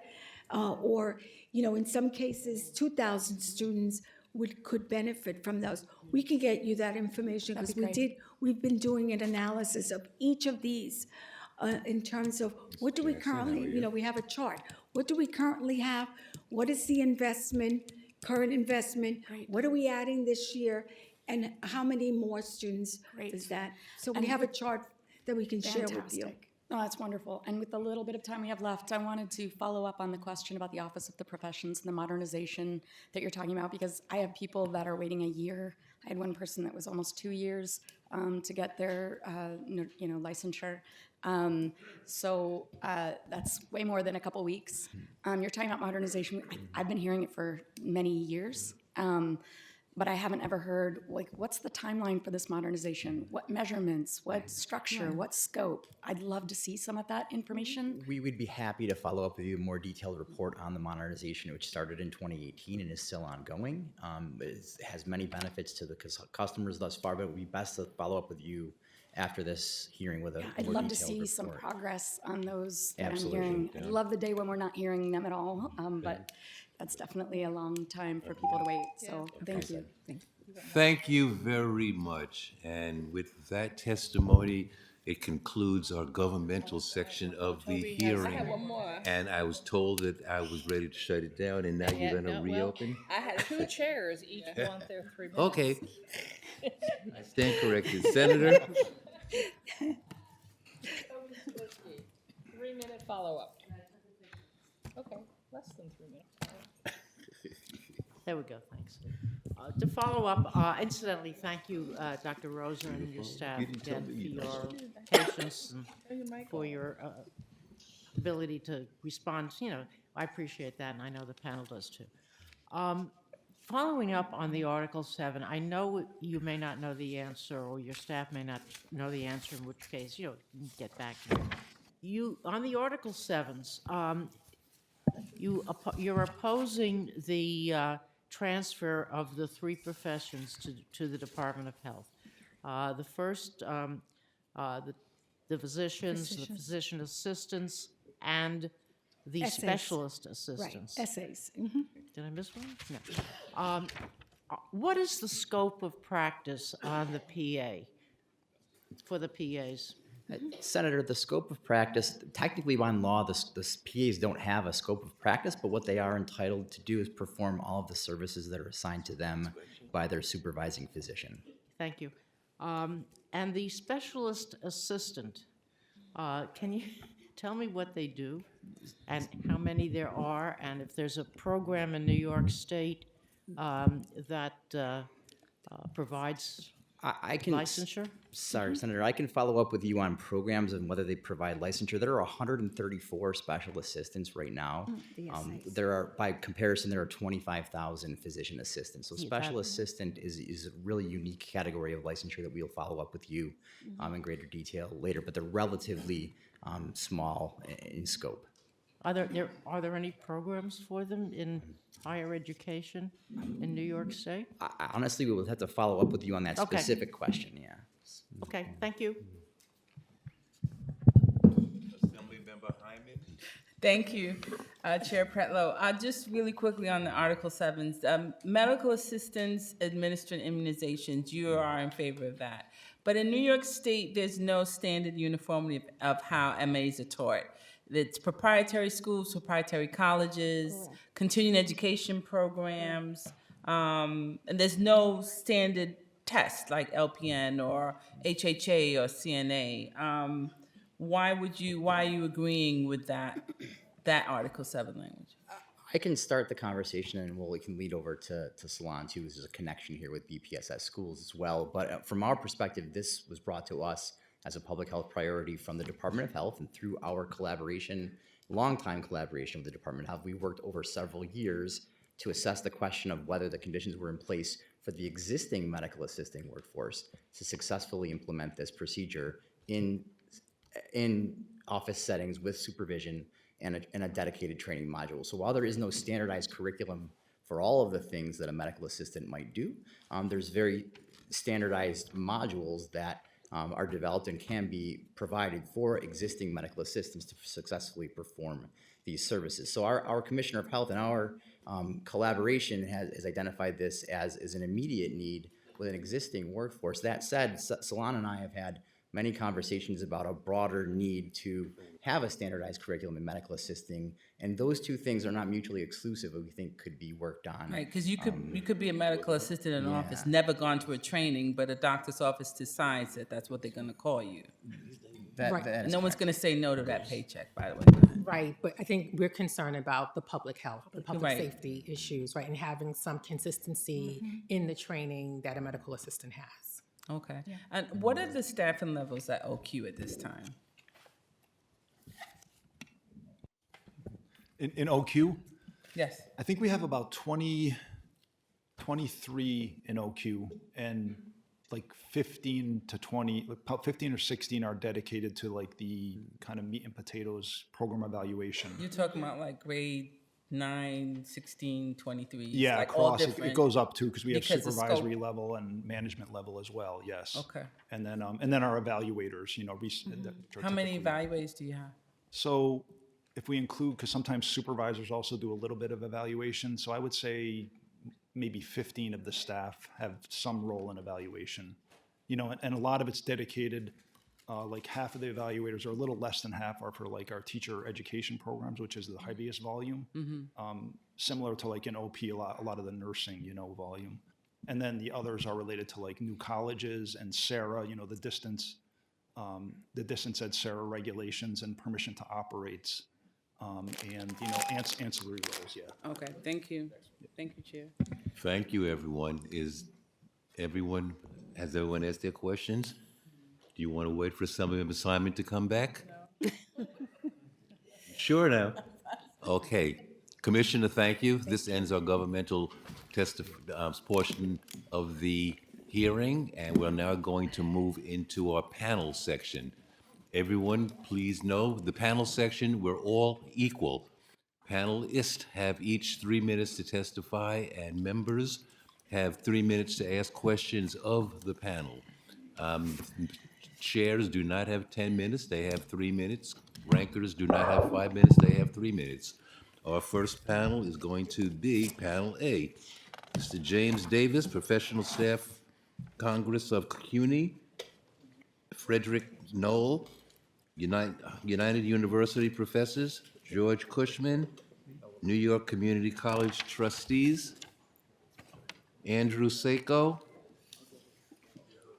Faculty Federation of Erie Community Colleges, and James McCarthy, New York State University Police.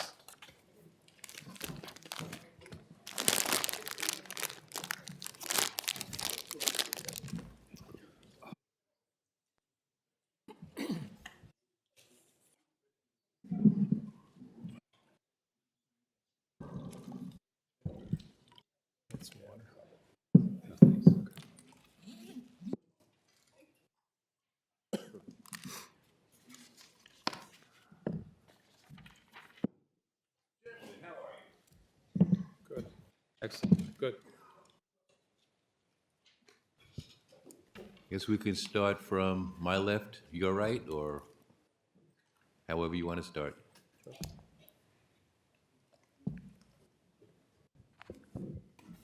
Thank you, Senate Chairpersons Kruger and Stavisky, Assembly Chairs Pretlow and Heineman, and committee members.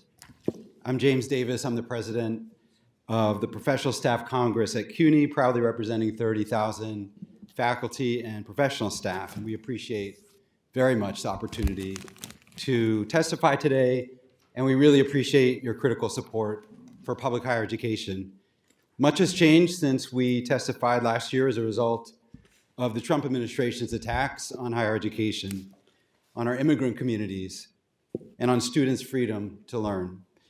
PSC remains committed to fighting for immigrant students and their families and partnering with the legislature to protect them and the future of CUNY. Governor Hochul's executive budget recognizes, as her past budgets have, the great strengths of CUNY and its contributions to the state economy. With the support of the legislature, many of our colleges have begun to dig out of years of austerity. Enrollment is up at CUNY for the third straight year. The new Reconnect program is bringing thousands of students to our campuses.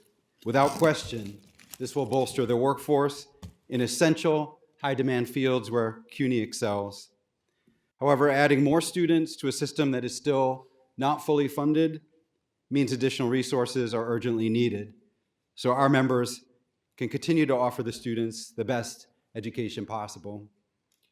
PSC's budget request for fiscal '27 includes $92 million towards the goal of having 70% of our classes taught by a full-time faculty. Student contact with full-time faculty is an essential element in improving retention and graduation rates, as the research shows. Equally important are vital services of advisors and mental health counselors. $16 million would hire 55 culturally competent advisors and 40 new mental health counselors.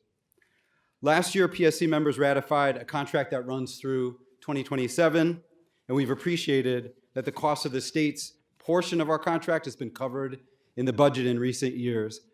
However, we join the CUNY administration in requesting that this year, the negotiated salary increments and fringe benefits are fully covered. We also echo the administration's capital request. As you know, many of our buildings are still not in a state of good repair. Finally, none of these necessary investments in capital and operating funds will happen unless New York State can right the ship of unfair tax policies. While the federal government delivers tax breaks to the richest New Yorkers, our members, your constituents, are committed to making the ultra-wealthy pay their fair share. Thank you. We look forward to working with you towards a strong enacted budget.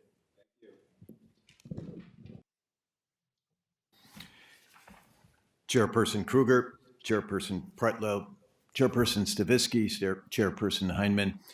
I am Dr. Frederick Kowal, President of United University Professions, and I appreciate the opportunity to testify regarding the 26-27 executive budget. You have my written testimony. I will simply hit several of the major points that I wish to make, highlighting areas that I believe are most important. I am honored to speak on behalf of the 42,000 members of United University Professions, our students, and our patients. Most notably, I have the honor of speaking on behalf of Alex Gonzalez, a UUP member who was seized by ICE several months ago, was released on bond just a couple of weeks ago, hopefully to win his appeal and not be deported to Ecuador. We certainly welcome the support that you have been leaders in getting for public higher education. It has been the state legislature that has been the strongest ally of the work that our members do in UUP and in SUNY. And we certainly welcome the $49.3 net million increase in operating aid that the governor has proposed. However, it's not nearly enough. We propose that there needs to be an increase in operating aid to SUNY's state-operated campuses of $141.8 million. $100 million for the system, 41.8 specifically targeted to the 4 campuses with the largest structural deficits.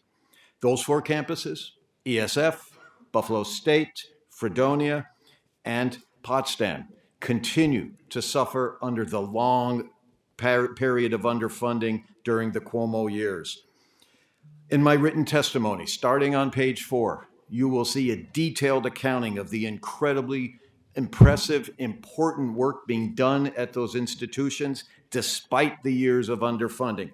If you add up where we would be if the funding was controlled for inflation going back to 2011, it would be $653 million more to just those 4 campuses.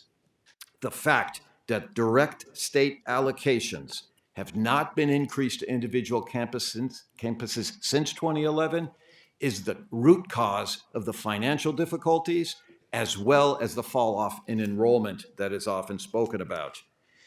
Specifically, in terms of these campuses, the funding support we are asking for will get them out of their deficits, and then they can plan for a better future. In terms of the public teaching hospitals in SUNY, we welcome what the governor is proposing, but they need to have their debt service and their fringe benefit costs covered, especially given what's coming with the Medicaid cuts. With that, I will close and anticipate questions. Thank you very much. Good afternoon, or maybe it's good evening. Chair Stavisky, Chair Hyman, Chair Kruger, Chair Pretlow, distinguished members of the Senate and Assembly Higher Education Finance Committees. My name is George Cushman, trustee at Finger Lakes Community College and the chair of NYCCT, the New York Community College Trustees. We represent the 300 plus trustees across the 37 SUNY and CUNY community colleges. We stand at a critical juncture where increased investment will determine whether we can meet the rapidly evolving educational workforce needs of our state. We're deeply appreciative of Governor Hochul's Reconnect initiative, which has created access for working poor adults to pursue critical careers. Reconnect has accelerated positive enrollment trends. Programs like EOP and ASAP are making measurable differences in retention and completion. We are aligned with CUNY and SUNY in support of the governor's budget, including the operating expense floor. However, we respectfully urge 3 critical investments. First, continue the $8 million in targeted operating funds. Chancellor mentioned this several times. This investment has been effective and essential, and we're thankful for your leadership on that. Second, increased unrestricted operating funds via this Funding Stability Act. Thank you, Assemblyman Ekus, for co-sponsoring that. State funding has been flat while expenses continue escalating. New York Community College students pay 40 to 50% of the cost of their education. By contrast, the rest of the country averages about 20%. They're double. Community College Funding Stability Act will help to offset increasing salaries and benefits and limit those tuition increases that we're having to do now.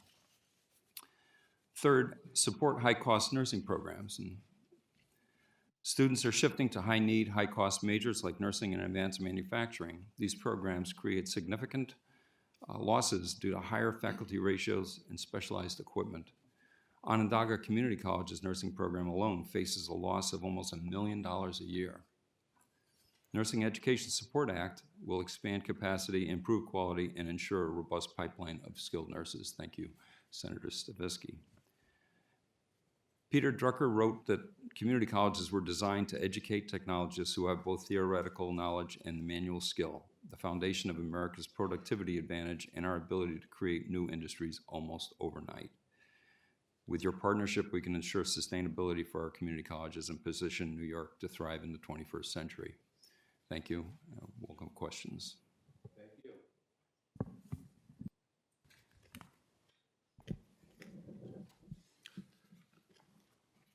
Good evening, Chair Kruger, Chair Pretlow.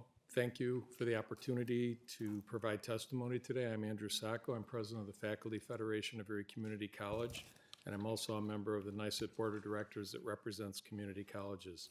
I'm pleased to speak on behalf of SUNY Erie and the NYSUT community colleges. As we all know, community colleges play a critical role in developing our regional workforce, social mobility, as well as offering affordable pathways to degrees, transfer opportunities, and job-aligned training in partnership with employers. SUNY community colleges are seeing rising enrollment, but state support has not kept pace with these funding needs. While we are grateful for the introduction of the funding floor in 2019, in the 2019 budget, that budget that has been a valuable tool during the pre and post-pandemic. However, the funding for our community colleges has not kept up with inflation as the cost of doing business as costs continue to rise at our community colleges. Community colleges have no choice but to reduce programming, and which will limit enrollment. We all don't want that. While we appreciate the modest increase in operating aid proposed in the executive budget, base aid funding remains essentially flat to last year and well below what is needed to meet our growing demand. We urged the state to engage NYSUT in developing a new funding model that does not rely on enrollment trends and allows colleges to plan for long-term stability. To strengthen community colleges, we should create a predictable funding floor by investing $15.4 million to the index-based inflation rate using the Higher Education Price Index, and guarantee funding at no less than the highest three previous fiscal years. That will help us meet closer to the statutory requirement of 40% of the operating costs. Struggling community college campuses, we'd like to have you increase the aid from $940 million to $3.7 million. Expand the SUNY Reconnect program. That's been a great program for our college as well. Offering degrees in areas of shortages, cover students 18 to 55, and remove the restrictions on those that have prior degrees. Many returning adults need to retool and may need to take other programs to become employable. Our community colleges are the engine of opportunity in each of our respective regions, and New York must invest in them accordingly. Thank you for your time.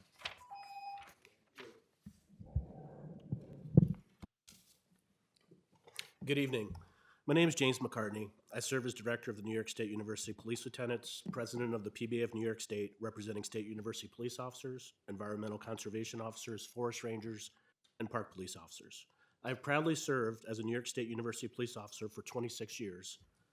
I am proud of that service, but I'm here today because our members still do not receive the same 20-year retirement benefit provided to 97% of police officers and firefighters across New York State.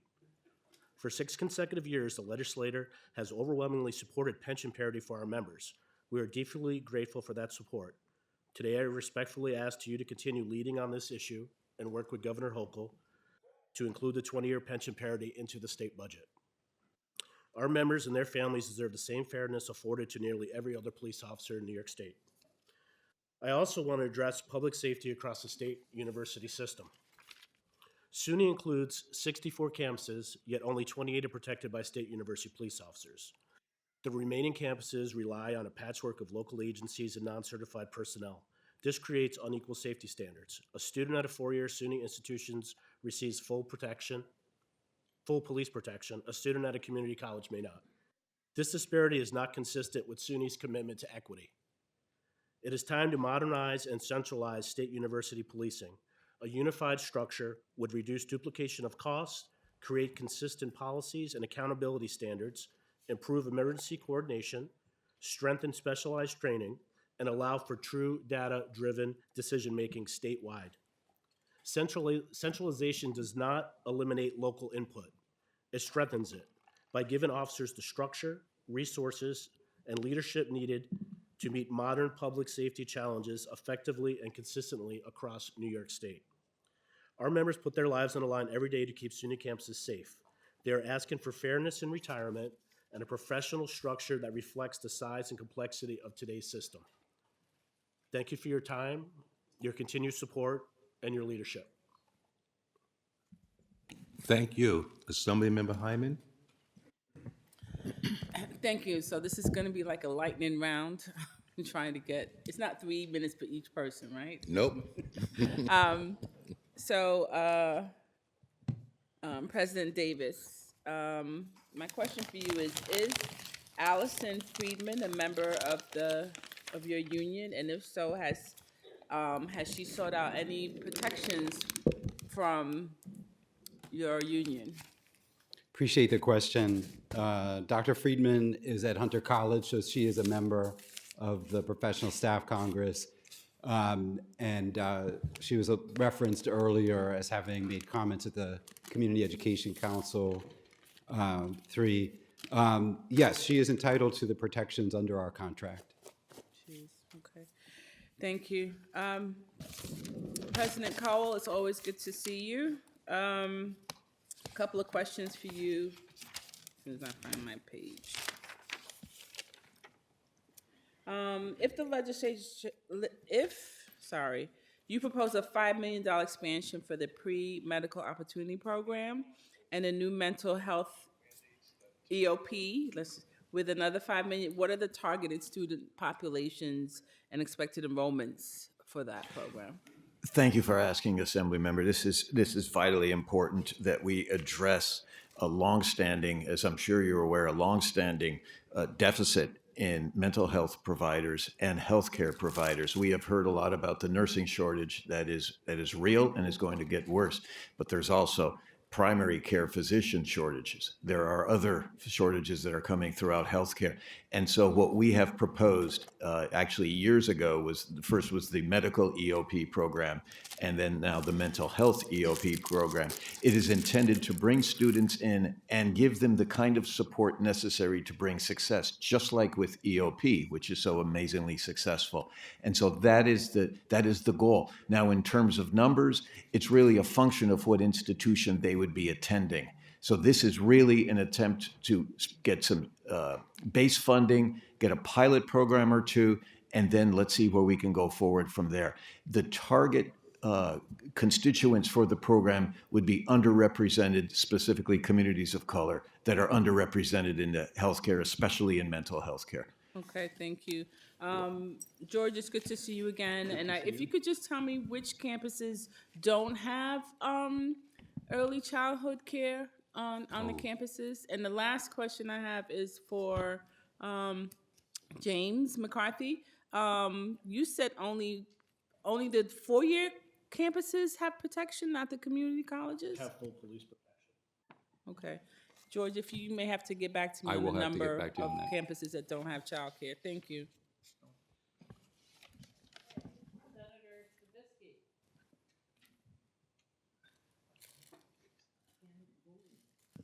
There we go. Technical trouble. Technical. That's what happens when you have a degree in history. Thank you for coming. My question is very similar for both Dr. Cowell and Dr. Davis. You both spoke about operating aid, but I'd like to zero in not just on how we can improve the operating aid, but also the fact that the state pays the debt service for every agency in the state except CUNY and SUNY. The same is true for the fringe benefits. Now, I know the pay bill is different. The state does the one for SUNY, but not CUNY. But of the fringe benefits, which are critical, would you address that issue, each one of you, and Dr. from SUNY and CUNY, and also how the operating budget can help those hospitals that are in financial difficulty?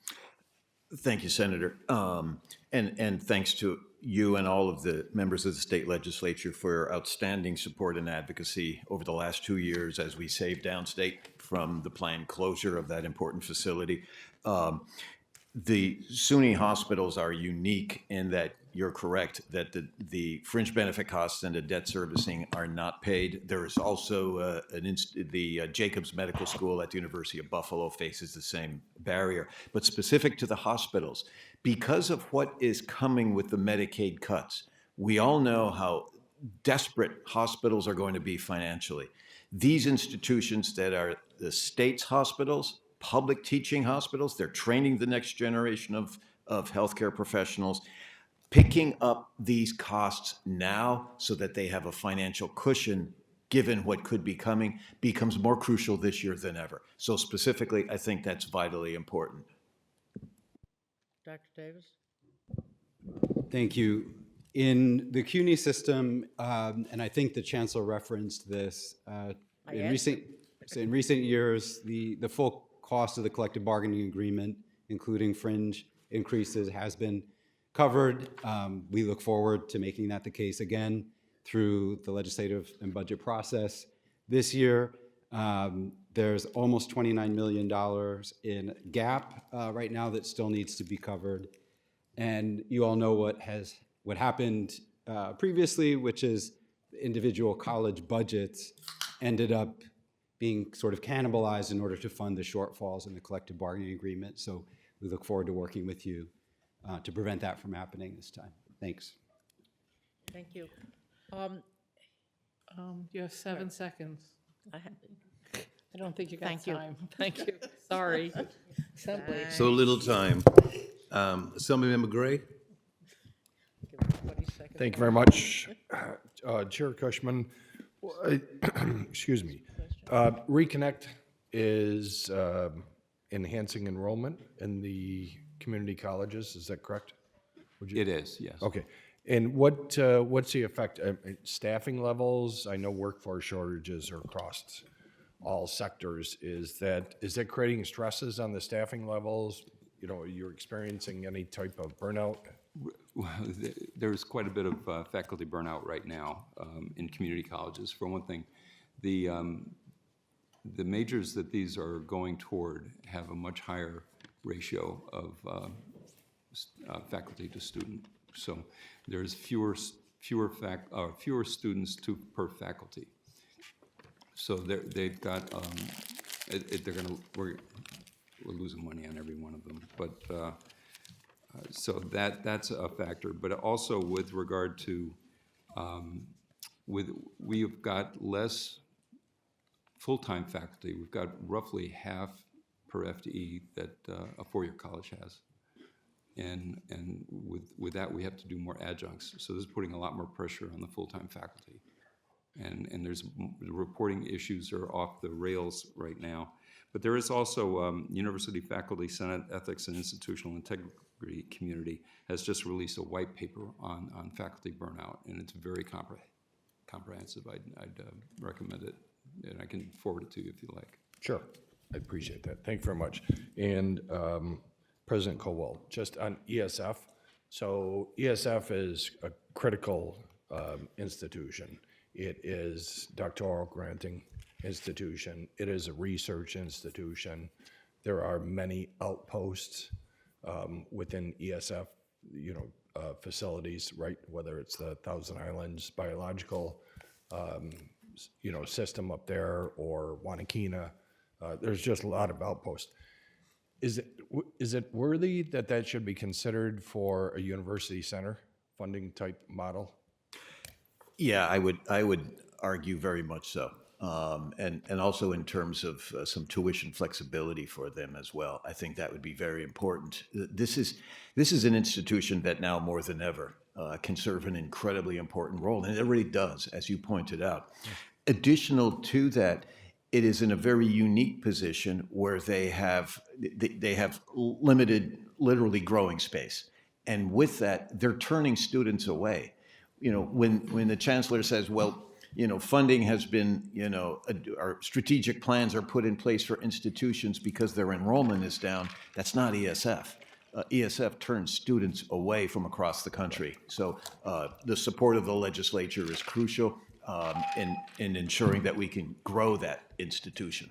Thank you. Senator Marie? No? Senator Omar? Okay, then I will just take my very brief time also. One, thank you all for being here. This could maybe sound like it's inconsistent with the questions or the testimony of 4 of the 5 of you. I don't think it addresses the police issues. So there are states that are doing away with tenure. Can you tell me what that would mean for us here in New York and what we ought to do preemptively to not allow that to happen? Because I'm past the point of believing certain things could never happen here.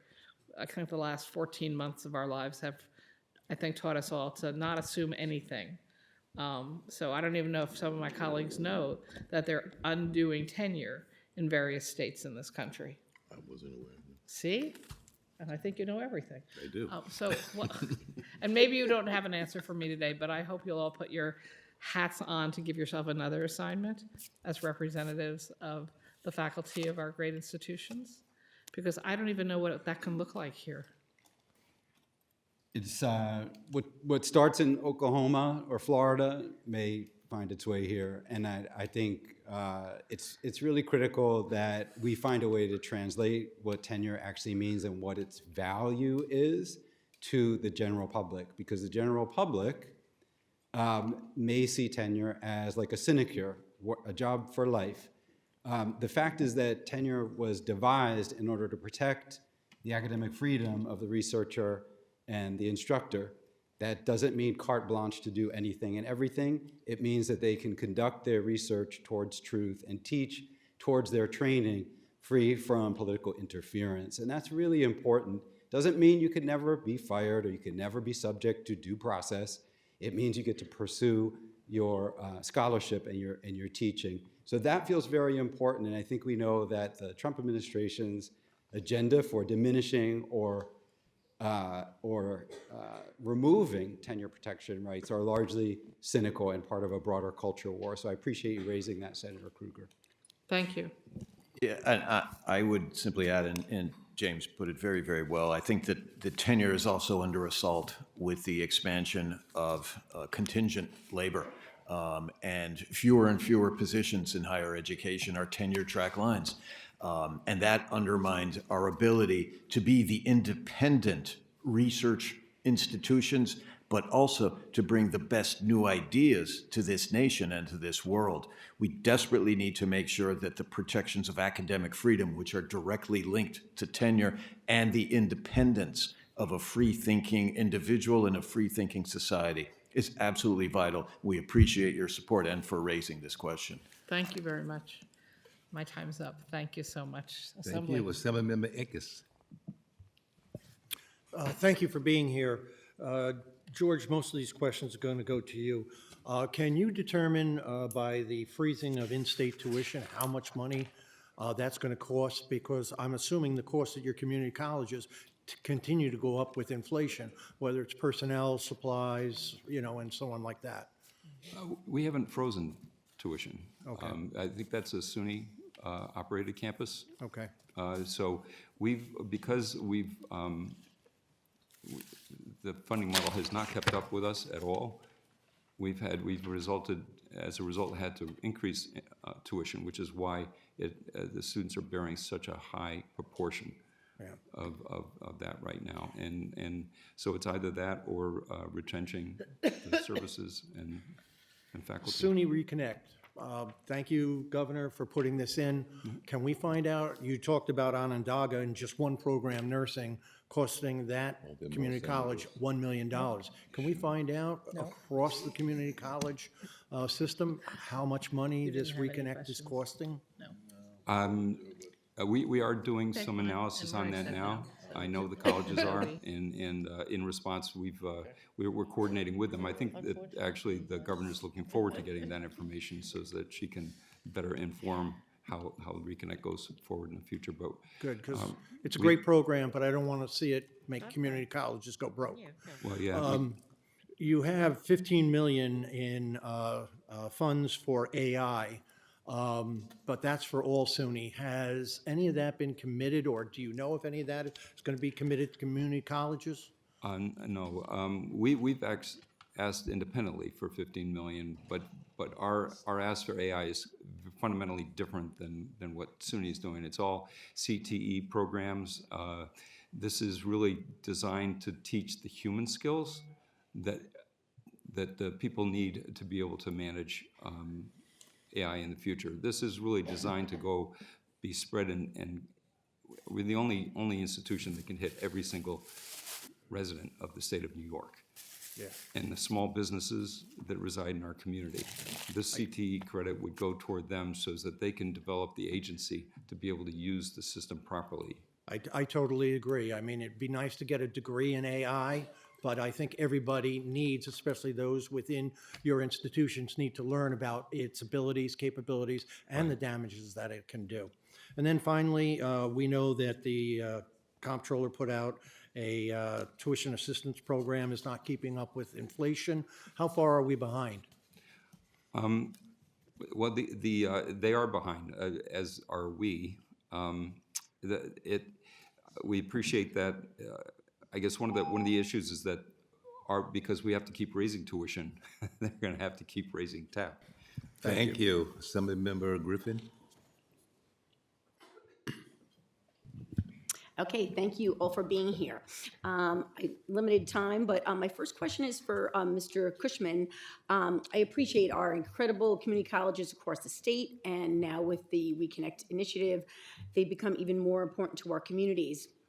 I represent 8021 in Nassau County, so I know we have many students and many people have availed themselves of the great programs there. So of course I support the continued $8 million in targeted operating funds, as well as the funding for the unrestricted operating funds. I wondered if, can we get the numbers of how many students enrolled in Reconnect Initiative for our districts? That I believe we can. Okay. I will have to get that too. I'd love to get that, and I'm going to move on to James McCarthy. I just wanted to say you certainly should, the New York State Park Police should, Park, University, Environment, and Forest should have pension parity, and I know it's a big issue and has been a big issue. How big a problem is retention in the organization? Because do many people get trained and then go to another police force to get that pension that they deserve? Yes, at the cost of the state of about $100,000 per person. And I believe from 2020 to 2025, SUNY's lost over 200 people. Yes. And then you have local agencies that are putting out flyers targeting us to transfer. Yeah, so that is significant. How many years do you need on the force before people transfer? Is it like 5 years? Between 1 to 5, they transfer. 1 and 5. Okay, and then I believe this centralizing police, as you described, is a great idea. I've heard of it for many years, and it makes sense, can save money. You know, there's just a lot of benefits to it. I was wondering if the police were centralized, do you think that would improve retention, because officers could have more ability to maybe transfer to different parts of the state if it was centralized? It's like a 3-tier thing. The centralization would help, pension parity would help, and then for us keeping up with salaries with local police agencies would help. Okay, very good. And about the community colleges, was it you that said you're not at community colleges? No, we're not. Not.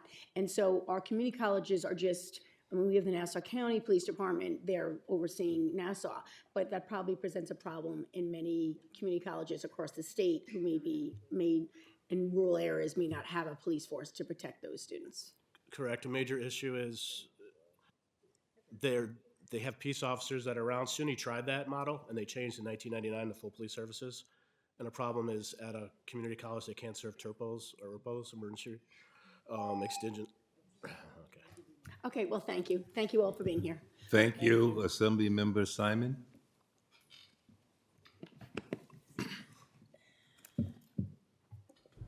Thank you. Sorry. Come Just on move it. I'm fine. So is that going against my time? Thank you. You'll get back.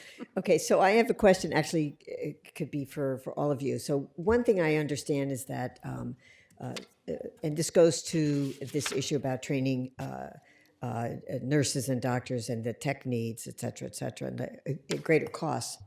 And that is that SUNY has a STEM allocation, a separate STEM allocation. And I was just talking to one of the CUNY presidents the other day who believes that CUNY needs a STEM allocation. And that would translate to a lot of the community colleges, the associate's degree programs as well. And that I would assume that would affect also the community colleges generally around New York State.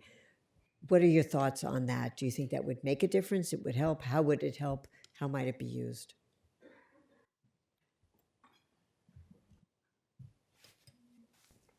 Well, certainly, I think that the STEM allocation has been helpful, without a doubt.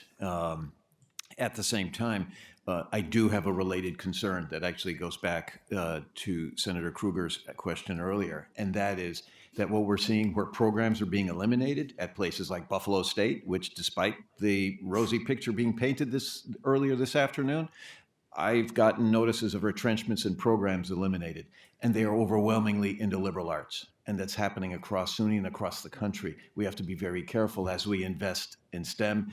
Perhaps we make it STEAM so that the arts are included in that and the humanities, social sciences additionally.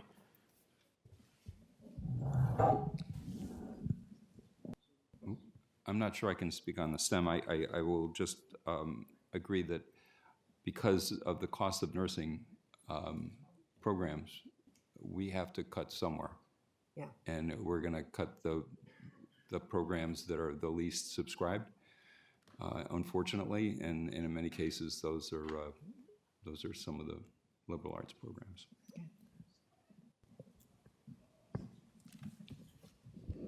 The only thing I would add is that we, at CUNY, and I'm not sure which president you're referring to, but nursing programs are full, and they're full to overflowing. And the flip side of this, from the labor side, is that we struggle to be able to hire and retain faculty because we can't pay them at competitive rates compared to what they could get in the health sector outside of school. So, thank you. We know the nurse educators is a big issue. Okay, thank you. I appreciate your thoughts on that. Assemblyman Palisano? Hi, good evening, everyone. My question is for Mr. Cushman. Mr. Cushman, I'm a big proponent and supporter, as we all are, of our community colleges. I have Corning Community College and Finger Lakes Community College in my district. Right, exactly. And obviously, the work they do on workforce development, being able to turn around programs quickly to help support the business community, which is critically important to businesses in our community. I did want to ask on some questions, though, from your perspective. We know how hard you got hit during COVID. Is like the current base aid for FTEs adequately cover the instructional costs at community colleges? And if not, what is the actual per student cost versus state support, if you have any information on that? Well, the aid support from the state has been pretty steady for some time. If you look back in 1972, the rate, if you convert it to today's dollars, was about $5,000 per FTE. With the floor, we're at $3,600. So it just with the expansion programs and so forth. As far as the split right now, the students are picking up 42.5% of the cost of their education. The state's picking up 23.5%, and the counties are coming in at right around 34, right about the 1/3 rate. And it's supposed to be a third generally, isn't that the pattern? That was the way it was originally written in education law. And outside of maybe the state, living up to that, what it was supposed to be, and making that third, is there anything else that we should, from your perspective, we could be looking at to help community colleges thrive and continue to support the business community and support students? What do you recommend? Do we need to look at reassessing how we fund community colleges in any way, or what would be some things we should look at? I do think that the model's broken, and in particular, I'll go back to these high-cost programs. I mean, are students changing? Our average student is probably a 28-year-old single mom who's working and going to school, needs completely different supports. And then they're taking courses that are pretty much all practical courses. So they require a ratio of about 8 students to 1 faculty. And gone are those liberal arts courses where we could put 30 to 1 faculty. So the sales mix, if you will, business, has shifted dramatically. So I do think that the model has to be relooked because the students are changing. It's not the institutions. I think we've done magic with what we've got. Thank you very much for what you guys do. Thank you. Thank you. Assemblymember Kellis. Thank you, everyone, so much. You know, out of interest of time, I'm only going to have one set of questions for Mr. Cowell. Thank you so much. I want to talk specifically about ESF. And one of the things that I learned, you know, it's essentially a research institution. It's an R2. But because it's grounded in basic sciences, by design, it has to have smaller classes, which means that the cost per student is higher. It also, being a research institution, it has to graduate a certain number of graduates per year in order to maintain its R2 status. You know, things that make it uniquely more like a research institution than not. And I know you have been fighting for ESF because it has a deficit, instead of simply doing cuts, because that will lead to the loss of, I think, 44 staff and faculty, with a significant number of those being faculty, which will cut a lot of the courses for the program. So can you tell me a little bit more about how that's going to impact students, faculty? Yeah, and I think that, thank you, Assembly Member, for asking that. It is extremely disturbing. Again, you know, this morning we've heard the glowing report that everything is good, that there's stability in the campuses that are facing deficits like ESF. However, 33 faculty members and professional staff have taken the separation incentive. Yeah. Those positions, we have been told by administration there and by indirect command from SUNY, those positions are not all going to be filled. And that means, and there's also programs that are being eliminated. And with that, the institution shrinks. It's not able to maintain those standards that you outlined. But furthermore, it sends a message to those students, as I said earlier, that desperately want to get into this institution, especially when you're talking about a generation that does accept the reality of the climate crisis and the biodiversity crisis, and they want to find out the ways to address those crises and be a part of that. To me, it seems patently obvious that the $10 to $12 million, whatever it might be, to get them out of the deficit is a tiny amount of money in terms of an investment, in terms of the return. Right, and a third of our DEC staff come from ESF, right? They're graduates. That's correct. I had heard that also, that Robin Wall Kimmerer was one of the faculty. I mean, she's one of the most world-famous faculty in her field. It's heartbreaking. So yeah, hopefully we can do something to get the 8.3 million. Definitely. Yeah. Thank you. Thank you very much. I just have two quick questions. Mr. Davis, you tell me what the current percentage of full-time faculty is in the schools? Appreciate the question. We have approximately 11,000 part-time faculty and just under 7,000 full-time faculty. So it's a little less than 2 to 1. Any idea what the cost would be to increase that by 2%? I don't have the 2% calculation in front of me, but I'll just reiterate what's, I think, in the written testimony, which is we think that moving towards a goal of 70% of classes taught by full-timers, an investment in 1,000 full-time lines, big system, 24 campuses, 1,000 sounds like a lot, but would require a $92 million investment. 92 million. Okay, yeah.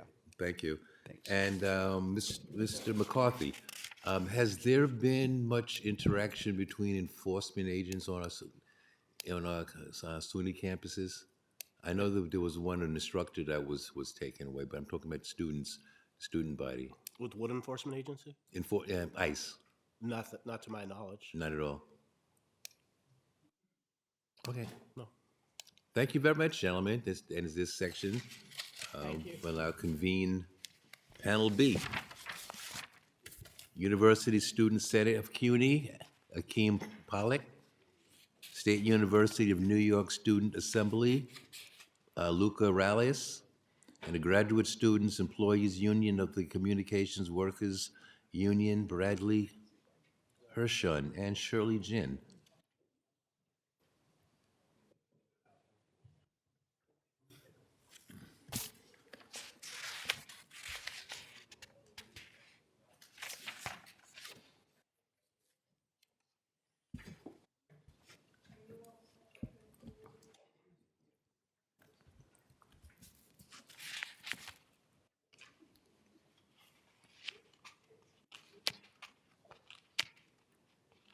Go ladies first. Thank you.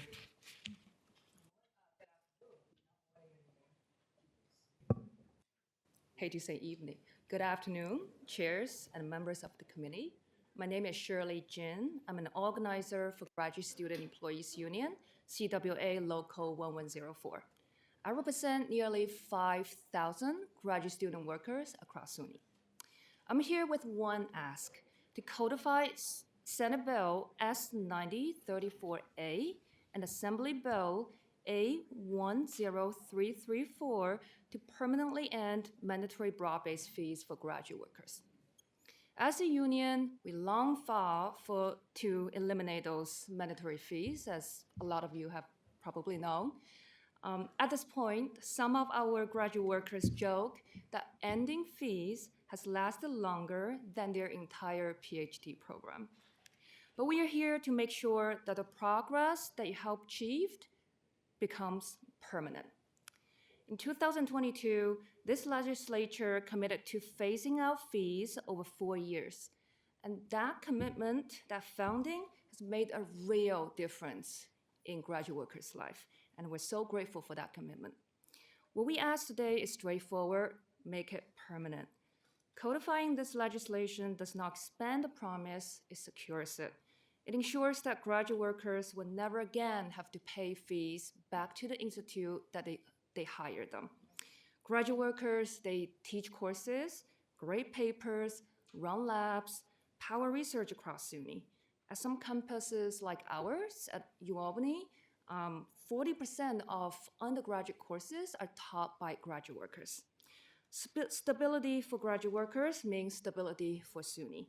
So we here respectfully urge you to include S9034A and A10334 in the budget and help us close this chapter with certainty. Thank you for your attention. Good afternoon, Assembly members and senators. My name is Brad Hershenson. I'm a business agent for the Graduate Student Employees Union. Today, I'm here to share that we must truly freeze the cost of tuition for all students, not just in-state undergraduate students.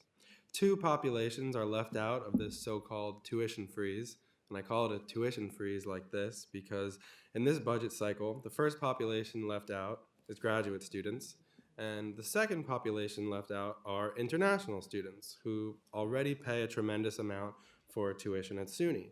So permit me to suggest this is not the time to make it harder for the immigrant community in New York or on the families of the hardworking graduate students. So the A word this year is affordability. And the easiest thing that we can do now to achieve that is to include language in the budget to eliminate the fees for graduate workers and truly freeze tuition for all students, not just some students. Thank you.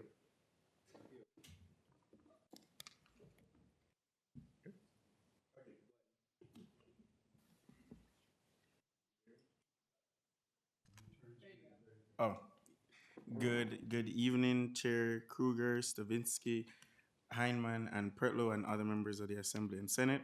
My name is Akeem Polak. I'm the chairperson of the CUNY University Student Senate and CUNY trustee representing more than 240,000 students across 26 campuses. CUNY has long been a pathway to opportunity for most working class and immigrant families.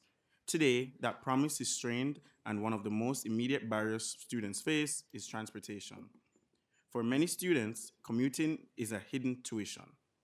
Transportation can consume 7% or more of their total expenses.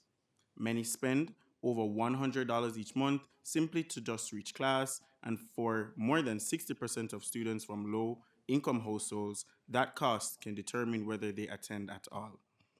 We appreciate the $1.4 million transportation pilot included in CUNY's budget request, and it's equally shared between the state, we're requesting $700,000, and the city, $700,000, which is a 5-day OmniCard providing 75 trips per student, which will be meaningful progress and reflects sustained student advocacy.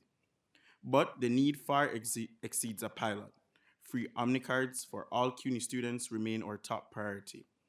Reliable transportation is essential for equitable access, retention, and timely graduation, especially when more than 70 million already supports fare-free transit for high school students with no comparable investment for CUNY. Further targeted investments matter as well. Disability services at $5.2 million would ensure that students with disabilities have modern tools for learning, mobility, and digital access. CUNY Cares at $4.6 million will expand mental health and wellness resources across 5 boroughs.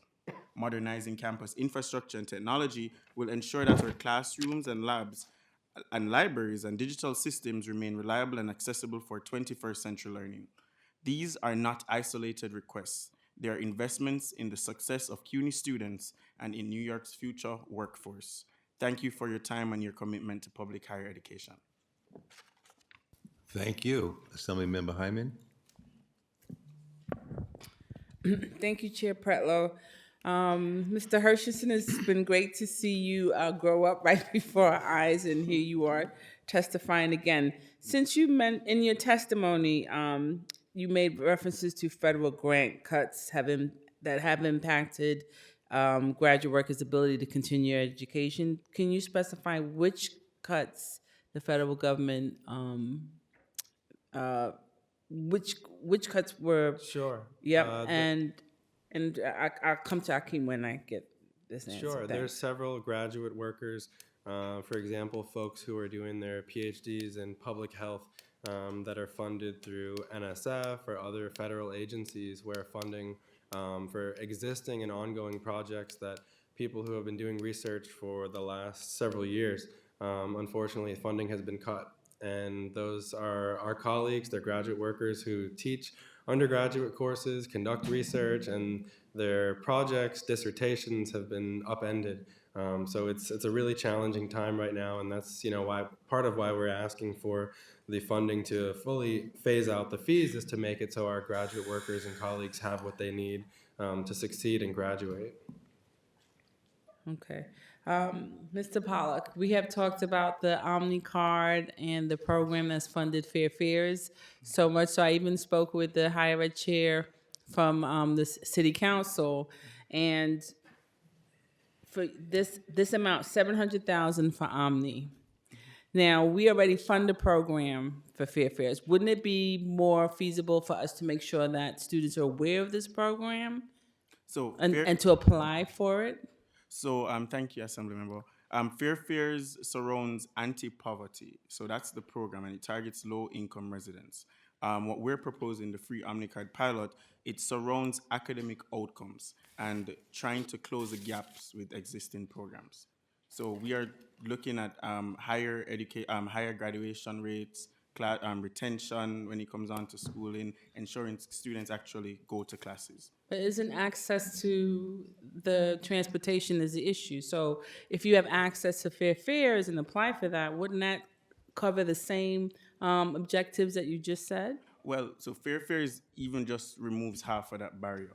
we're really advocating for the full removal of the transportation barrier. when So it you're comes down saying to that access. any CUNY student would be eligible for Omni, or? So we would start a pilot program, and we'd have around 3,000 students that we'll target. It would surround students with disabilities, student parents, and we'll ask Student Affairs, they'll be managing the program, and then they'll see the outcomes of it. If it includes, if it improves retention, if it improves the graduation rate, and then possibly this is something that could happen for all CUNY students. Okay, thank you all for your testimony today. Thank you, Chair.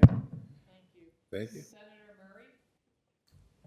Thank you, Chairwoman. Just, Mr. Hershenson, quick question. So if I'm understanding you correctly, you would like to freeze tuition for everyone, and you would also like to eliminate fees, phase out fees. First off, do you have a number as to how much that would reduce revenue Reduce revenue in what regard? for the schools? The right now to eliminate the fees entirely is 12 million. So the legislature has provided 3 million 4 years ago, 6 million 3 years ago, 9 million, and then this year is the final year of the phase out. So what we need is 12 million in perpetuity. We actually passed both of these bills in front of you last year in the Senate and Assembly, and unfortunately they were vetoed by the governor. So what we'd like to do is again pass these, and it's just 12 million in entirety to eliminate the fees. So 12 million for the fees, and then if we freeze tuition, what would that cost down the road as far as future revenue? That is probably a question for the chancellor and his team, but what I will say is that any public funding is certainly an investment in the families and the graduate workers and students of our state. I think that the folks who are attending SUNY want to live in New York, buy houses in New York, support the economy and the environment. So that money will certainly come back into the state economy, whatever is provided by the legislature. Okay. So then the rate of inflation being just under 2.5% right now, that would obviously mean each year where the costs are rising as well. Again, without these revenue streams, do you have an idea of how much that would be? And how would you pay for it? I don't have the figures off the top of my head, but what I know is that our members will take other jobs, and unfortunately there's lots of graduate workers who end up skipping meals or looking for food pantries and different ways to make rent and support themselves and their families. That's unfortunately the harsh reality, is that we have a pay-to-work system where folks who are employed by the university have to pay fees in order to have the job that they have to teach and work at the university. So I'm sure our colleagues will find the ways they do it, but unfortunately, it's tough. We'd rather the fees be eliminated and that commitment be seen this year. Okay. Thank you all for coming today. Thank you. Thank you. Assemblyman Palisano? It's your turn. You good? It's good. No, Sorry. Thank you. I got it on the first try. I met maybe a couple of weeks ago with some of the students from SUNY, and one of their asks was a $10 million appropriation for food pantries. I asked both Chancellor SUNY, Matos Rodriguez and King earlier this afternoon, about food insecurity, because I find that very troubling. Chancellor King, I believe, said that there was a food pantry on every campus. That I don't know about CUNY, but if either CUNY or SUNY would like to address the issue of students who are hungry.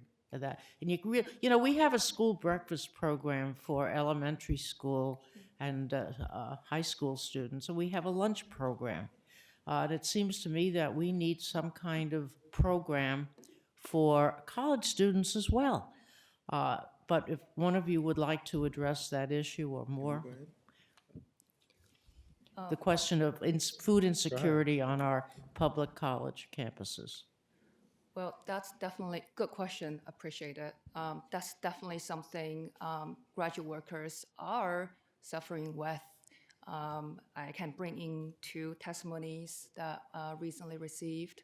One of our members said that back to the fees are equivalent of 3 months of rent. That's a lot of money for this just one member. Another member mentioned that he's a parent. He said when the fees were gone the first time, that's the first time he didn't have to choose in between paying university fees and covering childcare for his son. So food is definitely one of the issues that our graduate workers are experiencing, but that's not all.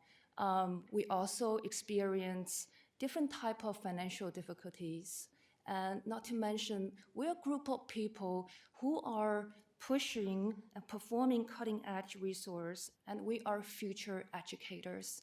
And I want you to invest in us so that it's not only food, but all other aspects, childcare support for our members, and then so members can purchase those devices for teaching better, doing better teaching jobs. So this investment will really help this group of people. We ask you to invest in this group of people so that stability of graduate workers today will long last till tomorrow. Thank you. Thank you.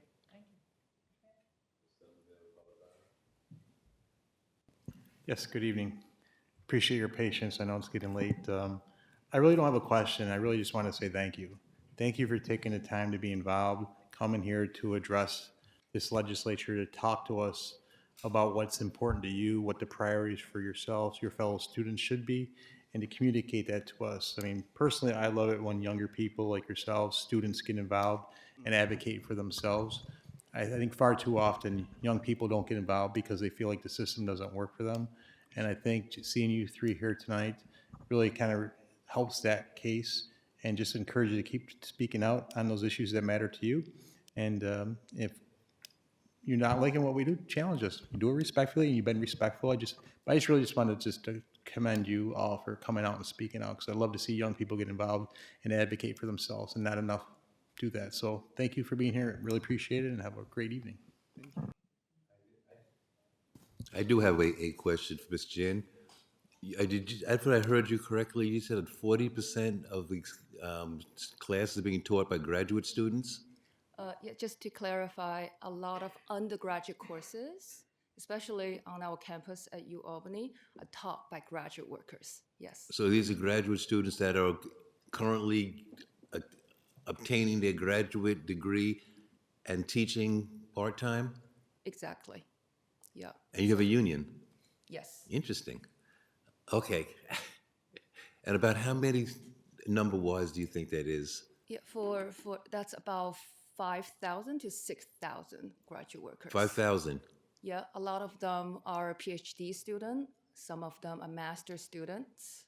So a lot of them are taking 4 credits, meaning 12 credits a semester. Meanwhile, they have to fulfill their part-time teaching, researching duty. That's a lot on our plate. We're not complaining. This is really exciting because we are excited for involved in those cutting-edge research and being prepared for being the future researchers. But we would love to have some support at this moment of our life when life is a little bit hard financially, and codifying these bills will really offer stability to us, and we would really appreciate it. So the panel before you, Mr. Davis, said that there are 11,000 part-time teachers, 5,000 of those are students. That's us. That's you. Yeah. Very interesting.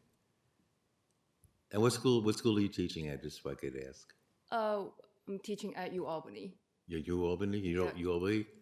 University of Albany. And what school are you at? Oh, I'm at York, but I'm not a teacher. I know, you're a Well, student York who wants a College. free bus pass, I know. Oh, yeah. But yeah, York College. Well, I like my colleague, want to thank you all for being involved in this and sitting, waiting out today and testifying for us. Thank you very much. Thank you. Thank you. Yeah.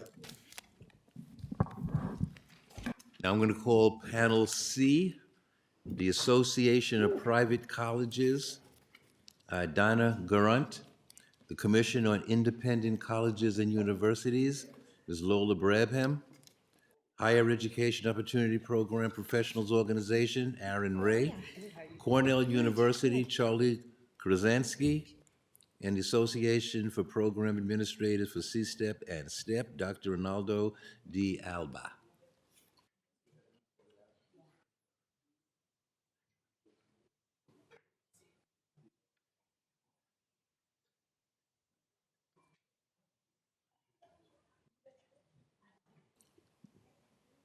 Taking charge, Lola, huh? I see that, I know.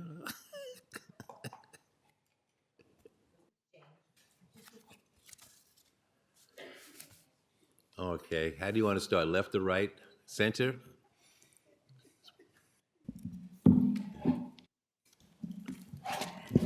Good evening, Chairpersons Kruger and Pretlow, and member of the Finance Committee. My name is Lola Brabham, President of the Commission on Independent Colleges and Universities. CICU represents more than 100 nonprofit colleges and universities that educate nearly half of all college students in New York. We're at a defining moment in higher education, from declining enrollments and rising operational costs to cuts and eliminations in federal funding to misguided policy changes complicating the higher education landscape.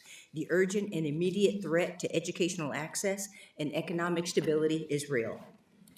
Federal changes to student loan programs combined with rising costs and reductions in federal research funding are creating instability for students, institutions, and communities. The impact is not isolated to one sector. When access is limited anywhere in New York's higher education system, the consequences are felt everywhere, in our workforce, our local economies, and in our tax base. As home to the second largest higher education ecosystem in the country, New York is particularly vulnerable to these changes. Recent policy shifts like the elimination of Grad Plus and new caps on Parent Plus threaten affordability, enrollment stability, and workforce development across our state. New York's independent colleges are essential partners in meeting workforce demand. Private nonprofit institutions educate the majority of the state's nurses, STEM graduates, and future teachers.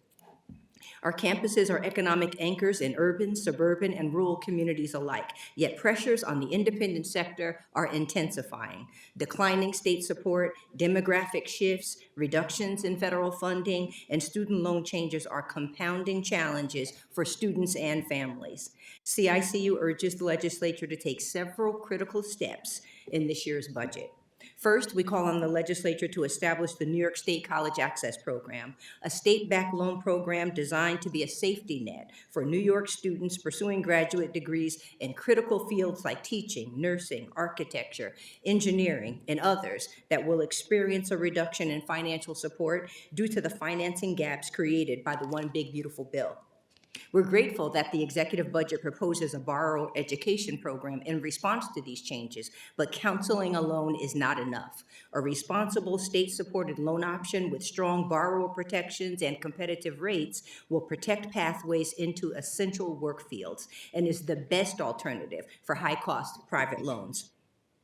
At a time of growing federal constraint, New York's response matters more than ever. Legislative leadership is critical.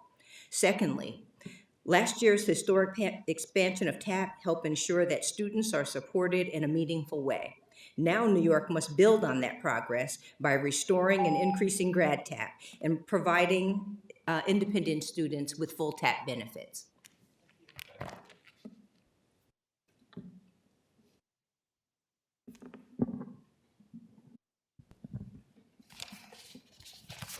All right, good evening, everyone. Thank you for giving the Association of Private Colleges the opportunity to present this testimony. My name is Donna Stelling-Gurnett, and I am president of APC. The association supports 12 privately owned, family-founded, and family-led institutions, educating over 22,000 students across New York State. I'd like to begin by thanking the legislature for their continued support of the tuition assistance program. Improvements made to TAP over the past few years are greatly appreciated, but with recent changes to the federal student loan program, further steps are needed to ensure that TAP continues to make higher education accessible. In July 2025, Congress enacted the One Big Beautiful Bill Act, representing the most significant restructuring of federal student lending in more than a decade. The law eliminates the federal Grad Plus loan program, imposes new annual and lifetime borrowing caps on graduate and professional students, restricts Parent Plus borrowing, and narrows eligibility for certain professional programs. The elimination of Grad Plus loans and the imposition of lifetime caps will disproportionately impact middle and low-income students. It will also push more students into the private loan market, where lending is based on creditworthiness. Students without established credit or those from low-income households may be denied loans or face substantially higher interest rates. At a time when the federal policy is narrowing access, New York has the opportunity to lead. First, we strongly urge the restoration of Graduate TAP. Graduate TAP was eliminated in 2010, leaving graduate students almost entirely dependent on federal loans. With federal options now restricted, restoring Graduate TAP would provide direct state support for advanced degrees that are critical to workforce development and economic competitiveness. Second, New York should consider creating a state-sponsored graduate student loan program to address the financing gaps created at the federal level. Other states are already acting.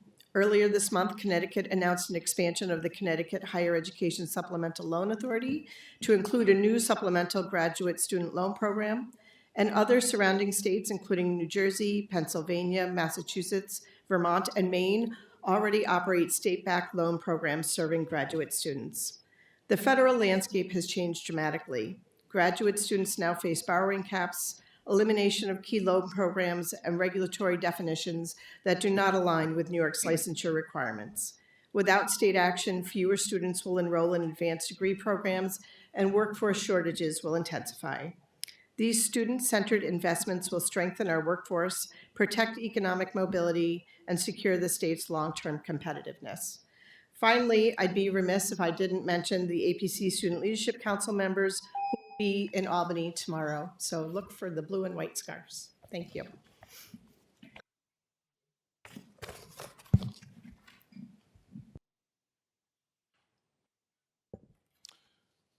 Good evening now. From 25,000 STEP and C-STEP students across New York State. So Chair Pretlow, Chair Kruger, Chair Hyman, and Chair Stavitsky, thank you for allowing us to testify today, allowing Apex to testify today. I will note for the record, written testimony was submitted, so I will be brief in my comments. So again, I greet you from 25,000 students across New York State, 16,000 of which are 7th through 12th graders, and 9,000 are C-STEP students at the college level.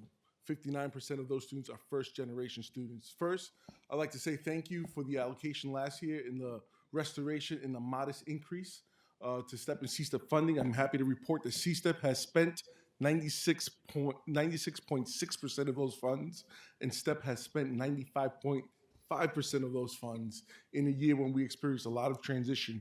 I'm pretty sure if we had a couple months, it would have been 100%. So here we are asking for a restoration of the governor's cuts, which are about 5%. And what that translates into a 1.9 million cut means 952 less students in the STEP and C-STEP pipeline. I'm here respectfully requesting a restoration, a full restoration of those cuts, and an increase of 20%, and allow me to qualify what that would look like. $7.8 million qualifies as an additional 3,989 students. This is per the funding guidelines of the RFP. And what that means, we would have 3,989 students plus the restoration, bringing us to 4,900 students of students pursuing fields in STEM, health, and licensed fields. High need professions for our state, professions that drive economic statistics and that signify the investment that New York stands to gain. We're looking for an expanded enrollment because the excitement of having a STEP and C-STEP program is felt throughout the state of New York. So we're in a contract cycle. 19 new projects have joined our network. 19 new projects. That's exciting, especially during the federal changes that are going on in the elimination of opportunity programs at the federal level. A lot of New York State institutions with C-STEP programs have welcomed those students and provided them ancillary support. So know that we play a catalyst role on our campuses. Also, you should know that we're looking, because we have an expanded network of projects, they haven't been funded adequately, which means enrollment numbers will drop in the coming year. And you will see that play out in the statistics that are going to be provided to you next year. So we're looking to fill out the apparatus, the infrastructure that we have, so that we can do the most that we can for New York State, but more importantly for our students that will then do for New York State. Allow me to temporarily drift from my testimony. There's a key issue that's going on with funding contracts that have been delayed. So reimbursement has been delayed, and the initial 25% disbursement to institutions across New York State have been delayed. And that has proven to be a challenge for institutions that we know now are 28 colleges that have closed, for colleges and universities, institutional partners that are overwhelmed with the financial complications that they're facing. Having delayed processes of reimbursement disbursement are creating some Thank real you, Mr. challenges Albert. for us. Thank you very much, Chair Pretlow. Good evening. My name is Aaron Ray, and I am representing the Higher Education Opportunity Program Professional Organization, which represents HEOP directors and practitioners across New York's independent colleges and universities. Our members serve thousands of economically disadvantaged first-generation historically underrepresented students who rely on HEOP to access persistent and complete higher education. We are deeply concerned about the executive budget proposal that includes a 6% reduction in HEOP funding. This cut would have immediate and measurable consequences for student success across New York State. HEOP is not discretionary. It is essential higher education infrastructure. It is one of New York's most effective tools for advancing economic mobility and workforce development. As federal education supports become less stable and responsibility increasingly shifts to states, New York faces a defining moment. History shows that when public investment recedes, low-income and first-generation students bear the greatest risk. Strengthening HEOP now is both a protective measure and a strategic investment in our state's long-term economic stability. HEOP success is rooted in its comprehensive model. Programs provide intensive advising, tutoring, summer bridge programming, emergency financial support, career development, and holistic student services. This is not cheap. These supports significantly improve retention, graduation, and postgraduate outcomes. HEOP does not exist because its students lack ability. It exists because educational opportunity has never been evenly distributed. A student's zip code too often shapes the quality of their K-12 education and their access to resources. HEOP ensures that the talent and determination, not circumstance, determines a student's trajectory. It affirms belonging, counters imposter syndrome, and equips students to thrive academically and professionally. A 6% funding reduction would mean fewer services, reduced summer program capacity, increased staff caseloads, and ultimately higher student attrition. At a time of rising living costs and growing mental health needs, reducing HEOP funding moves New York in the wrong direction. Instead, we urge the legislature to support a 20% increase in HEOP funding. This investment would address years of underfunding, help us keep pace with inflation, stabilize staffing, expand access to eligible students currently turned away, and better align HEOP with workforce priorities in healthcare, education, STEM, and public service. Since 1964, New York has recognized that a thriving economy depends on an educated citizenry.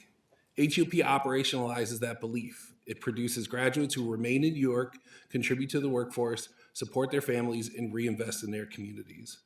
We respectfully urge the legislature to reject the proposed reduction, restore and increase HEOP funding by at least 20%, and affirm HEOP as essential infrastructure for New York's educational and economic future. Thank you. Thank you. Hello, Chairs Heineman and Pretlow and Kruger and Stavisky. Thanks. I get to wrap up, and I'll start with HEOP and EOP.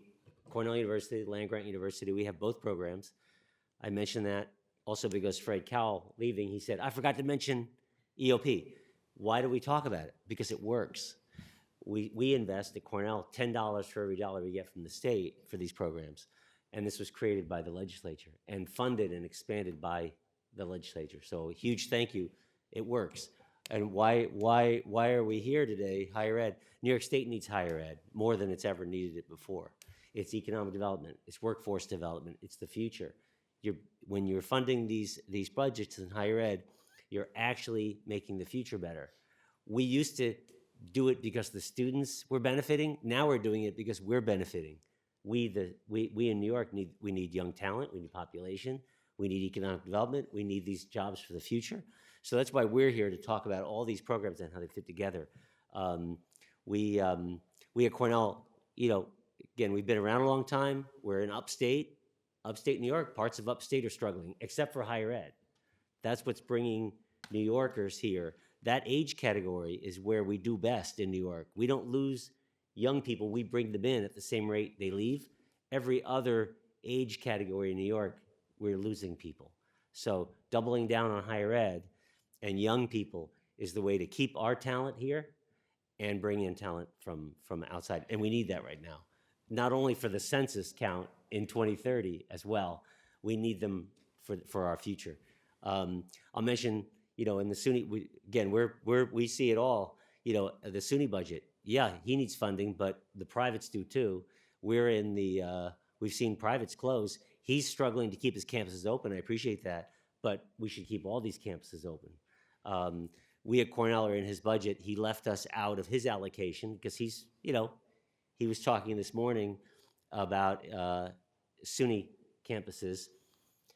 Cornell's not struggling, but we've lost more than SUNY has because the USAID funding, that went away.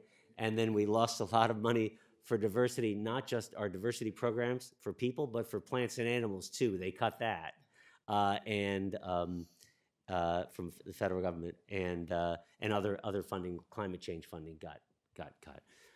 So we're looking for an allocation of $10 million in our land grant line in the SUNY budget, along with Cornell Cooperative Extension, which we run statewide. That actually, the legislature's been adding to it every year. We're looking for more of an add to get New York City more on equal footing. So really, I'm here to sort of wrap up this panel. Love questions, talking about all of higher ed, this ecosystem, and we appreciate you being here and listening. Thank you. Assemblymember Hyman?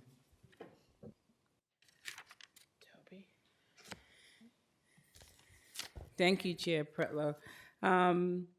Donna, you had mentioned that other states were doing the grad student loan program, and Lola, I know we talked about this. I know we talked about Pennsylvania, but you said Connecticut. And how much did the states put in to the program? Because in the conversations I've had with HESC, they and the governor's office, they are very adamant that $500 million is too much to put aside for students in New York State.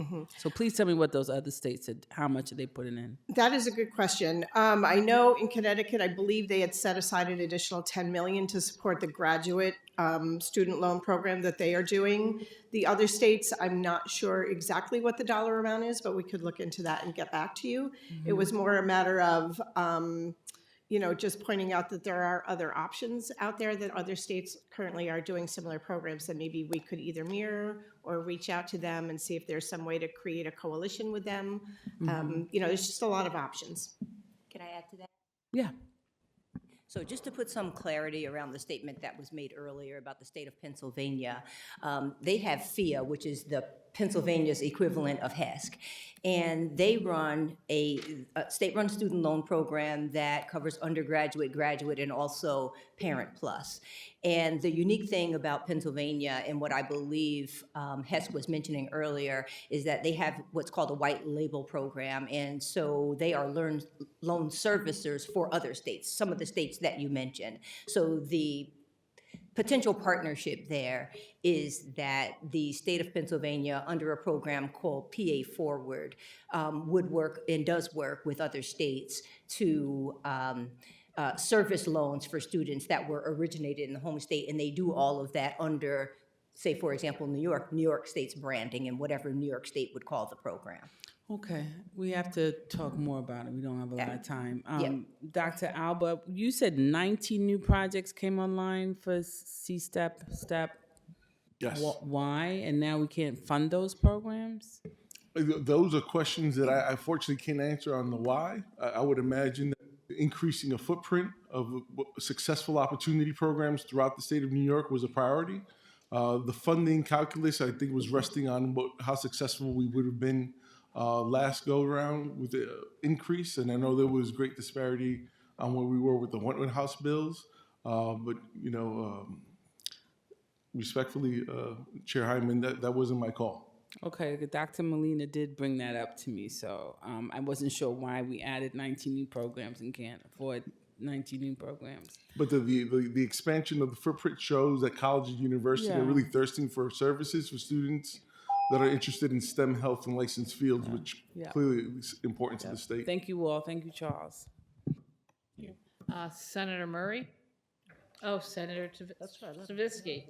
No, I didn't think you were saying that, yes. I was very, very interested in what was said by everybody, particularly President Branham.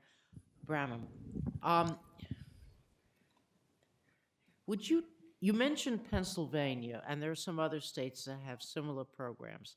And I thank you for your comments about the student loan program and the 3 points that you made.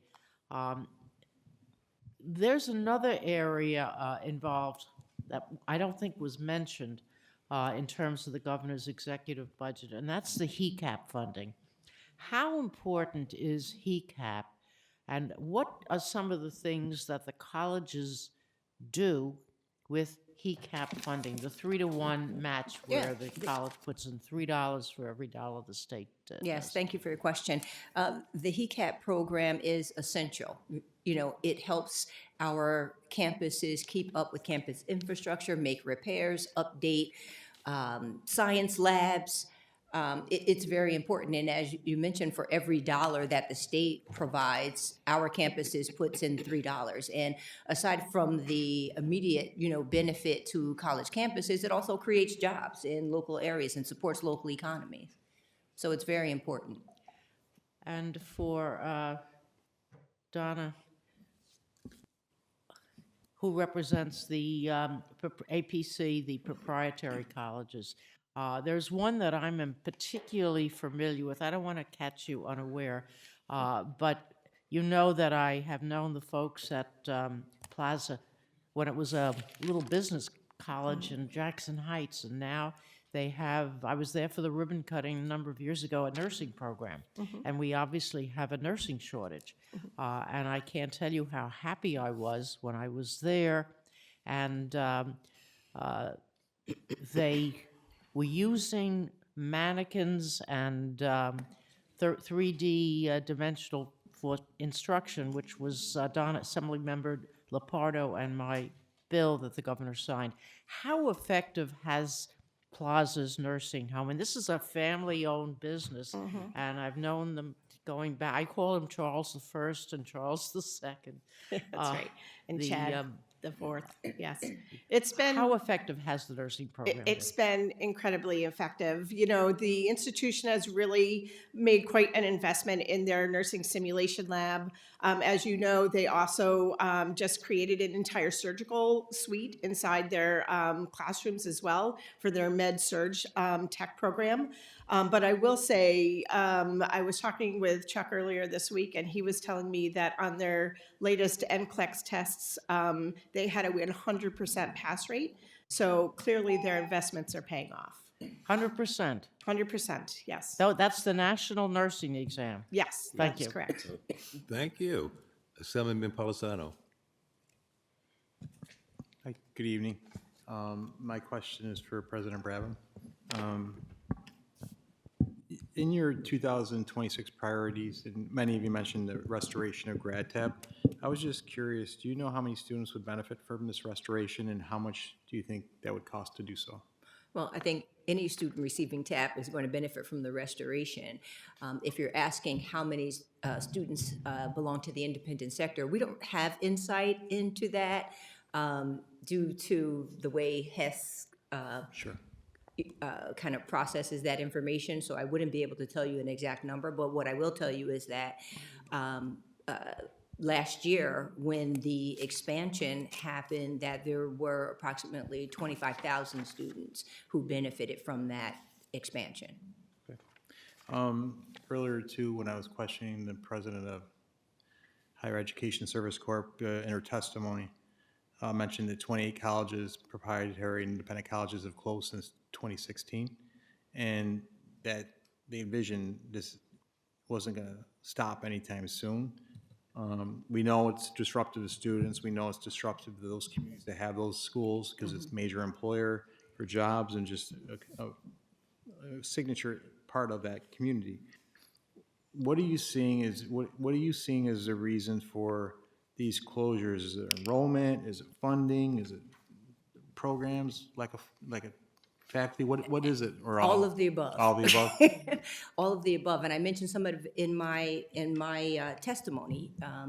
You know, unfortunately, we're seeing a decline in financial support for independent colleges, and it's really wreaking havoc across the state, and our schools are struggling. And that's why we're here trying to ring the alarm bell, because now with, you know, some of these actions that the federal government has taken in the big, beautiful bill, it's only, you know, overlaying the problems that already exist and exacerbating them. I guess, again, another question for you. This might be something that might need more detail. You could follow up with us, but I heard you mention in your testimony that the state should create its own student loan program. How do you envision that working? How much money do you have a proposal on how much that would cost to fund, and how many students would benefit, how the determination for that would be? Yeah. I'm going to try to get through it really quick. So this problem for New York is really a 75,000 student problem, right? Because that's how many students it's going to affect by 2030. But the immediate answer to your question is that some of those students are going to be able to get private loans. Some have, you know, family wealth and all of that. What it's going to come down to is a group of students, anywhere from 11 to 14,000 students, that won't be able to go to a private bank and get a loan because of credit worthiness. And so we're trying to create that safety net for those future teachers, nurses, architects, engineers, and even people in the creative arts who are going to need that funding. I'd like to continue to say how it could, you know, kind of the structure. So it'd be great if somebody else could ask me. Thank you. That's good. That's good. You get more to go. Thank you, Chairwoman.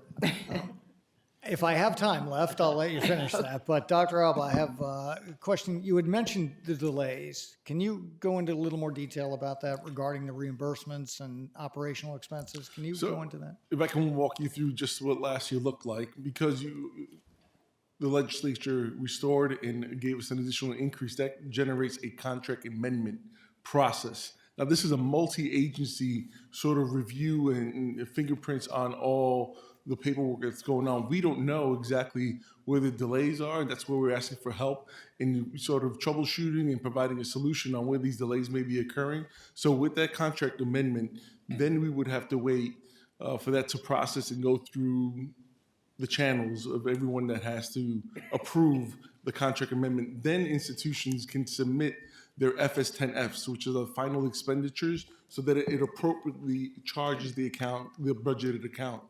That took through probably December, to be honest with you, to get through all of that. Where we are then, on top of that, STEP and C-STEP went through a 5-year grant application. The process of executing those grants still is ongoing, and I can give you an example. So 37% of C-STEP grants that have gone through the FS10F, the previous year expenditures, 37% have received payment. 30% of C-STEP institutions receive payment. For STEP, 67% have received payment. That's for last year. The initial You said have or haven't? Have. 30% of C-STEP institutions that have C-STEP programs have received payment. 67% of institutions with STEP programs have received payment. That's for last year. The contracts come into play with an initial 25% disbursement.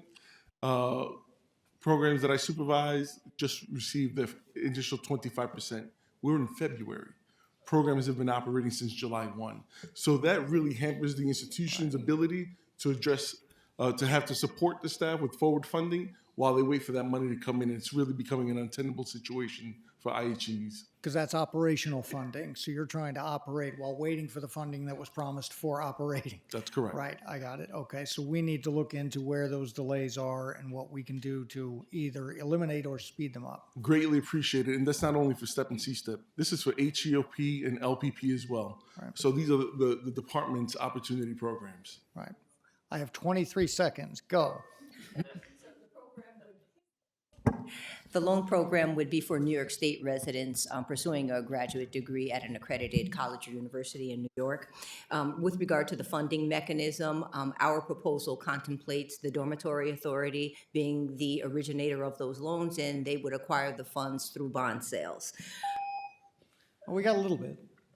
Thank you. Hold that thought. Okay. Assemblymember Simon. So tell me about this. And then the other side of this is that you need a loan servicer, which could be a third-party loan servicer, which is why people keep bringing up PA Forward, because that's what they do. And as I say, they currently do it for multiple states. And with regard to the cost, that depends on the parameters of the program. I'll give a quick example. If the loans were capped at $10,000 a year for 11,000 students, it's $110 million. That's just a simple example, but of course, the parameters would, be determined by all of you. And with the experience of the federal government used to do loan servicing, and then they decided to go to outside loan servicers, and everything got messed up. And there was a lot of corruption and a lot of delays. How would your proposal not fall down that path of an alternate servicer? Well, I think part of the problem there is that when you're working with private banks, and it's more likely that those things are going to happen. And we're suggesting just the opposite, that we work with a third-party loan servicer that is not a bank to avoid higher cost loans, predatory, interest rates and things like that. So we're, suggesting the exact opposite. And would this affect and help students who are going to be affected by these caps, number one, and by the sort of all of a sudden the deprofessionalization of a great number of fields, which just happen to be female dominated? Right. That's exactly who is going to help, and it's going to help the graduate students who that program has been completely eliminated, not capped. And so, the cap is really for the Parent Plus loans, which is for undergrad. So that's kind of an aside. But yes, that's exactly the population that this is targeting. Thank you very much. You're welcome. Thank you. Hi. So I think for the two representatives of the private schools, my understanding has always been that New York puts more of our money for colleges and now graduate schools into the TAP program and SEEK and HEAP and all these other wonderful programs, and therefore doesn't put as much into the privates. So I wanted to ask you, are you using 60% graduate students to teach your classes also? I can tell you we're not. No. You're not. And your independent schools are? Yeah. I cannot give you a percentage on the number of PhDs teaching classes, but I certainly can get back to you on that. And Cornell? I think about 98% of our classes are taught by PhDs. Some of the foreign language classes, people don't have PhDs. Other than that, it's sort of any person, any study. It's a big school. We teach, from vet med to human ecology, and we are famously very heavily PhD tenure track. That's the Cornell model. Sure, we have grad students, but we're actually much bigger on the undergrad than grad. So it's, we have TAs, but nothing like those numbers. Yeah. What's the average student loan Good question. owed at the end of $20,000 is Cornell? the average. Yep. But about half our students graduate debt-free. Okay. And our opportunity program students, we limit it to $2,000 in loans if they have any loans. Okay. Total. And how about the independents overall? APC members, it's about $22,000 in student loan debt when they're done with their programs. Similar, under $25,000. Got it. And do you happen to know CUNY or SUNY? Fair enough. That's okay. I know, I thought CUNY was very low, but I wasn't sure. Okay. And when you talk about these other states that are doing these programs, I think it's important for us to actually understand how small some of those are. You're talking about $10 million in a program in Pennsylvania. That's not really any kind of parallel to even the programs we have here now in New York. Right, so I think it's actually important to, right, I think you said $10 million for a No, specific I didn't. I said program. $110 million.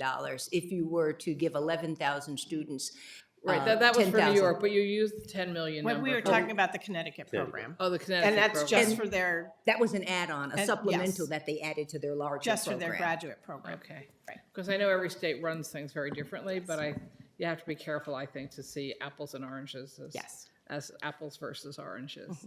And so the clarification there is that if, for example, keeping with the Pennsylvania example, they wouldn't run the program under their parameters, they would run it under New I have York's to stop parameters. you, I'm cutting myself off, but I'm still happy to do that.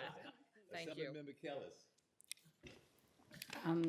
So 3 minutes is never enough. Thank you all so much for being here. The first question I had, I have been working, trying to create pass a piece of legislation. I worked on it actually with you a while ago about a mental health EOP program, specifically to try and track people into mental health careers, but also to make sure that those who are in mental health tracks are representative of the diverse population that needs mental health services. I know SUNY has created an EOP small program, but it only has about enough funding for like 10 students, I think. It closed within hours. I think he said 7 hours they had a full application. So can you just tell me a little bit about like what that would do? What is the need for it? Are you hearing about it? What would it look like if we were going to have like that kind of track? I mean, the need is significant. I think for HEOP, there would be a lot of interest in having a specialized pathway towards careers in mental health. Speaking from my institution, I have a lot of students who are interested in pre-health, but specifically I'm seeing more students interested in going into psychiatry and mental health counseling. Even more students are interested in going into social work. HEOP students disproportionately want to go back into their communities and make a difference, and that would be a pathway. Can I add to that? Yeah, please.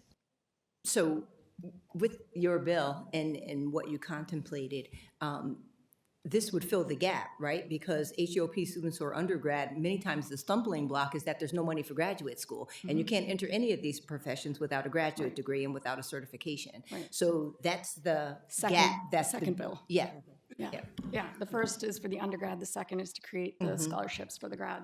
Right. Because this is one field that actually would need graduate training, and we don't and, have that. And these EOP students are the pipeline, right? Exactly. Yeah. If I may. I'm a trained mental health counselor. Step and C-Step cover mental health under licensed professions. So we do have some projects with graduate institutions on their campus that may be able to create a track for mental health professionals as well. So Fordham University, for example, has a program in mental health that some C-Step students may be interested in, knowing that there would be funding Let's behind talk. it. So you should know it's not only EOP, but expanded C-Step. as well. That's Absolutely. fantastic. And then my one last, can you talk a little bit about the SUNY contract colleges, how they're different? You guys have had flat funding for how many years when SUNY has gotten increased operating funds? In 15 seconds, yeah. So again, for New York State colleges, they predate SUNY, human ecology, veterinary medicine, agriculture, markets, and labor. And so in the last 2 years, the chancellor has really just provided the money to his campuses and left us out. Do you want to add more? What? Do you want to add more? So they left us out of the allocations the last 2 years, and Start the clock. He said, go ahead, you guys, go again. Our costs go up just like his. So, yep. Okay. That's right. Yep. All right. Well, I want to thank you all for what you do. It's really a good thing, taking care of our young people. And I'm really surprised to hear that the average debt at graduation is $25,000 and less. It really should be nothing, but $25,000 is a lot better than $60,000, $100,000, or $200,000. I know there was a request for the putting the opportunity program money back in. If you've been around for a while, you know that there's an annual budget dance, and everything that is a legislative add is generally removed from the budget by every governor, not just this governor or her predecessor or his predecessor, but every governor since Arthur Reeves started these programs. And then the legislature has to find revenue. Magically, we always find the revenue and then we replace it. Sometimes we don't get enough back, but this is just, so don't really worry too much about, HEOP and all of the C-STEP and STEP and all of those programs going away. We're not going to let that happen. That's a line in the sand that's not going to be crossed. Well, we have to spend the money once we put it in the budget, which apparently is another part of the problem. Well, yeah, that's another thing, but they have to get it. We don't write the check. That's another problem. We don't write the check, though. So that's our problem, though. Anyway, I want to thank you all, and that concludes Panel C. Thank you all. And Panel D. New York Public Interest Group, Blair Horner, Friends of the New York State Liberty Partnerships, Elizabeth Altman, New York State Academic Dental Centers, Jennifer Tesler, the Institute for College Access and Success, Kristen Keefe, and Fostering Youth Success, Deirdre Nesbitt.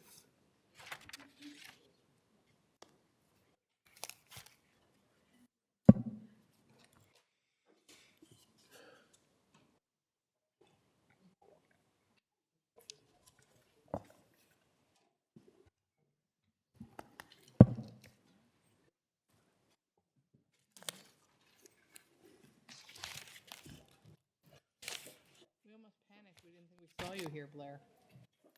We almost panicked because we didn't see you in the background. Wouldn't be a hearing. Wouldn't be a hearing without Blair Horner, huh? Yeah. But it'll be quicker. Oh, come on. He only gets 3 minutes. Oh. Sorry. Well, we won't start with him, will we? No. Good. Okay. Okay. Who do you want to start with? Left or right? Who wants to start? Raise your hand. We don't care.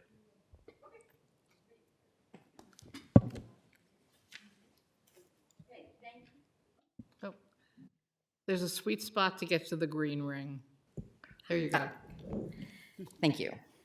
Thank you very much for the opportunity to testify. Thank you to the committee chairs and to the other members who are still in the room. And I also just want to give a shout out thanks to legislative staff, both here and behind the scenes, who are working late tonight for us to testify. My name is Kirsten Keefe, and I am the Senior Director of Policy and Advocacy for New York for the Institute for College Access and Success, also known as TICAS. TICAS is a resource and advocacy organization focused on student-centered public policies that promote affordability, accountability, and equity in higher education. Our written testimony includes proposals for updating TAP, including many of the proposals that were discussed today, eliminating disparities between independent and dependent students, increasing the income threshold to receive maximum TAP, and extending eligibility from 4 to 6 years, as well as recommendations around institutional debt, data privacy, and data transparency. Tonight, my testimony will focus on proposals in the executive budget addressing basic needs, college access and completion, and student consumer protections. First, we strongly support the creation of the Higher Education Emergency Aid Program that Governor Hochul included in her executive budget, and we urge the Assembly and Senate to include up to $5 million in funding for that program. Currently, aid programs are largely, if not entirely, funded by philanthropic donations, and the need greatly outpaces the availability of assistance. College success depends upon a student's basic needs being met. Many students who are attending New York College are doing so without adequate financial support, and unexpected expenses can undermine their ability to persist and complete college. Second, TICAS strongly supports inclusion, and I believe the number currently is $6.375 million in funding for the Education Debt Consumer Assistance Program, EdCap, run by Community Service Society of New York. We do not receive EdCap funds, but we are strong supporters of this program as the only statewide network of services helping students to understand private education loans and navigate federal repayment and loan forgiveness programs. EdCap also plays a critical role in identifying issues statewide for policymakers. Also, TICA strongly supports increasing New York's support for the opportunity programs that were discussed tonight, including primarily EOP, ACE, and ASAP. And we urge the legislature to consider extending these programs to part-time students. New York's public institutions have significant part-time enrollment numbers. 54% of SUNY 2-year and 12% of SUNY 4-year students are part-time. 42% of CUNY 2-year and 27% of CUNY 4-year students are part-time.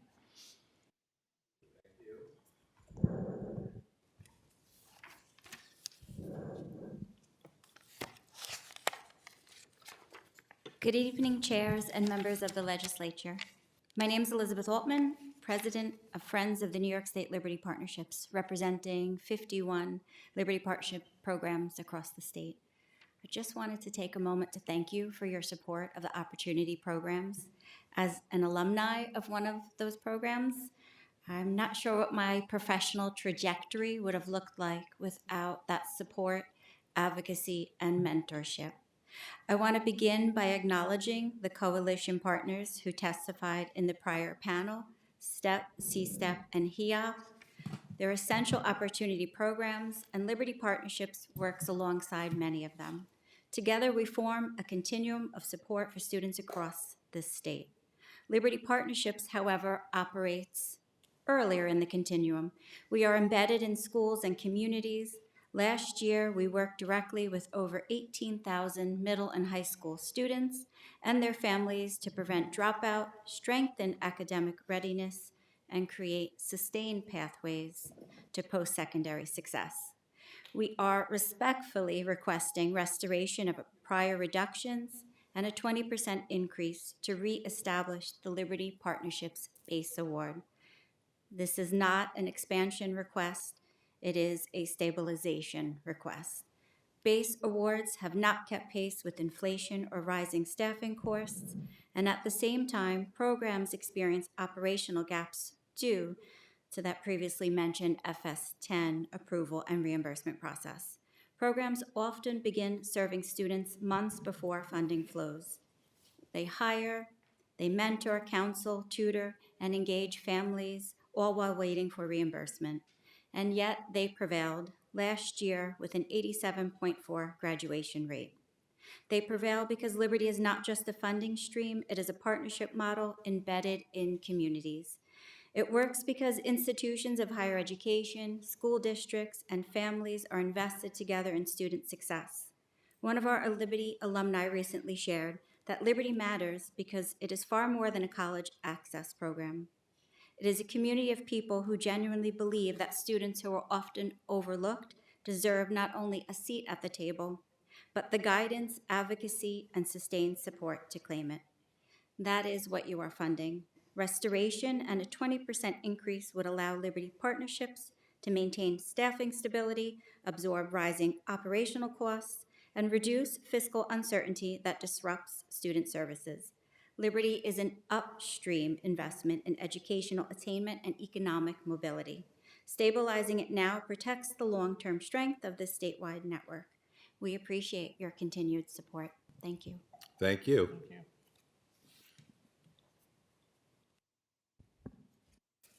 Good evening. Good evening, chairs and distinguished members of the legislature. Thank you for this opportunity to testify on the executive budget proposal for state fiscal year 27. My name is Jennifer Tassler. I'm Vice President of Government Relations and Strategic Affairs for the New York State Academic Dental Centers, also known as NYSADS. NYSADS is the consortium of the 6 dental schools in New York State. We have more dental schools than any other state. Dental schools serve a dual role in both educating the oral health workforce and serving as a safety net provider for Medicaid populations and others in the state of New York.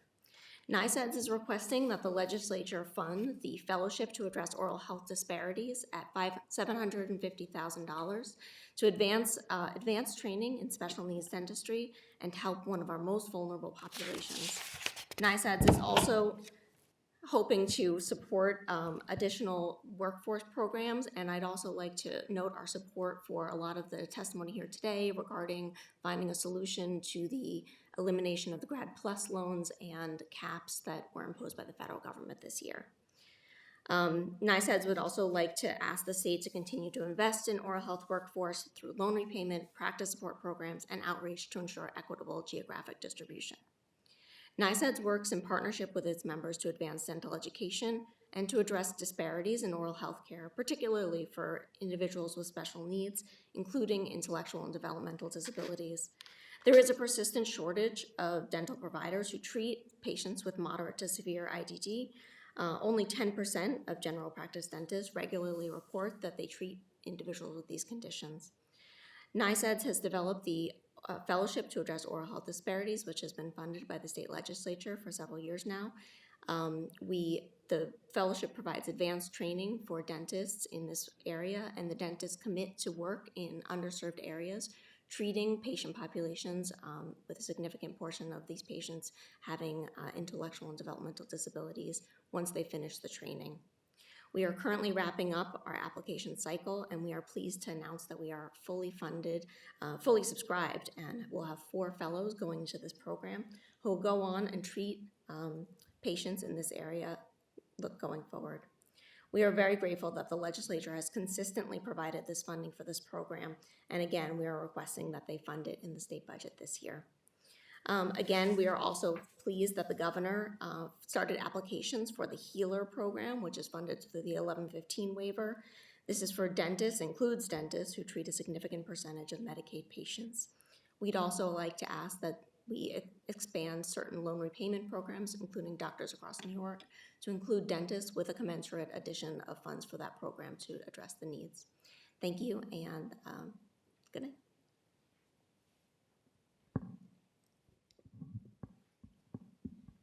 NYPIRG is based at the State University, the City University, and on independent colleges. We have a dual mission. One is to offer young people an experience in civic engagement, and another is to advance policy advocacy. It's that second goal. In the context of that second goal, we've submitted 6 written testimonies on the budget to you regarding the governor's executive budget. I'm just going to briefly hit some highlights and then talk about higher ed. In our NCON testimony, we recommended that you protect the climate law, that you modernize the bottle bill. It would generate as much as $100 million for the state and save local taxpayers as much as $100 million annually. Our education testimony focused on the importance of adding state support to public broadcasting to help ensure access to local news. Our health testimony urged that you include the Fair Pricing Act in the budget, which could save $1 billion in healthcare costs. We also recommended that you support the establishment of tax equity between cigarettes and other nicotine products and adding non-cigarette tobacco products to the mix. Our general government testimony urged that you earmark increases in lobbying fees for improvements in the program, as well as pairing it with a measure to increase the lobbying disclosure floor from the current $5,000 a year to $10,000 for nonprofits. We also highlighted the fact that while it's true that insurance premiums and utility rates have risen noticeably, that's true everywhere in the country.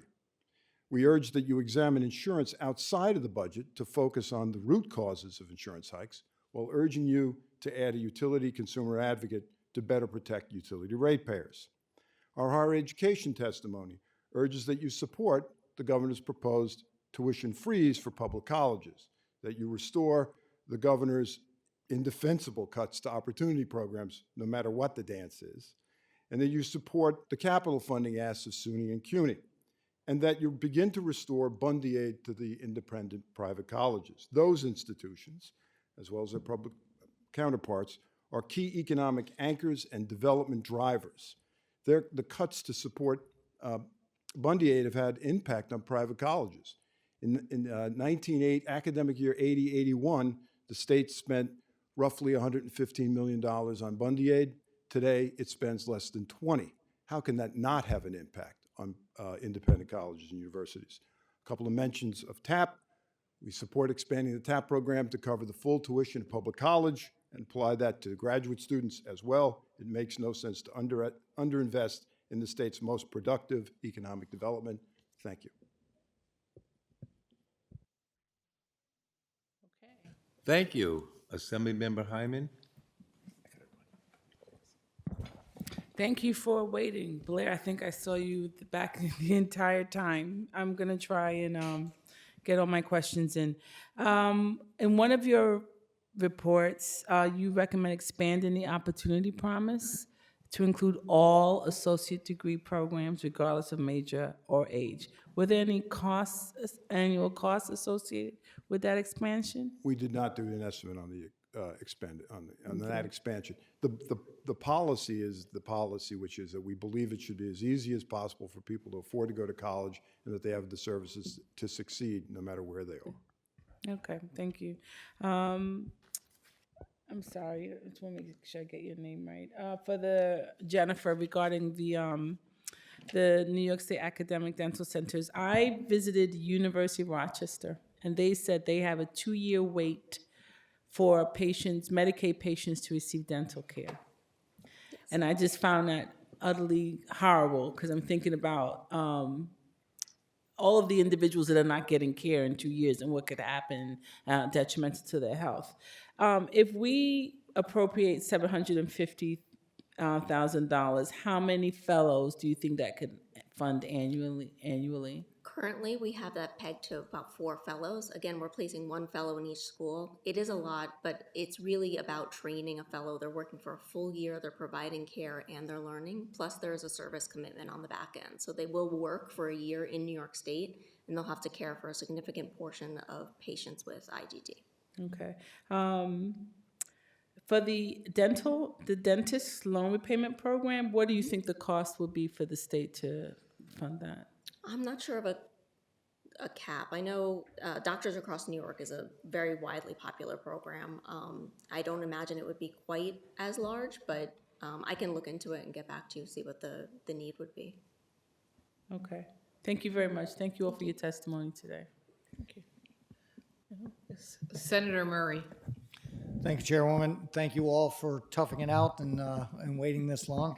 And Ms. Altman, great to see you again. Thank you for all your great work. A couple of questions. So you mentioned the restoration of prior reductions. How much was that? So the restoration and increase, or restoration? Well, just the and prior? restoration. Well, how much was that?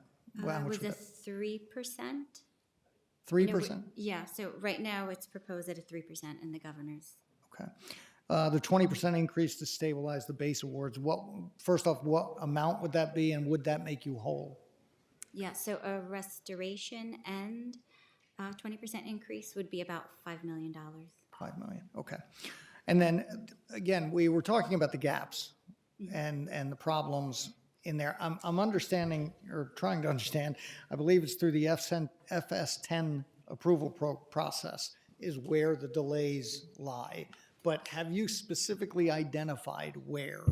I mean, is there a place we should be targeting here to help speed this up? I mean, I think there's a few ways to tackle it, in my opinion. So we're typically awarded like a 5-year grant. And each year of that 5-year, we have to submit an FS10, which is like our proposed budget. You know, how we're going to spend the monies allocated for that year of the 5 years.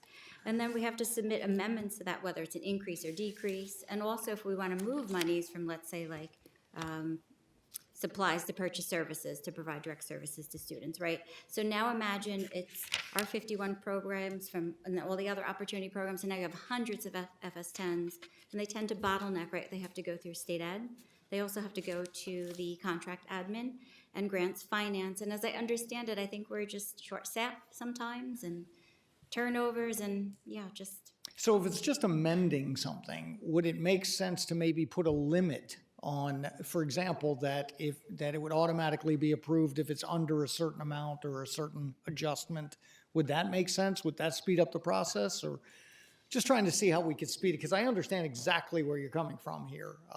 We have similar problems to our public schools in Suffolk County, where their tax collection with the county doesn't match up with when they get their money, and they end up having to borrow, which costs hundreds of thousands of dollars. We don't want to put you in that position. So where can we focus? Or could maybe you guys make suggestions and submit that to us? Yeah, I think so, and I appreciate that, sure.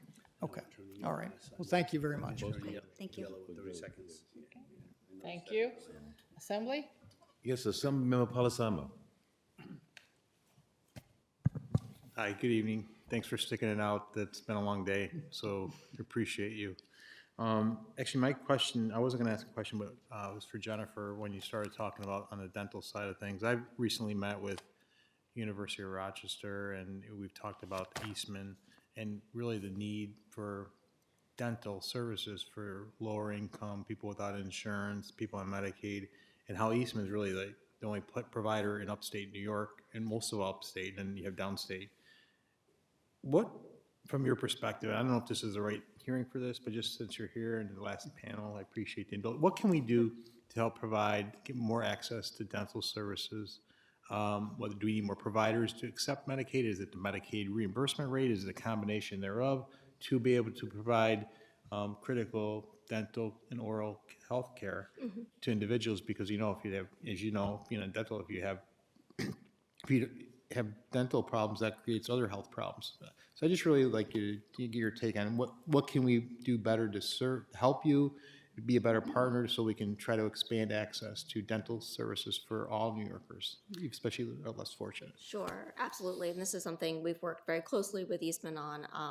The main thing that we've been looking for, just to sort of stabilize the academic dental centers, because they serve as such a critical safety net for this population, is a targeted Medicaid rate increase.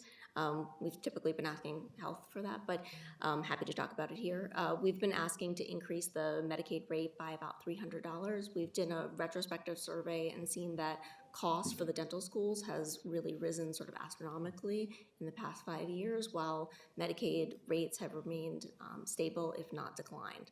So that's really it's put the schools in a very uncomfortable position where they are losing funds, and that contributes to some of the waits. They are fully committed to seeing these patients and taking care of them. They are in the best position to care for the most complex patients, the sickest patients, but that does lead to tremendous wait times. The dental schools see about 70 to 90% of patients on Medicaid, so that their payer mix is tough. So that's something we're looking for. We've also worked with Schuyler Center on a lot of their recommendations to increase access around the oral health workforce. We're committed to producing dentists and trying to get them to work in areas where they are needed, and to accept Medicaid, but that is difficult, I will say. All right. Thank you very much. Appreciate it. Toby? Toby? No? Okay. I want to follow up on dental. So I think you said it before, but I didn't hear it. What is the amount that each student gets, and how long is their obligation? So it's a 2-year obligation. So the first year is the advanced training, and the second year is a service obligation. So they'll work somewhere in a setting where they're caring for patients with IDD. The fellow receives a salary during the training year, which is what the funding goes to. We actually have had several years where we had difficulty recruiting, and one of the big things we've seen is the differential between what a fellow receives in their PGY 2 year and what a dentist can make out in practice. So we raised the salary to $150,000 for including benefits for that training year, and that really increased our application rate. We actually were oversubscribed in our applications, and we'll have a full cohort of So fellows this I year. understand this right, so you basically need that year of training if you're just going to be a dentist. No, this is No? advanced training. This is dealing with patients with special needs, particularly intellectual and developmental disabilities, which is Okay. something that is extremely specialized and really something that not But a it lot doesn't of people require do. that you continue to serve those patients beyond that 2-year time frame?